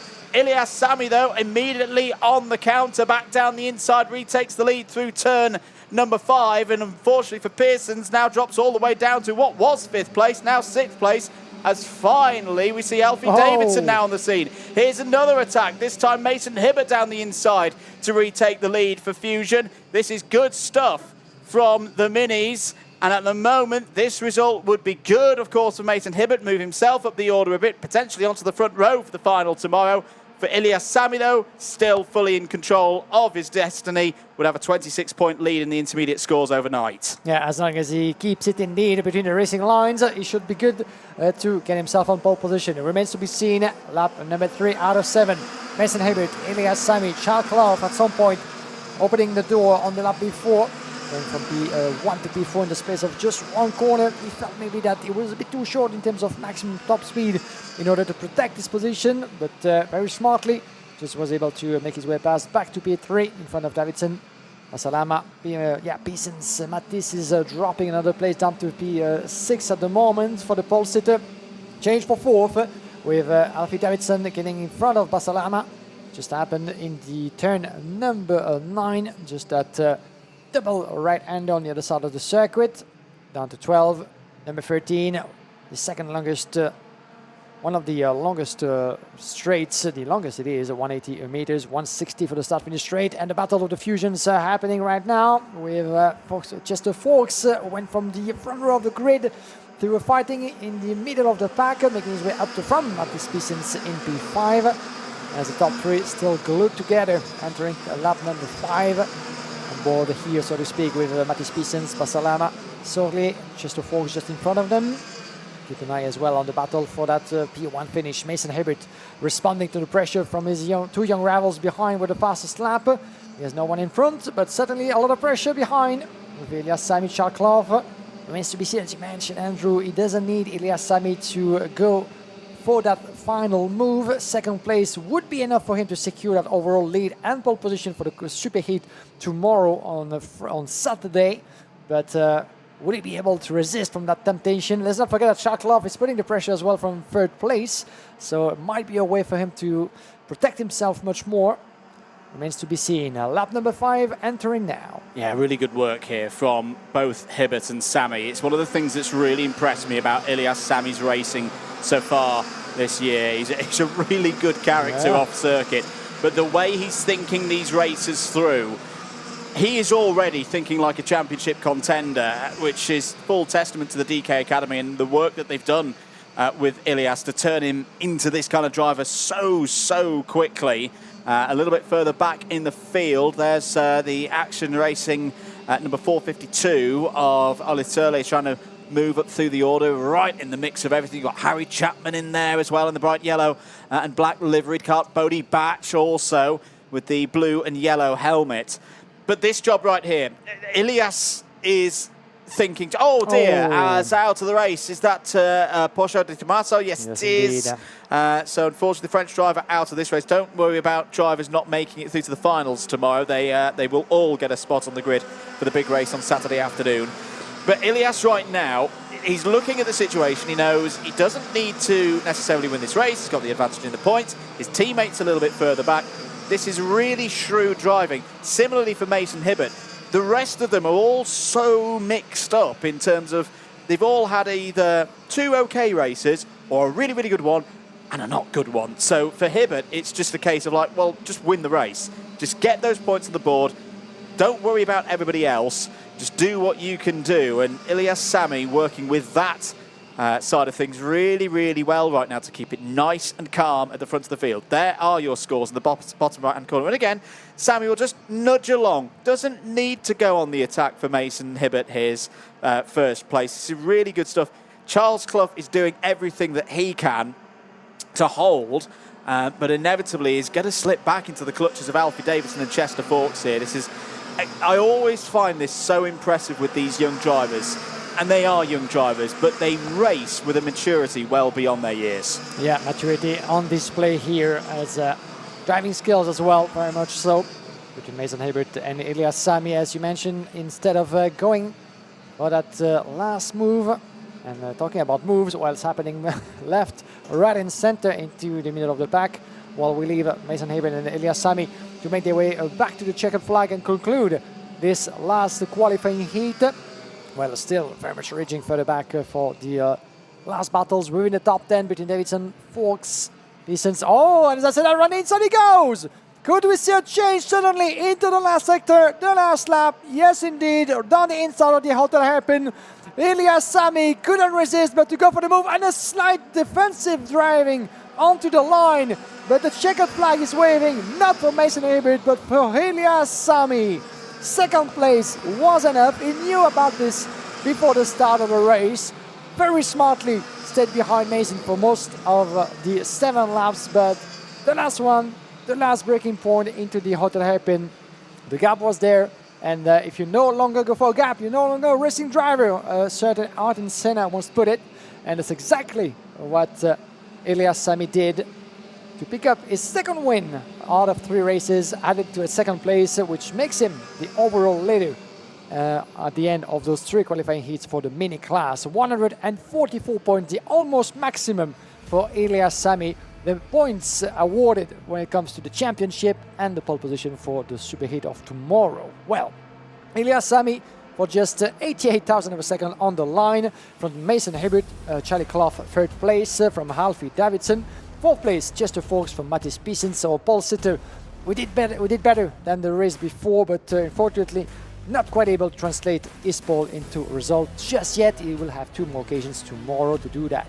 Then Sibyal Basalama in 7th place from Milo Cornell, Dimitar Yusunov, and Ole Sorle Schmistad in 10th place. Then we have Harry Chapman 11 from Nathan Vision, Aaron Bordanova, Elian Timotin, Leo Garcia down in 15th place. Elian Timotin 15th place recovered. As you can see, Elias Sami, your winner. Finally, we would have thought, oh, maybe he's gonna, make do with 2nd place, which would have been good, but the last lap, the last turn, just before the start-finish straight, and the temptation was too good not to go for the move. Let's see how things unfolded into that last qualifying heat of the mini class. Early trouble for 2 drivers just before the breaking point of that turn number 2, and one of them being one of the MP drivers, might have been Bruce Chirino, who got into a bit of a trouble out there, as Ethan Robinson was late to join the party at some point into the warm-up lap. They went Bruce Chirino, that black crash helmet, the Enza MP Motorsport driver, not so lucky there. Bruce Chirino would finish down in 24th position, dropping 11th place as a result of that early trouble. Back in the lead at the end of the opening lap, and already some of the favorites placing themselves ideally. Charles Clough went for the move from P4 to P1, then opened that gap slightly. Nothing could have done there, as Mason Hibbert, Alfie Davidson and Elias Sami just found their way past once again, as Charles Clough would maintain his pace up to P3 in the end.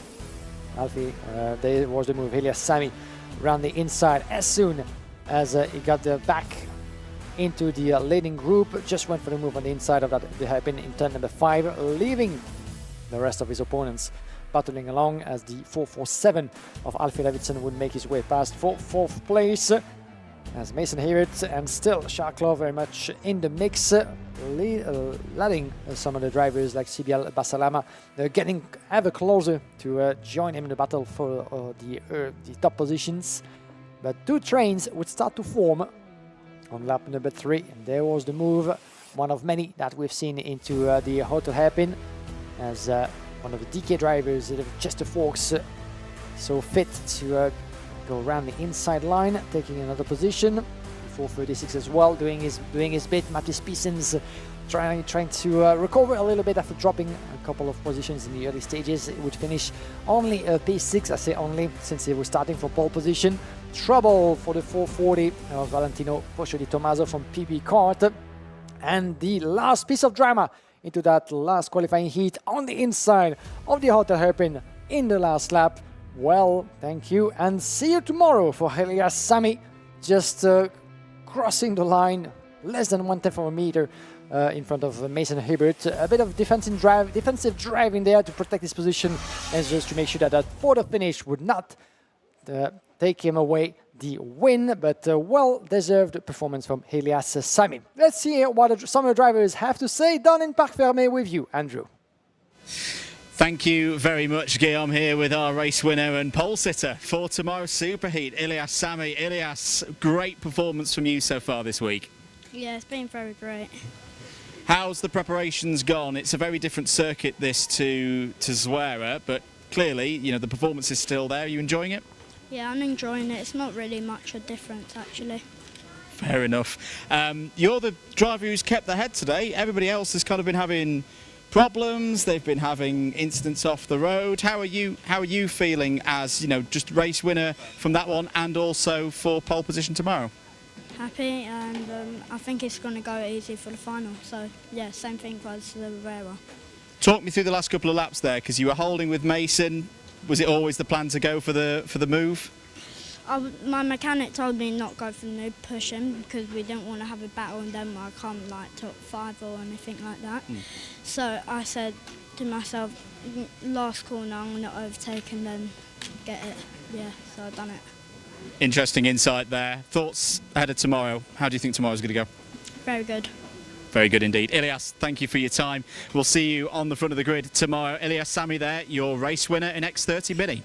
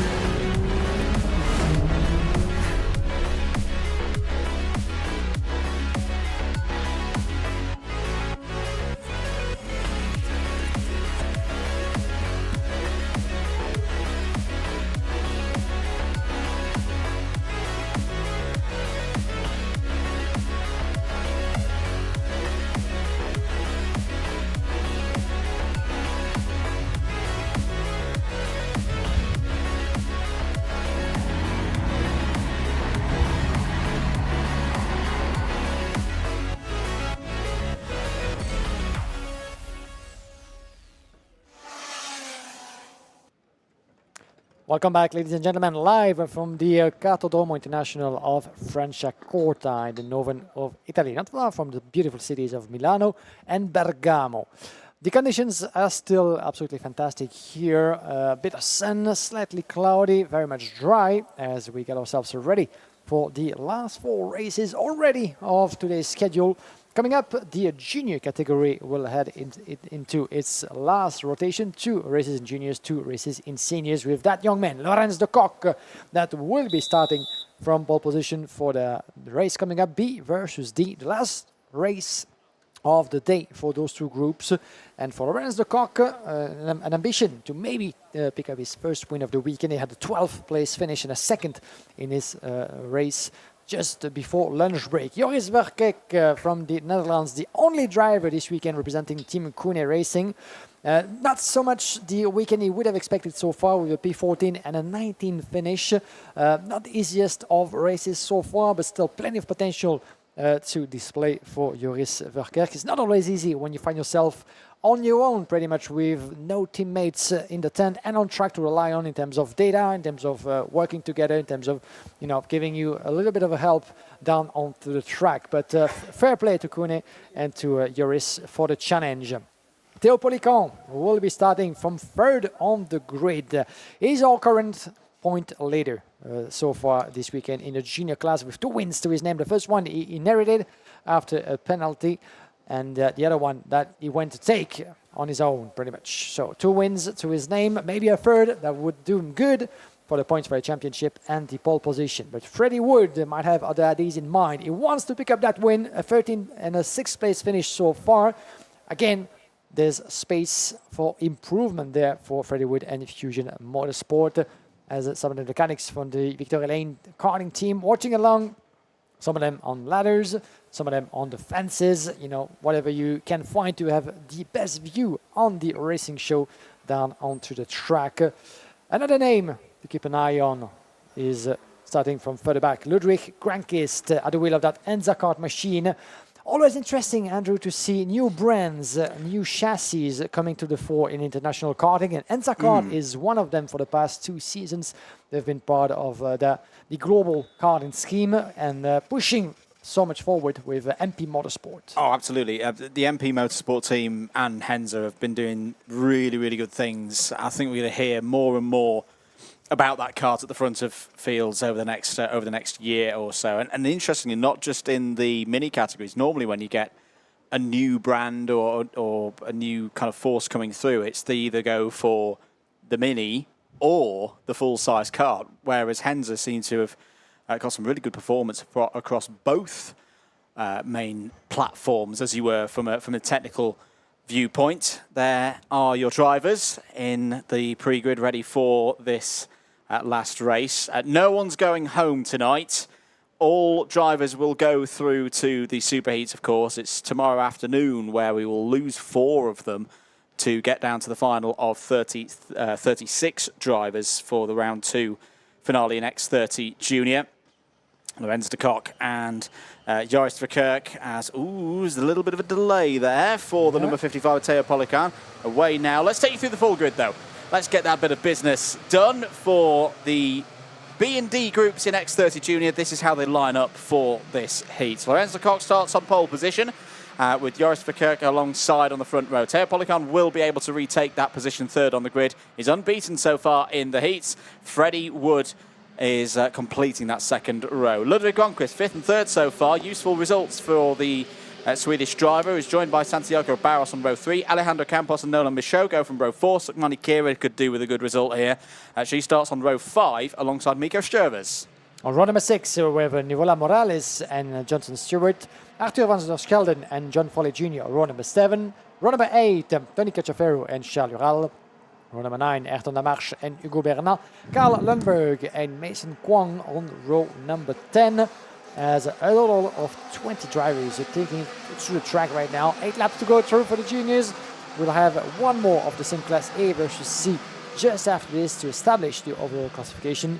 But keep in mind for now that Theo Polican, with 2 wins to his name, if he had another one, well, he will be the one starting on pole position. Coming to tomorrow, we'll need the results to be confirmed just to establish this once and for all. But keep in mind that the young French driver from the Dream Racing team has been putting out the performance so far, and he will have another advantage. It's often said in karting that the second best place on the grid behind the pole sitter is that third place, especially if the opening turn is on the same side. Third would definitely do it for Teo Polican, would move Polican onto 141 on the provisional scores. Fourth might be able to do it as well. It would then be going back to a tiebreaker scenario. Remember, if drivers are tied after the scores at this stage, we go back to TQ yesterday in the qualifying classification. That's all for later, though. Let's focus in. Let's lock in on this next race. In X30 Junior, we are racing once again. 8 laps underway. Down towards turn 1. Big, massive moment there for Verkerk, who for a moment was doing a bit of a wheelie down towards turn 1. There's more dramas. There's 2 karts locked together. It's one of the victory lanes in there. The number 64 of Santiago Barros is out, and it's the number 40 of Nuvola Morales. Nuvola is not having the kind of weekend that we saw for Nuvola last time out in Zuera. That's a second disrupted race for Morales, but no problems at the front of the field. Oh, straight away, under investigation, starting procedure infringement potentially for Joris Verkerk. So the officials will be looking at that. They'll be looking at relative positions to A, the tram lines, and B, the pole sitter, as there's another incident down there at turn 13. Yeah, 2 drivers caught up there in turn number 13. Nolan Michaud, as well as Santiago Barros was the other one. So we're going to have to wait for those involved. But we've lost Charles Ural and John Foley Jr. as well, seem to be the two others that got caught up into the early incident. So that makes it 4 drivers running into trouble in the space of just 1 lap and a half. So that's too bad for Charles Ural, who had some strong results so far this weekend. But he won't have a chance to finish on a high this day of racing. On board with Joris Verkerk. He had a bit of a moment indeed from the outside line. We thought for a second that he was going to lose complete control of his car on the way to the hairpin. But the 81 being chased at the moment. Where does he stand? A little bit further down. This is Alejandro Campos making his move on Joris Verkerk for P3rd. As they come across once again. Let's have a look at the gaps. Campos up to third place, as we said. Joris Verkerk down to 4th still, with the pressure of Freddie Wood just behind. Then Sumani Kera, Laurens de Kock, still chasing Theo Polican, and Ludwig Krankist. 3 places up for Ludwig, 3 times down. Is the one chasing at the wheel of that Enza kart machine, that orange livery, the only one of its kind. So reminded almost of the CRG colors in some ways, but it's very much an Enza MP. As Campos, not only having made his way past Joris Verkerk, is now putting the pressure on both Grankist and Polican. Well, I know a driver who is in need of a strong result. He had a 17 to start with, so certainly after his P5 finish, he will be needing to stay at least within the top 3. For a better starting position, change for 4th with Sumani Kera getting ahead of Joris Verkerk. Things are not looking that good, Andrew, for the Dutch driver. Yeah, and this is maybe experience. This is a tough moment for Joris, who hasn't done as much racing at this level as the likes of Kera and Wood and de Kock and Shervers, who are already into their 3rd race meeting of the year. At this level, that's not a good moment at all for Verkerk, out of the race. And that was involved with de Kock, so Lorenz de Kock down the inside. 2 drivers both going for the same piece of Northern Italy real estate, and that's what happens. Back at the front of the field, change for the lead. Alejandro Campos to the front of the order. Cronquist up to 2nd place. Polican's got to stay calm now. 3rd place is okay, that will do, but here's a potential move for the Gronquist down the inside, takes the race lead. Well followed through by Polican there. That was good tactics. Sugmani Kera is up to 3rd place as well. Sugmani needs a big result here to get back into play. Polican's back down the inside. This race has suddenly come alive over the last lap or so. Teo Polican back to the front of the order. Ludwig Gronquist 2nd. Sugmani Kera trying to get her weekend properly going after difficulties in the first couple of rounds. Alejandro Campos is still there. Freddie Wood is still there. They're all scrapping for these points. And Nolan Michaud, got to say, Nolan Michaud for the Dream Racing team doing very well indeed. There's an open door for Kira to step down the inside. She's taken second place. Yeah, Sukmani Kira, beautiful move down the inside, up to second place. Watch out from the counter-attack from Grankist. He knows that he might still have a chance into the win. Change further back as well between Freddie Wood and Alejandro Campos, with Freddie down the inside on the Swiss driver, up to fourth place for the British as they come across once again in final position. Lap number 6 on the outside, goes the long way around in turn number 2. Grankist on Kira, being stuck still behind the rear bumper of Polycon. Polycon is not making a move, not shaking the muscle just yet, going a long way. Watch out for Grankist, upper place into second, taking Freddie Wood with him as well. Well, that's not gonna do certainly positively for Theo Polycon. Finds himself under the pressure of not 1, but 2, but 3 drivers up on the way to the checkered flag. There's going to be a lot of a job for the Frenchman to resist from both Grankist and Sukmani and Freddie Wood now, with Sukmani Kera down in 4th, under the pressure herself from Alejandro Campos. And there may well be a little bit of team inspiration for the two Fusions in 3rd and 4th, because if they can both get ahead of Theo Polycan and Ludwig Gronqvist, that could open the door for Aaron Richardson in the second heat later on today. Gronqvist is looking down the inside. Sweet move from the Swede. Through goes Freddie Wood as well into second place. Polycan down to 3rd. That is still okay. 141 as a score would be enough. There's Richardson at the moment 6th. But remember, has a race in hand, could win that race, could move to 138. That's why we're saying that Polycan at the moment, if he can get 3rd place, doesn't matter what happens in the second race. Polycan will be on pole position for the first of the super heats tomorrow. But there's still plenty of racing to go here in X30 Junior. Groups B and D down the straight once again into this natural amphitheatre. Down the inside goes Freddie Wood to the race lead. Polycan takes the opportunity, momentarily is up to second place. Retreats into 3rd. Black flag out for the number 17 of Charles Ural. That is because he's not paid attention to the mechanical flag. Meanwhile, back of the order, Wood back down the inside, retakes the race lead.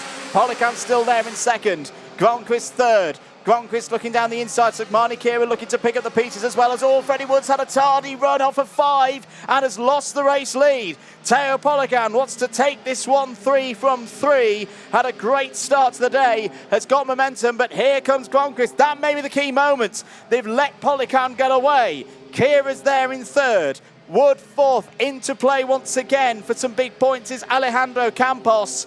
Down the back straight once again. Gronqvist defends to the inside to try and hold on to second place.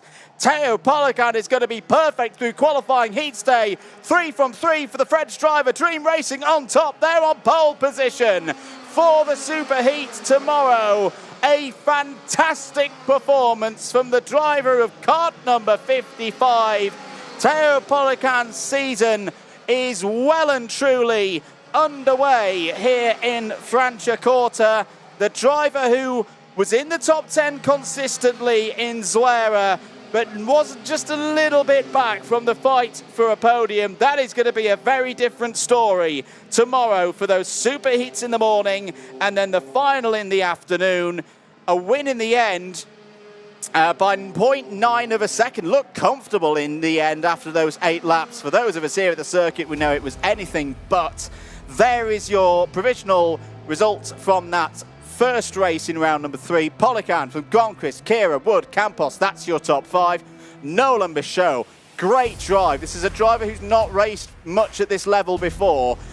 Looks like he's been here for a long time. P6 in that one. Johnson Stewart, that's a good recovery after Johnson had problems earlier on in the day. P7. Mika Schervers, Arthur van der Sheldon and Hugo Berner all in the top 10. Berner, one of 2 drivers up 8 places in that one. 11th, Tony Cacciavero, Mason Kwong 12th, John Foley Jr. 13th.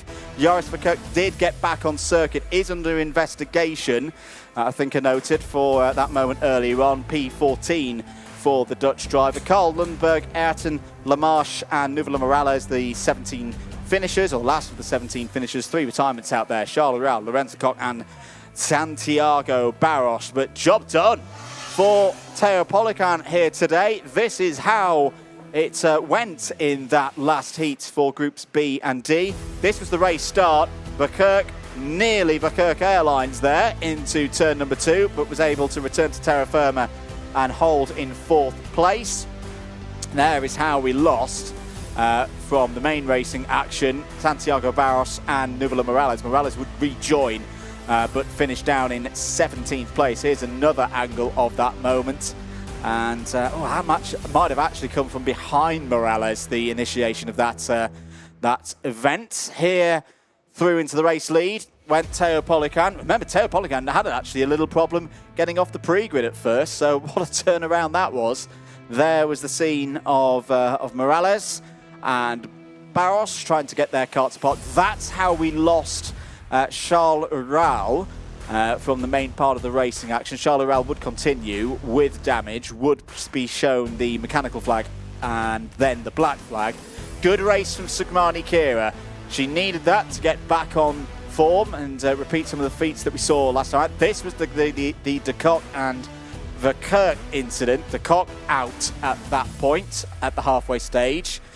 Yep, that doesn't work through turn number 5. Got to give each other space through there. Those two drivers didn't quite fulfill that brief. Verkerk, a frustrating day, having been at the front for every single one of the 3 heats off the back of TQ yesterday. 14th, 19th and 14th again in that one. Gronquist was a big part of this race, got through into the race lead and didn't hold it for long though. Teo Polican, I think that was one of the most impressive things about Teo's race. Just constantly going on the counter-attack, knowing that track position is so important at this level. Sugmani Kira tried to go for the outside. She had to get out of the throttle there. We've seen many drivers have problems with that exit of turn 5 so far today. Gronquist came back again. This was on lap number 6. Freddie Wood was a constant nuisance to our pole sitter for tomorrow as well. Wood actually went for the race lead here through turn 13, and it was wise positioning like this from Teo Polican, not allowing himself to just lean back and go back into the pack, just trying to keep himself at the front for as long as possible.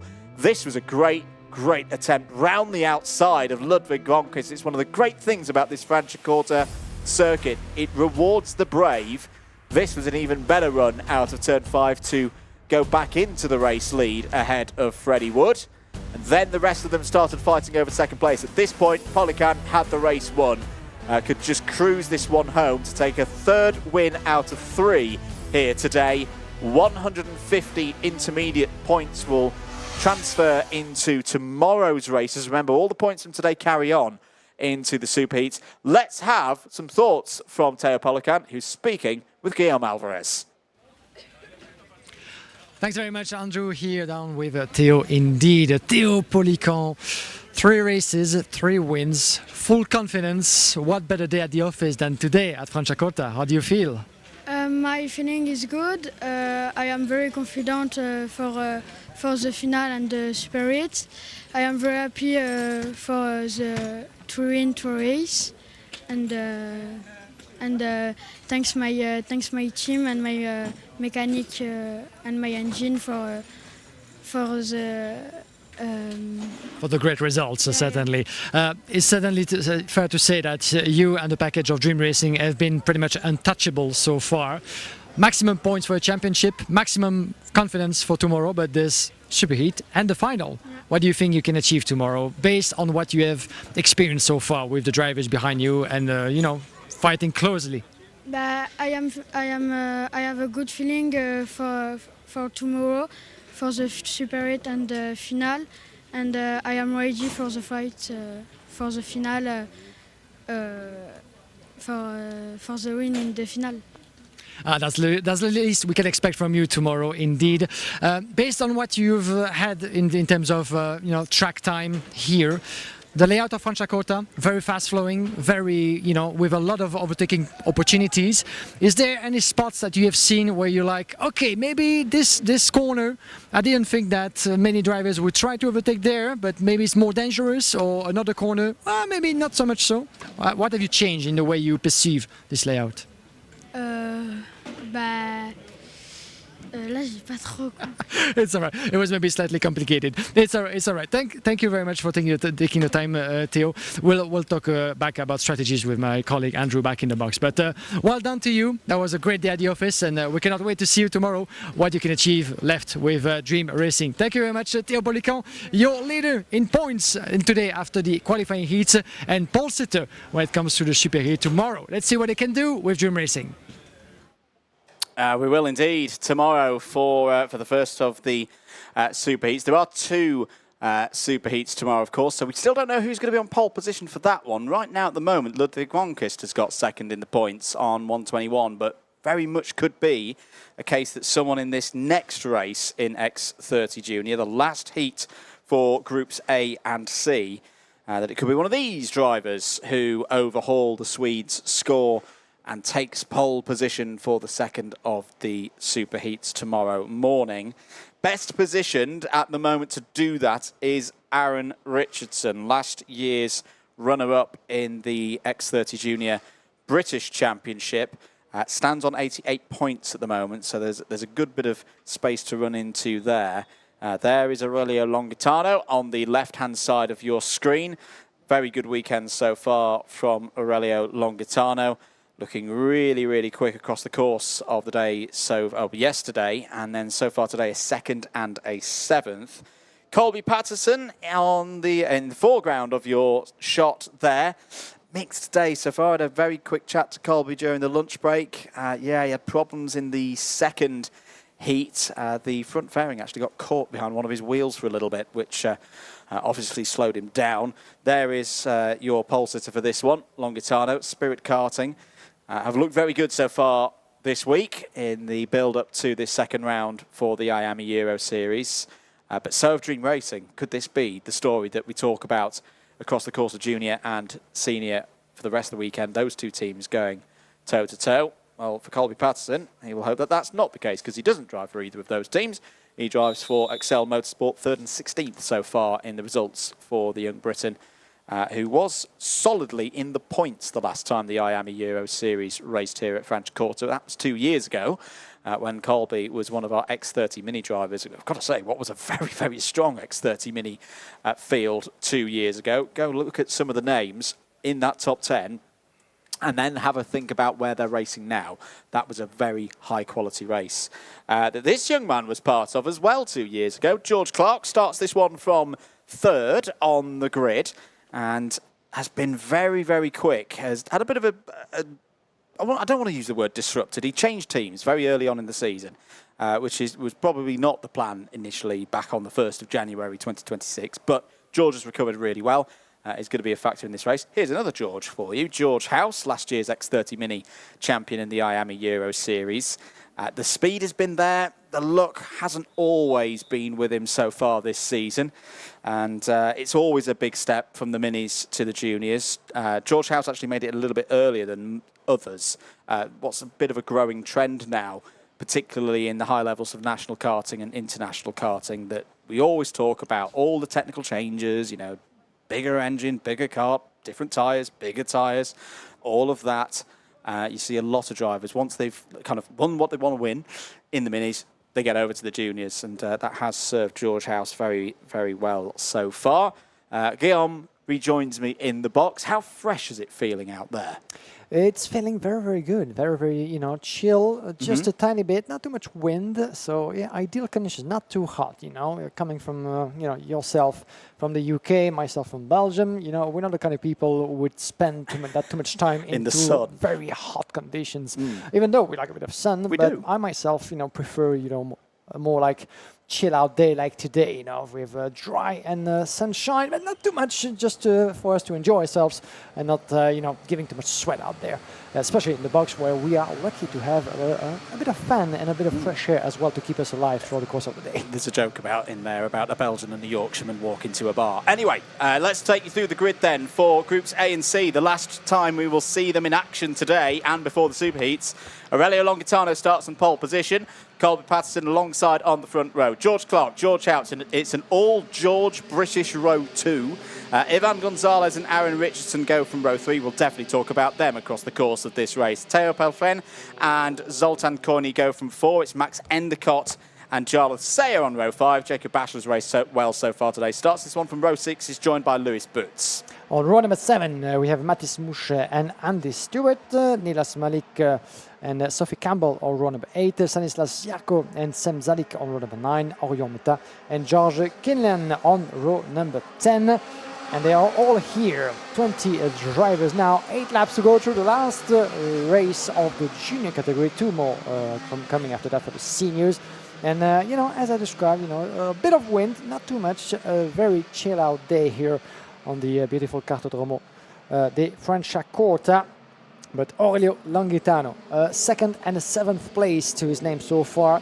3rd place as best result for Colby Pattinson by his side. The only driver that we need to keep an eye on is when it comes to the overall classification and the points is Aaron Richardson. Why is that? He's currently sitting P5 in the standings, and he has a chance, in case of a strong result, meaning a win, to pick up what would be the front row start coming to the Superheat tomorrow. When it comes to the pole, well, you heard from Theo Policon, he cannot be caught, he cannot be beaten in terms of points, so he will, whatever happens in this last race, start ahead of the pack tomorrow for the Superheat, but the name of the driver by his side remains to be decided. And I'm going to throw another one in there. I think George Clark can still mathematically take pole go. position as well as at 2/3 so far. Right, let's find out. 8 laps underway here in X30 Junior. Good start for Longhitano. Good start for George Clark as well. Immediately up to 2nd place. Are they all going to get through turns 3? That's looking tight, but actually pretty good.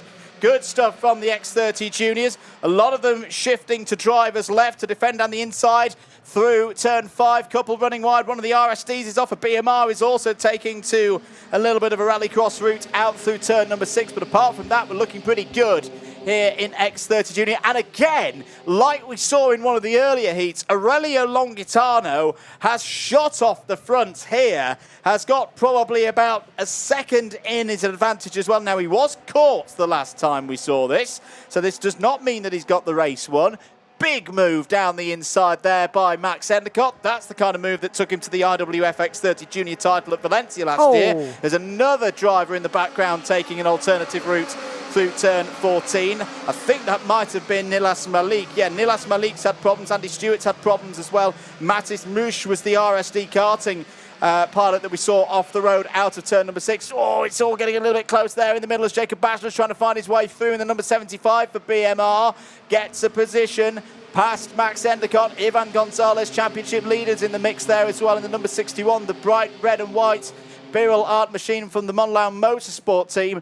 Once again, X30 Junior, you don't know where to look at the moment. Through goes Bachelor into 3rd place. But for Longhitano, though, this is a great start. He has a second advantage over George Clark. Yeah, that's one way to kick things off here for the last race of the juniors. It's now or never for some of them. There's no room for mistake.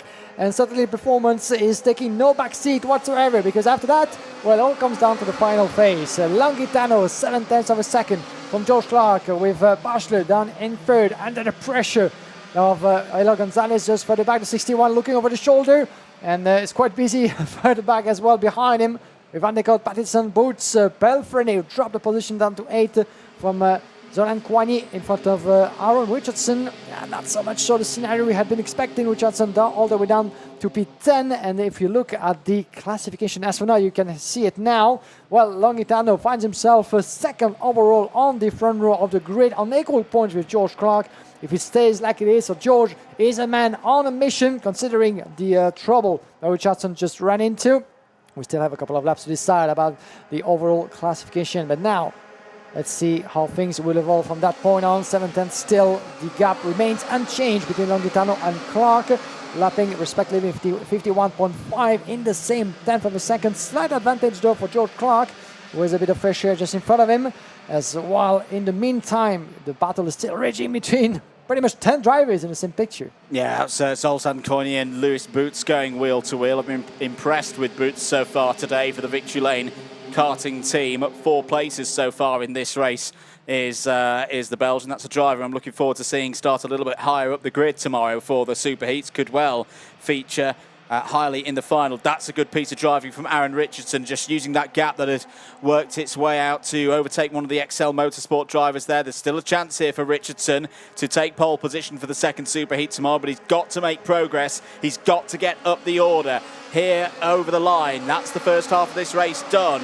It's Longitano and Clark, first and second on the road, both of them on 126 points at the moment, so we'll be back to TQ. That's always going to go the way of Aurelio Longitano because he was the fastest driver of anybody yesterday in TQ. There's a nice move as well, being pulled off by the number 19 of Zoltan Koini, goes through past the number 24 of Colby Patterson. He's having a difficult day, unfortunately, is Colby. Back and forth once again. That run through turn number 9 is all down the inside goes Boots, taking another position there. This is, sorry, that was Teo Palfren going through the other of the victory lanes, taking position. Fluoro yellow helmets, everybody knows how I feel about those.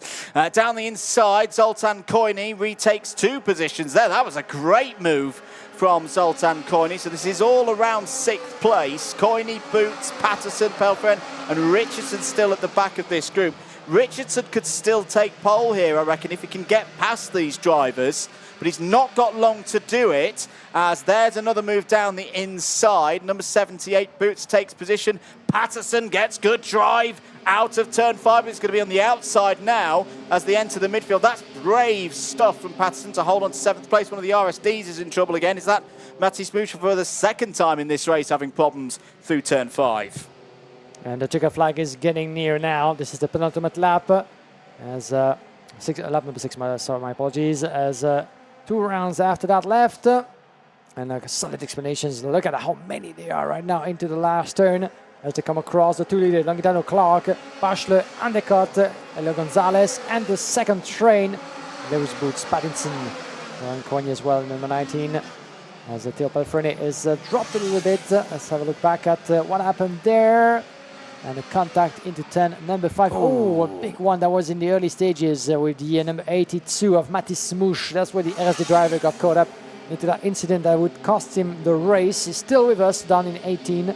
But he had shown some strong performances in recovery so far, Matti Smuch. So quite a shame to see his day ended like that. As in the meantime, we are on board, so to speak, with the number 19. Zoltan Koini is stuck in the middle with just behind him Aaron Richardson. Richardson not quite in the position to climb as much as he would have liked in that field. No, it's just not quite got the pace in this one. But I tell you what, we're not done yet for the race lead. Here's the battle for third on your screens. Endicott, Gonzalez and Bachelor. So Bachelor's just dropped a couple of positions in the last lap or so. But George Clark was only 0.3 of a second behind Longitano.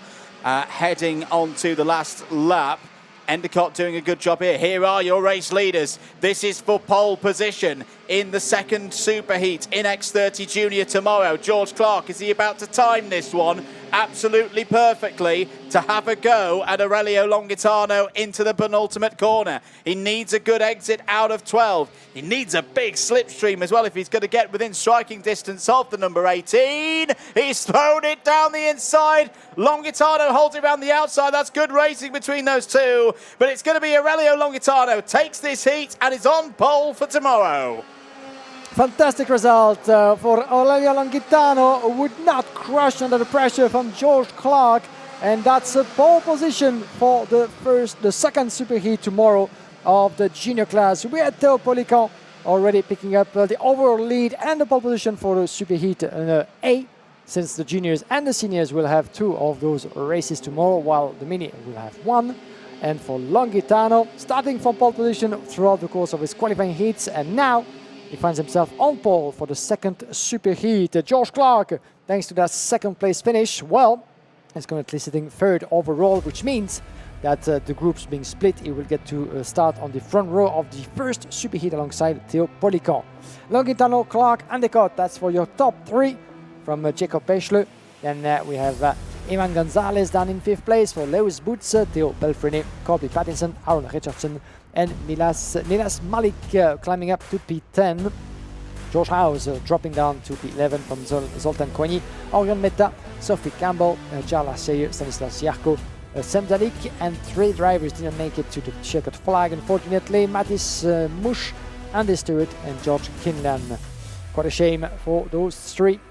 while Aurelio Longhitano, the street driver from Spirit Karting, can celebrate his first win of the weekend and a pole position in the Super Heat that comes with it. So let's see how things unfolded into that last junior qualifying heat of the day and of the weekend. Before the Super Heat, it was a cracking start from the inside from Aurelio Longhitano, who was able to take an early lead and extend his gap in the early stages of the race. Further back, there was a bit of contention as well, but it was a pretty decent getaway for everybody. One of the few that we've had into this tight and fast sector of the opening few corners. And then trouble for the 82 and the 28 of Mathis Mouche as well as Nilas Malik who were caught up.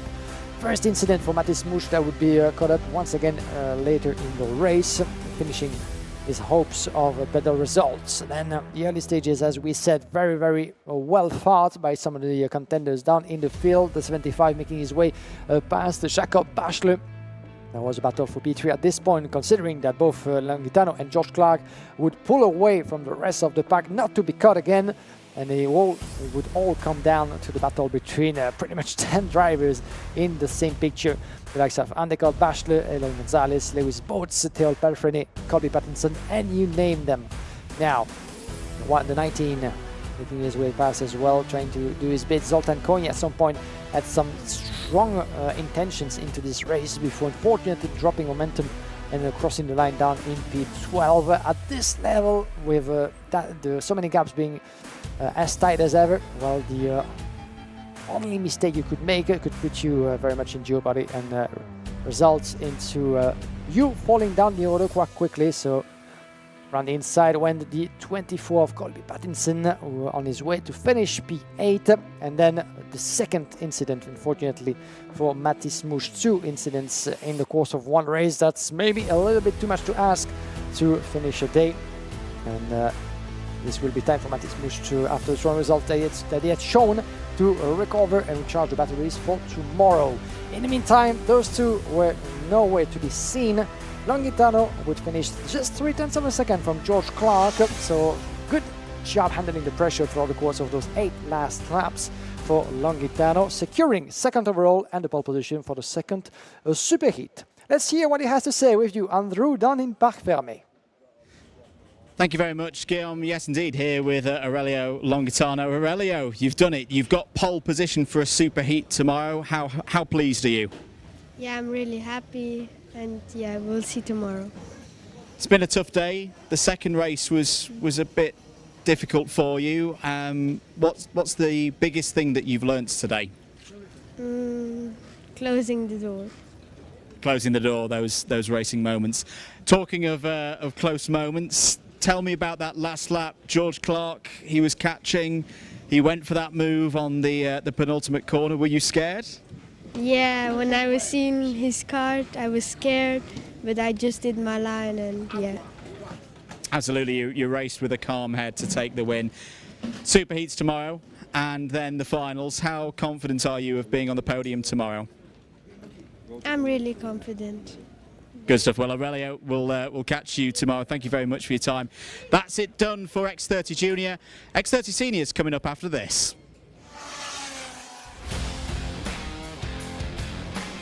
It makes life a lot easier out the track, so you don't have to worry about school and on-track performance and grades and all that sort of stuff. The school understands exactly what I'm doing. They understand, how important it is for me, and the schedule that they, cater for me is really well balanced, and I really enjoy it. It's a very fine balance between his sporting career and also his studies. He doesn't have to compromise on either. I'm very happy that Minerva has supported us through this journey. The communication is great, and yeah, I'm enjoying it. I think MVA would help a lot of other races. A lot of people come into the track and asking about it. What do you do for homeschool? Like, how does it work? And I always say, Minerva, you need to contact them and get going with them, because it's made my life so much easier.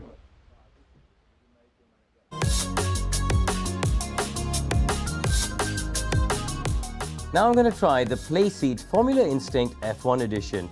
Now, as soon as I've got in it, it immediately feels familiar because it recreates the driving position I felt throughout my career. Let's see what it's like when I get going.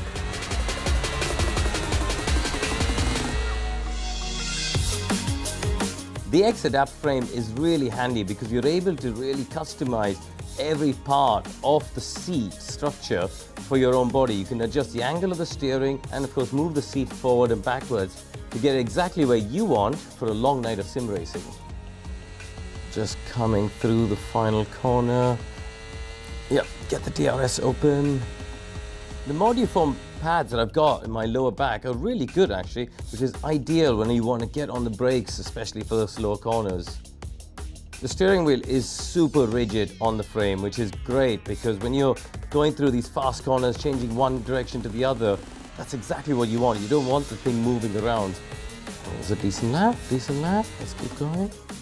The seating position with your bum going low and your legs coming back up high is exactly how you have it in all Formula 1 cars, really. On the whole, I think the seat is super comfortable. I think for someone who's a bit more serious about their gaming and simming, this is really impressive because you feel genuinely like you're sitting in the cockpit of a race car.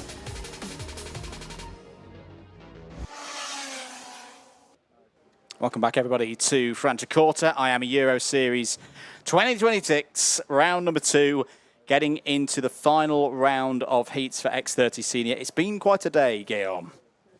There's been quite a day indeed, and as you can see, the contenders of the penultimate race we're going to have are already ready onto the pre-grid. In just a few moments, we will be good to go onto the track. We're going to have the B versus D coming up next, and then the A versus C, the last two groups to make it onto the track. Watch out for Matteo Rivals. We've had pole position for Theo Polican from Dream Racing in the junior class for the first of the 2 superheats, and the maximum points for a championship. Matteo Rivals might have a strong chance as well to put the Dream Racing colors high in the sky at the end of the weekend. He has a second place in the 6 as best results, still looking for his first win of the qualifying heats so far.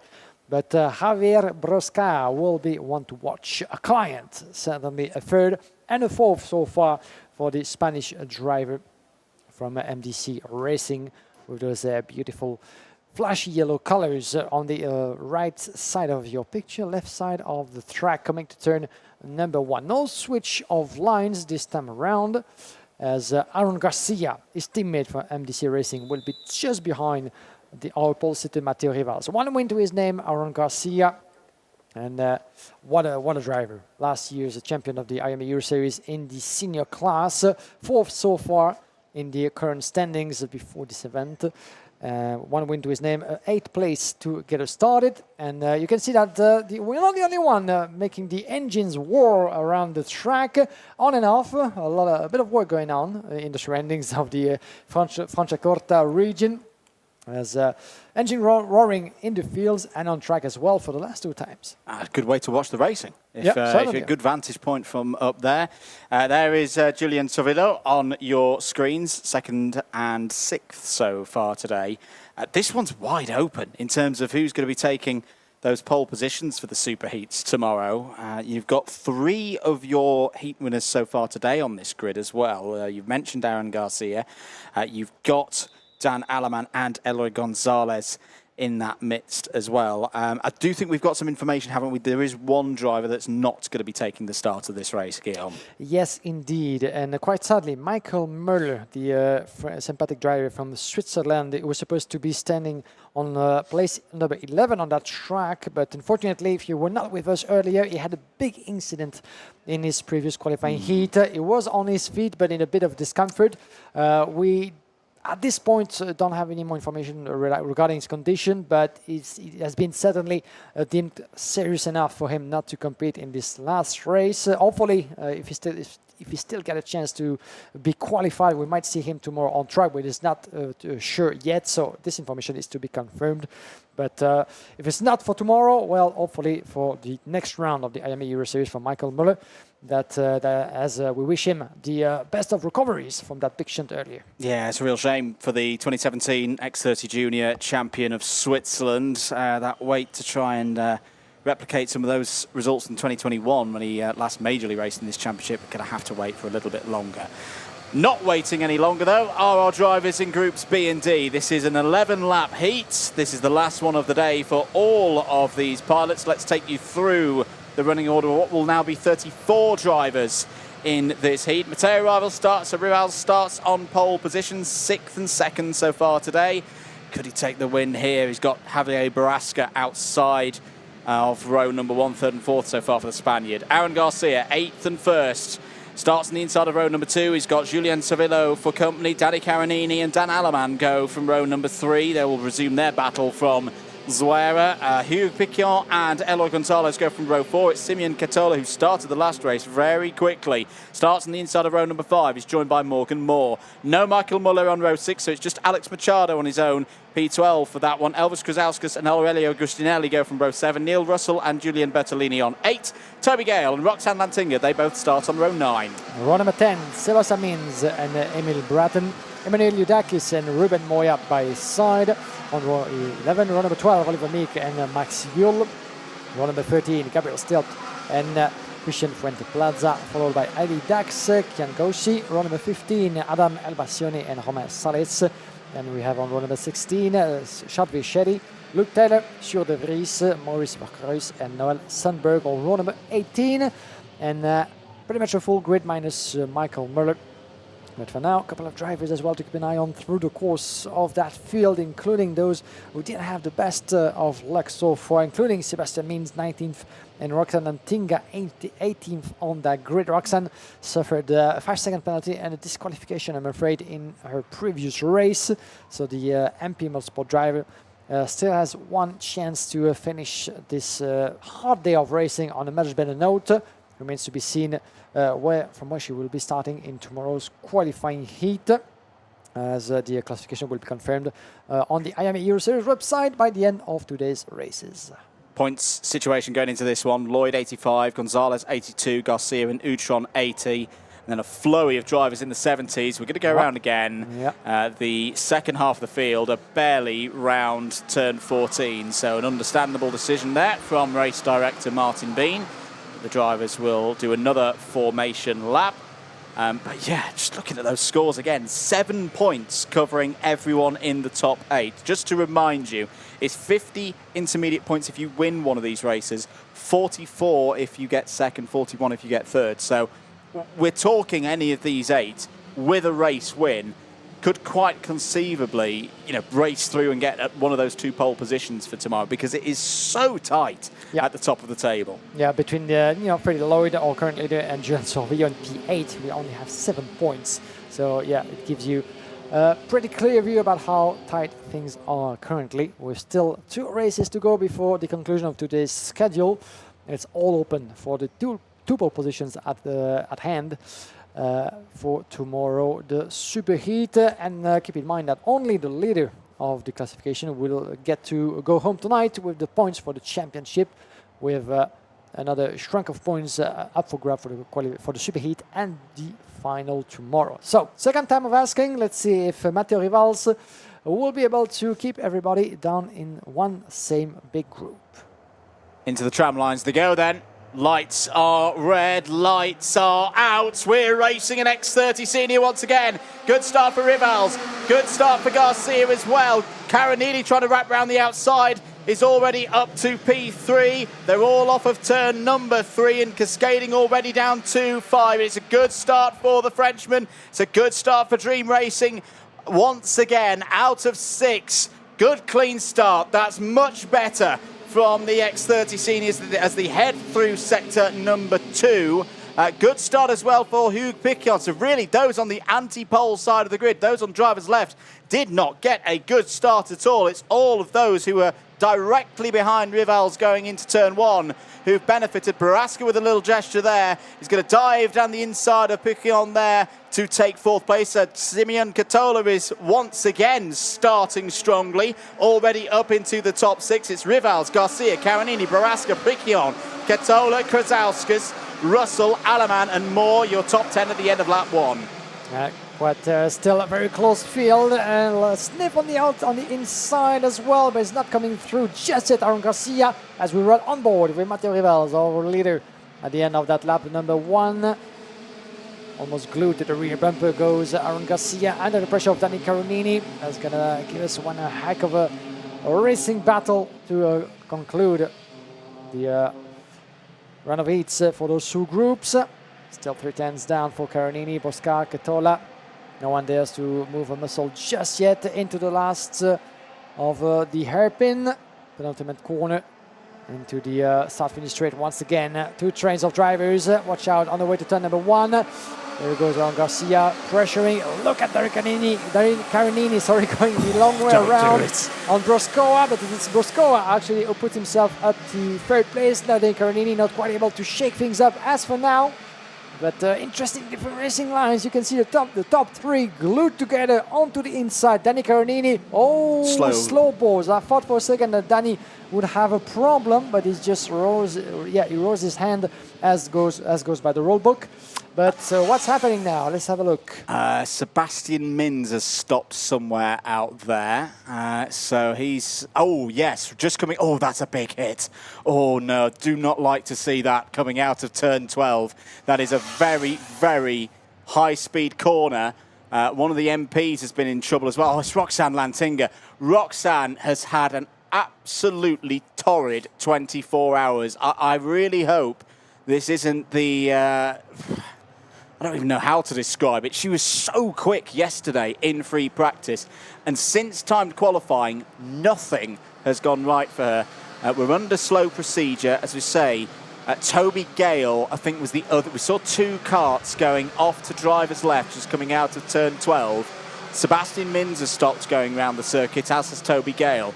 That's not good news either way, because they've had a high speed off.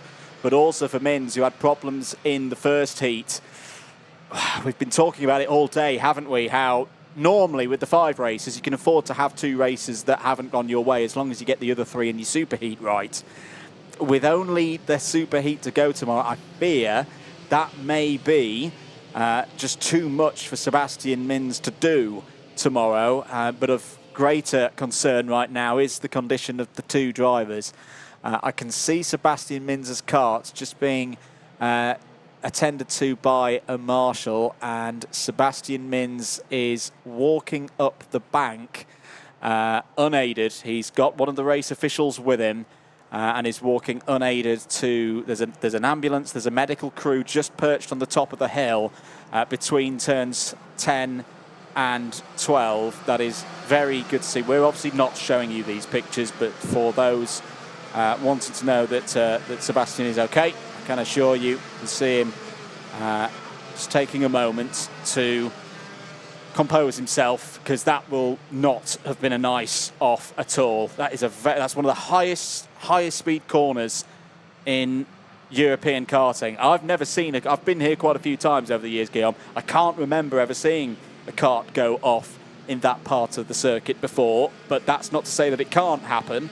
And sadly for Sebastian Mins and Toby Gale, they are both out of this race. Yeah, me neither actually. But we've had some, big coming together this weekend only, coming to turn number 13 in the Hotel Hairpin, or on the straight before. You might remember as well, last year's World Championship, we had a nasty shunt between 2 drivers on that line of 180 meters down that hairpin. But on that particular sector, turn number 12, can't remember much about how many times we might have seen a similar incident. Not that many times, but it's fair to say that Franciacorta is fast flowing, very large. There's room, as you've seen on a couple of occasions, sometimes for 3 to 4 cars side by side in some of the turns. Let's have another look. This is what happened in the early stages. Danny Caronini going the long way around, trying to catch up Javier Proscoa. Let's have a look. So I thought Danny was being very brave there, because I thought, well, you're taking on the battle of 2 teammates there who are always going to work together. And then, of course, championship rivals as well. I think, Danny Caronini just pulled out of that one, probably using his experience. That's when the slow boards come out there through turn 5, which brought the battle to a pause. And we remain under slow procedure. As I say, we've seen Sebastian Mins walk up the hill to the medical. We're not talking about Toby Gale because we don't know what is happening with Toby Gale right now, so it would not be fair to speculate. So we won't, and we'll stay under slow procedure, although it looks like we are going back to green now, which is a positive piece of news. Away we go then for the remaining laps in this heat. Rivals takes us back to full speed Garcia, as Caronini's got problems in the shape of Simeon Catola. One driver off wide there, didn't quite catch who it was. Down towards, oh, look at Garcia trying to go around the outside. That's tricky. Just gets away with it. Prohaska slips into second place. And whoa, I thought Garcia was going to join the list of drivers who've gone for a ride on the far side of that curb. He just skates. Oh, big off. Very big incident coming out of turn number 8. Involved is that Cervillo in the 245 off the road. And I think Christian Fuente was also involved in that. Adam Elbacioni Emil Bratton, has also fallen down the order, so quite a few drivers in trouble off of the restart. And again, turn 8 is another one. You don't often see karts off the road, but crucially, the barriers, the safety features around this circuit have done their job. We remain green, just with local yellows at the moment through sector number 2. There's a little tap on the head there from Aaron Garcia, probably to his teammate immediately behind. Now let's have a look again. This is off the back of Rivals. That was Garcia down the inside, taking second place back away from Prohaska. Prohaska didn't fight that one too hard, which, yes, you would understand because they're teammates, but at the end of the day, Prohaska is still very much a title contender in his own right. They don't like that. That's a big hit for both Cervillo. And who else was it who was going? It was that Bratton as well, with a big hit into the wall. That was the one indeed, and they're all standing by the sideline, and you don't see that, but they're having a bit of a conversation. Certainly, after what happened, the adrenaline still rising high. There you can see it, and now still with the helmet on, out of safety. But the frustration can be felt. As long as you don't hurt yourself kicking those rocks by the side, you can make it back to the Parc Fermé. But yellow flag is waving somewhere else onto the track. What a last race that is, as you can see the drivers still making their way back close to the marshals. Yeah, it's better to have them out of marshal post as dictated by the rule book than playing around the circuit. But yeah, certainly not the easiest way to finish qualifying heat day. As in the meantime, we're going to focus back on the battle at stake for the lead, because Matteo Rivals, Aaron Garcia, Javier Brosca still very much close. Look at that, there's a switch. Garcia in the lead, Rivals still in second, but for how long? Brosca putting the pressure on the shoulders of the Frenchman, with Danny Caronini still very much in contention in fourth place. The Italian, look at them, two drivers, two moves at once. On the inside goes the 229, Elvis Krasauskas, who gets past Danny Caronini for fourth place. Krasauskas climbing through the ranks, 9 positions gained, finds himself in the prime position to maybe, just maybe, pick up a win at the end of this last qualifying heat. That would be certainly the comeback of the day. Would be indeed. Lap 10 is what we're on here. Aaron Garcia down the straight. Tell you what, this would put a lot of scoreboard pressure on those in the second race. Caronini throws it in down the inside there, takes fourth place away from Elvis Krasauskas. Remember, he had a penalty in the first round of heat, so he's a little bit further down the intermediate order. On to the final lap then. Garcia trying to hold on to this race lead, shuts the door, and Matteo Rivals has still got the support there of his teammate Javier Prohaska. Could MDC Racing take another great result here in the IAME Euro Series? Bit of a defensive line. Prohaska trying to cut back there, but there's more grip round that outside line now. You didn't have that at the start of the day. So Rivals, despite having a bit of an overlap, was able to hold on to second place. Looking back now from the 282, Caronini still there in fourth. Krasauskas going wild. In fact, Krasauskas just holding on to fifth place now. And I think that's another of the Mole Racing drivers coming up the order. Hugues Piquion's fallen out of this group and out of the top 10, down towards the final couple of corners. Aaron Garcia is going to go into the clubhouse as the points leader, takes his second win of the day, and that is a champion's performance. Really cool head from Aaron Garcia to take another 50 points. That could be enough. It will all depend on what happens in the second heat coming up immediately after this.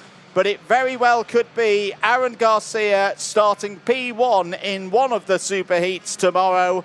Matteo Rivals, second place. At the moment, he is in second place in the scores as well. So if you get a really crazy second heat in the seniors in this final round, he could still be on pole tomorrow as well. Javier Prohaska did a good supporting role there, the second of the MDC's home. But for a number of the drivers, it's been a really tough day today here in the X30 senior category. We've talked about it at length. No margin for error. All of them will be on the grid tomorrow in some shape or form for the superheats, but some may simply have too much to do when we get to those races. There is your provisional result. Garcia from Rivals, Baraska, Carinini, Alemania 1, 2, 3, 4, 5. Kuzauskas, Gonzalez, Russell, Moore, Moya, all in the top 10. Good response from Ruben Moya today. He will be back in play properly tomorrow when we get to those superheats, unlike here 2 years ago. Katola still, Piccion, Liudakis, Sundberg, all in the top 15. Ewell, Soleil, Roxanne Lantinga, Christian Fuente, Julian Bertolini, all in the top 20. Shetty, good first day for Shetty on a debut at the Euro Series level, up 10 places in that race into 21st. Kieran Gauchi, Sjoerd de Vries, Luke Taylor and Maurice Verkruijsen all in the top 25. Let's have a look at some of the highlights then from that penultimate race of the day. This was the race start. Baraska did not get a good start at all. That's why you saw so many drivers who started on the pole side gaining in the early stages. Through turns 2 and 3, relatively quiet compared to what we've seen at other stages of the day in X30 Senior. Drivers more playing the long game as they ran down towards turn number 5. This was Baraska going through and up another position. That was past Piccion. And in the early stages, it's a good run from Mateo Rivals to hold off Aaron Garcia. Elvis Krasauskas having a good back and forth with Samuel Katola. Then we went under slow procedure. This was wide. This incident here between Sebastian Mins and Toby Gale just coming out of turn number 12. Very high-speed incident indeed. Mins walked to the ambulance. Roxanne Lantinga also had problems. Roxanne actually did amazingly well just to get back to 18th place after the restart. That was shortly before the slow procedure. So the incident was being dealt with before the slow boards came out. Carinini nearly being squeezed out there by Baraska over that curb out of turn number 3. This was the point at which the slow boards came out. The race was neutralised and then went back to racing 3 or 4 laps later. Rivals initially getting the run over Garcia, Baraska and everybody else. There were 1 or 2 further moments on this first lap going back to green. Katola having a moment. So that's where we lost. I think that's where we lost the likes of El Bastioni and others. And then, of course, there was a further incident. That was close as well with Garcia nearly finding the far side of the curb out of turn number 5. Whilst these highlights continue, let's head down to Parc Ferme and over to Guillaume Alvarez. Thanks very much, Andrew, here with Aaron Garcia. Aaron, at last, the win for what has been a last difficult one race. But as for now, you are the leader in the points. So how would you assess your day at the office today in Franciacorta? Well, I think we need to be happy. We struggled a lot to find the pace on Wednesday. So, yeah, I think we saved on quali. We arrived to the pace, and now we are proving that we can be there. And, yeah, let's see what happens on the next one and see how we start tomorrow. You're not the only one from the team to be fast out there and be able to fight for the win. When that happens, there's a bit of strategy that comes into play. Do you guys talk a lot about how you can extract the best for the team and for yourself? Well, I think it's nice to be both on top. Also, we have Amir and Yuk that are pretty fast. So, yeah, I think the work is easy. So, yeah, we try to respect each other, but it's racing. So, yeah, really happy with the team and everything. Lovely. Cannot wait to be tomorrow. Thank you. Gracias, Aaron Garcia. As we're going to have Matteo Rivals straight with us. You can join me, Matteo, by my side. As we said, one race to go, but you find yourself second for now. So a good day at the office for you? Not a perfect day because we did a P6 in the first heat. Was not so good.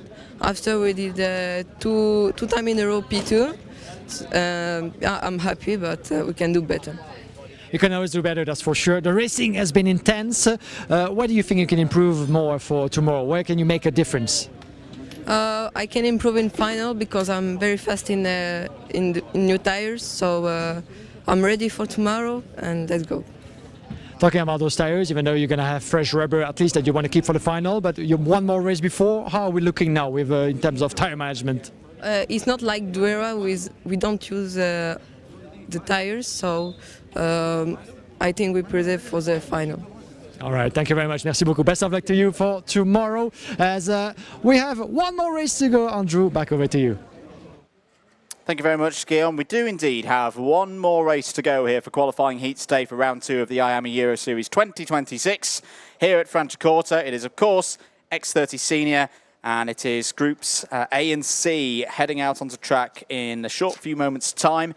Quite a lot to unpick in this one as to who's going to be starting on the pole positions tomorrow. We've just spoken to 2 drivers there who could well be, but it could also be the case that neither of them could be on pole position to go. We're going to take a short break here at the circuit.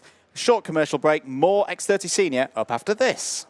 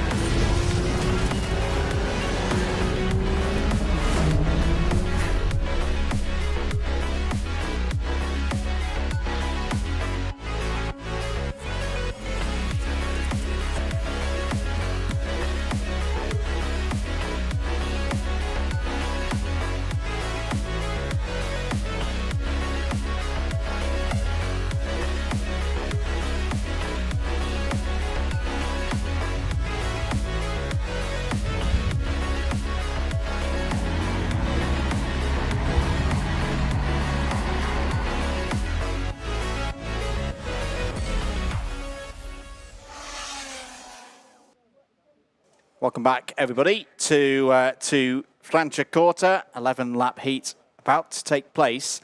And once again, 3rd time today that we have seen a pole swap. If you're new to the sport, this is where the pole sitter, which in this case, Garcia San Juan, has decided, I want to start on the opposite side of the grid as we run through the tram lines into the lights. So we have seen both drivers on the front row for this one do this across the course of the day. Elias Lehmann did it in round 1.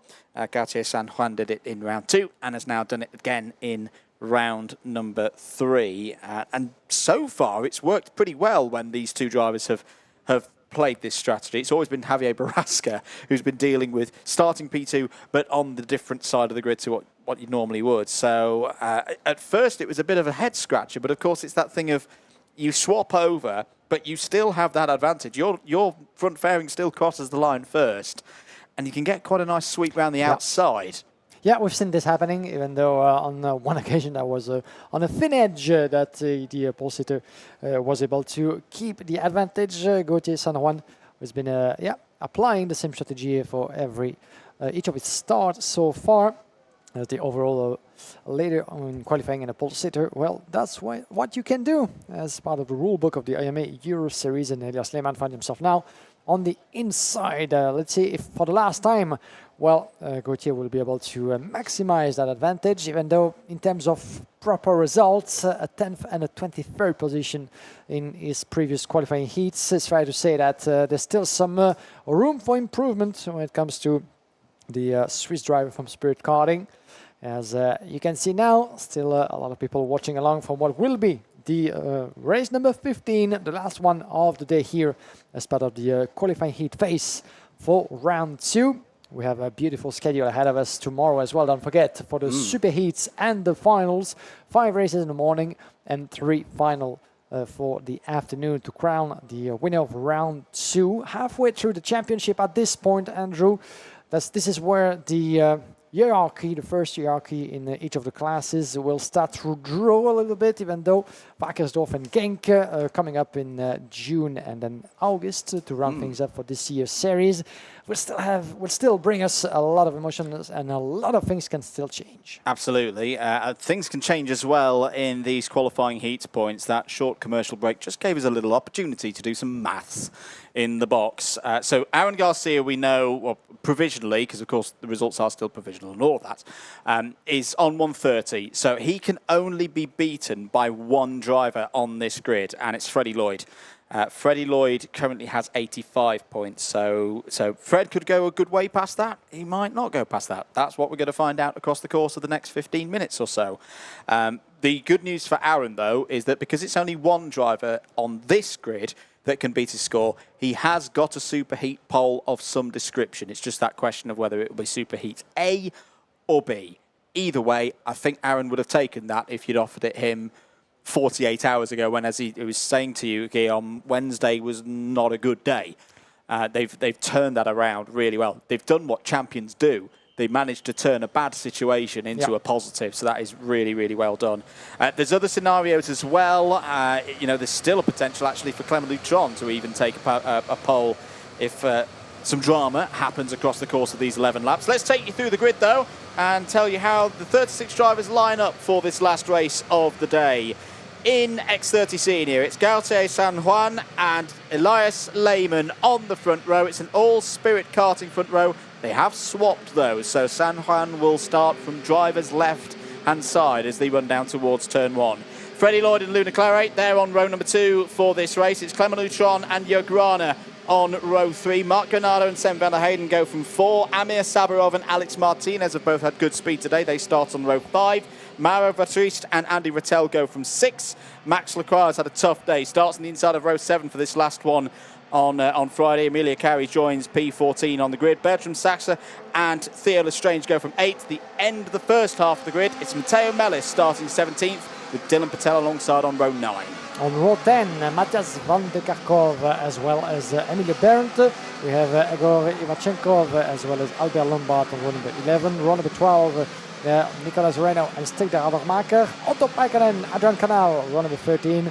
Row 14, Dinan de Vos and Luis Fernando Nunes. Xavier Rekal and Antonios Haddad, row number 15, followed by Alexander Mercier and Alexander Zafiriadis on row 16. Row 17, Lars Wenning and Gabriela Teixeira. Paco Miguel Sarmiento and Aaron Moida on row number 18. Sad to say that for Gabriela Teixeira, the first 2 races didn't go according to plan, as she wasn't able to keep both of her results to disqualification in the course of a weekend. That's something that I'd love to ask, as Adrian Canal is not with us onto the grid. He was supposed to start further back from 26. Yeah, Adrian had a bit of a tough moment coming out of turn 3, didn't he, on one of the previous races? So not a surprise, but hope that Adrian can be back very soon. Just very quickly, it's got to be a win for Freddie Lloyd. Just done the calculations. He's got to win this race to overhaul Garcia's score. Likewise for Clement Lutron with his scenario. Away we go then for the last race of the day, and straight into the race lead goes Gautier San Juan. Another great execution of the strategy from the Spirit karting driver. It's helped his teammate get into second place, and Emilio Burns in trouble. The German falling to the back of the order. Maybe that was part of the strategy. Maybe it was a thought to think, well, if we can control this run into the line, we can emerge still 1-2. Keep Freddie Lloyd back a bit, keep Luna Claret back a bit, but you don't keep those drivers back for long. Lloyd's gone down the inside, taken second place almost immediately. Clement Lutron is on the drive as well. He's got to outscore Lloyd by 8 points and win this race to take one of those pole positions for tomorrow. Freddie Lloyd is on the charge, down the inside, has got both of the Spirits at the end of this first lap. Lloyd leads from San Juan, Lehmann, Granada, Claret, Jörg Sam van der Heyden. Clement Lutron's fallen down to 8th place, so not a good start for Clement Lutron. Andy Rattel, decent up 3 positions for P9. Alex Martinez completes the top 10. Yeah, one an opening lap from Freddie Lloyd. He finds himself in the lead of the race and of the classification. 5 was clear from Aaron Garcia. But in order to achieve that, he's going to have to stay where he is. 2.2 tenths from San Juan.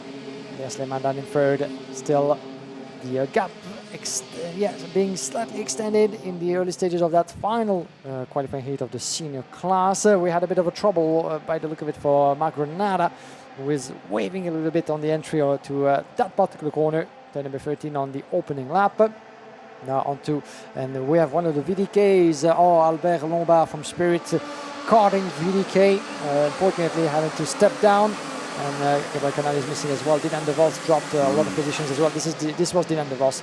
And Albert Lombard as well missing out as there's a switch for second place now. Elias Lehmann just made his way past. Indeed. So up to second place for Elias in front of Gauthier San Juan. Now, those two, don't forget, are part of the Sims team. As I said, that another place lost. And this is well done by the 2:28 of Marc Granada from Mall Racing. Now finds himself up into pit race, splitting the spirits. I was going to say in a minute ago that maybe they might want to work together to keep those positions alive as much as possible, because Luna Claire is coming back on them very quickly. Indeed, she is. Just to mention on Marc Granada, similar to what we were talking about with Garcia and MDC having a bit of a tough day yesterday. Great response from Marc Granada and the MOL racing team. They at times were a long way down the order in terms of lap times 2 days ago in those 3 practice sessions. We know that there's good race form for Marc Granada heading into this weekend, because Marc was on the podium for IAME Series Italy here a couple of weeks ago. But yeah, big turnaround this last 48 hours for Marc Granada, up 4 places so far in this race. Here's a good scrap for 4th. San Juan trying to hold on there, and Luna Claire again trying to gain points. Let's have a look at a replay. This is coming out of turn number 13 now. What's going to happen? Oh, Luna, my goodness. Yeah. And an even bigger incident further back. That's how we lost the VDK, and it was Stig de Rademacher in the RSD having a real tumble-dryer moment out of turn 13. I hope Stig is okay, because that is not nice to see at all. We're on lap number 5 of this race. Down the inside, there's a good moment for RSD, which is a positive. We've had lots of problems for their drivers so far today, but Sven van der Heyden flying the flag, doing good business, up to P9 past Andy Rattel. Yeah, beautiful move from Sven van der Heyden. Didn't have the best of races so far. Talking about move on the inside, Luna Claire on the Gauthier San Juan, beautifully made. In the replay that we saw just before, she had a bit of a moment in the opening lap, just into her opponent, and Gauthier is not listening and dives around the inside, opened that door, allowing not one but 2 drivers in Clément Tron and as well as Alex Martinez to make their way past. Martinez up to 4th place for Clément Tron. And there's a switch for the lead now with Elias Elman going on the attack on Freddie Lloyd in the meantime. Well, once again, not only at the halfway point to this last race, and is going front, left and center now between the last protagonist of the senior class. Elias Lehmann finds himself in the lead, Granada down in 3rd, and Freddie Lloyd is the next spray. I've got to say, this is really good to see from Elias Lehmann, who Lehmann has taken a huge step forward this weekend. Another one of the drivers who had good preparations for this one in the X30 Challenge Switzerland event recently, was 2nd in that one. But this performance so far today has been another step up. This is a driver who hasn't had a top 20 in a final before at this level. You wouldn't know it off of this performance, going toe-to-toe with a former X30 Junior champion in towards turn number 2 and turn number 3. Freddie Lloyd slips down to 2nd in the point standing. Now, that would still be good enough for a pole position. It would just be Superheat B as opposed to Superheat A tomorrow. Alex Martinez is the fastest driver on the circuit. Alex Martinez, I think, has had a really underrated day. In everything that's been going on, and there's been a lot going on in X30 Senior today, Alex has just kept plugging away, getting good scores on the board. Up 6 places so far in this race. Could well be a bit of an outside chance for a podium tomorrow. Was 5th in the first round of heats. 2nd round of heats didn't quite go his way. But we'll keep an eye on the action racing driver across the course of the rest of this race and tomorrow. You can join us for all of the racing action here at Franciacorta tomorrow. Do hope you do. It's going to be a very dramatic day. We're on lap number 8 now, down towards turn 5 once again. Freddie Lloyd just measuring his opponent at the moment. Elias Lehmann performing brilliantly. I was overjoyed to see how pleased the team were for him yesterday when he got that pole position within group. All of the other drivers, the juniors, the seniors, even those he'd beaten in that session, were absolutely elated for this young man. And I do hope he can get a good result tomorrow, because he deserves it. Yeah, certainly so. As entering the turn number 13 at the end of what will be lap number 7. We're getting near the checkered flag now as Coming across, Freddie Lloyd still very much glued to the rear bumper of Elias Lehmann. Running inside he goes, and there's the P1 that falls back into the hands of the returnee at the wheel of Premium Karting Colors. But LN Car Chassis back in the lead with Freddie Lloyd, and that allows him to get back as well in the lead of the classification as for now, which means 25 points for the championship and the pole position for the first of the two superheat tomorrow. He needs to stay where he is, further back with the 211.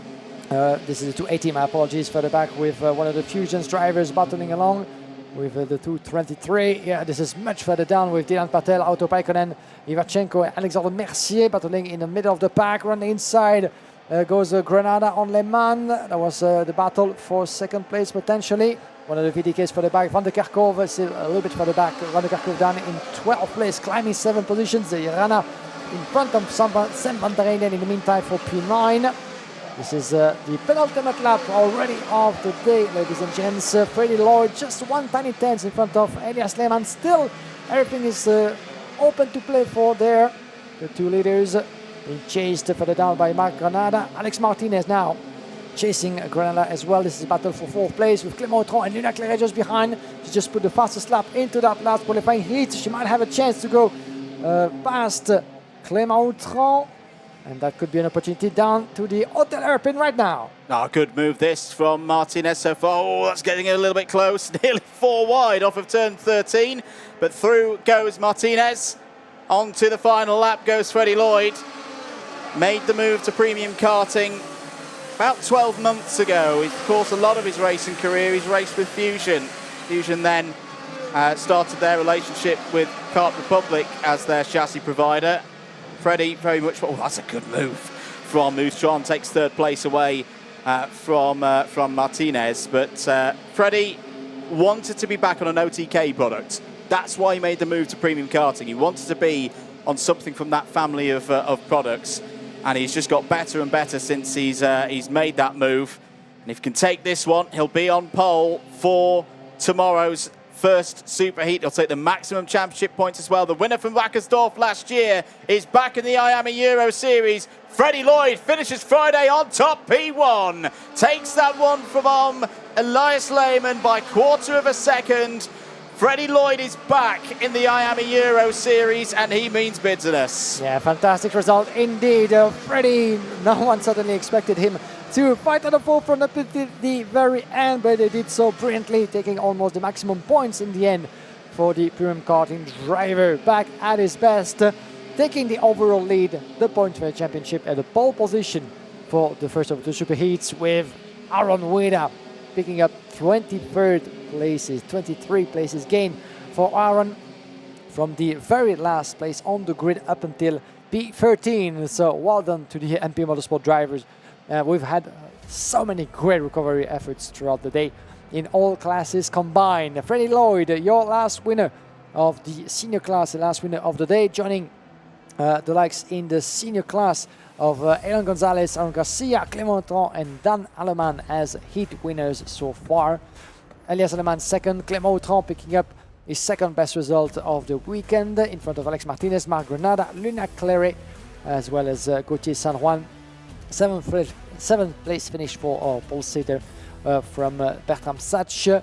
Sam van der Eyden, Andy Rattel running out the top 10. Matthias van der Kerkhove 11 from Emilia Carey, Aaron Weda, as we said, Hugo Rana, Theo Lestrange, Otto Paikonen 16 from Max Lacroix, as well as Mauro Vertriet, Egor Ivachenko, Louis Fernando Nunez running out the top 20. Just outside of it, Dylan Patel 21st from Emilio Bernd, as well as Alexandre Mercier, Paco Miguel Sarmiento, Antonio Salad, Matteo Melis, as well as Xavier Reikal, Amir Sabirov, Lars Venink, Alexander Safriadis and Nicolas Renault, the last one to see the checkered flag. Freddie Lloyd back in the Parc Fermé.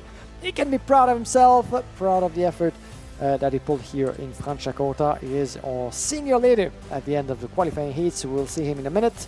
A couple of drivers that will make it through to the checkered flag. Gabriela Texera, Stig de Radermacher, Dylan de Vos, Albert Lombard. Let's see how things played out. It was a epic one last qualifying heat, to say the least.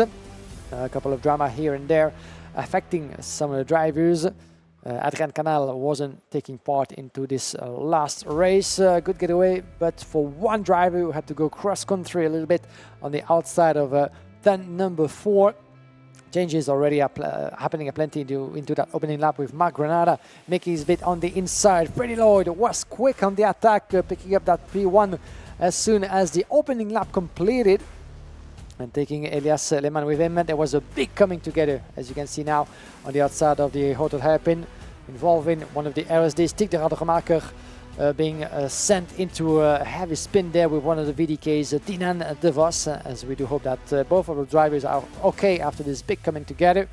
In the meantime, on lap number 3, full driver battle. Trying to chase Freddie Lowe with Mark Granada, having a strong explanation with 2:23 of Gauthier San Juan. The pole sitter was still at this point in contention for a top 3 finish. Running inside when Sam van der Reyden on the 2:64. Andy Rattel would finish down to in P10th.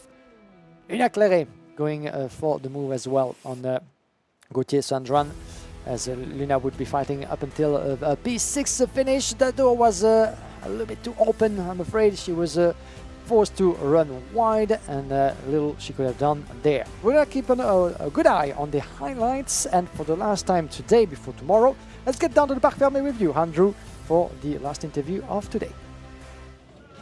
Thank you very much, Guillaume, here with Freddie Lloyd. Freddie, different scenery this weekend. You've raced in this championship before, but it's the first time we've seen you here for 2026, and you finished the first race day on top. That's pretty good, isn't it? Yeah, I mean, it's been amazing. The last time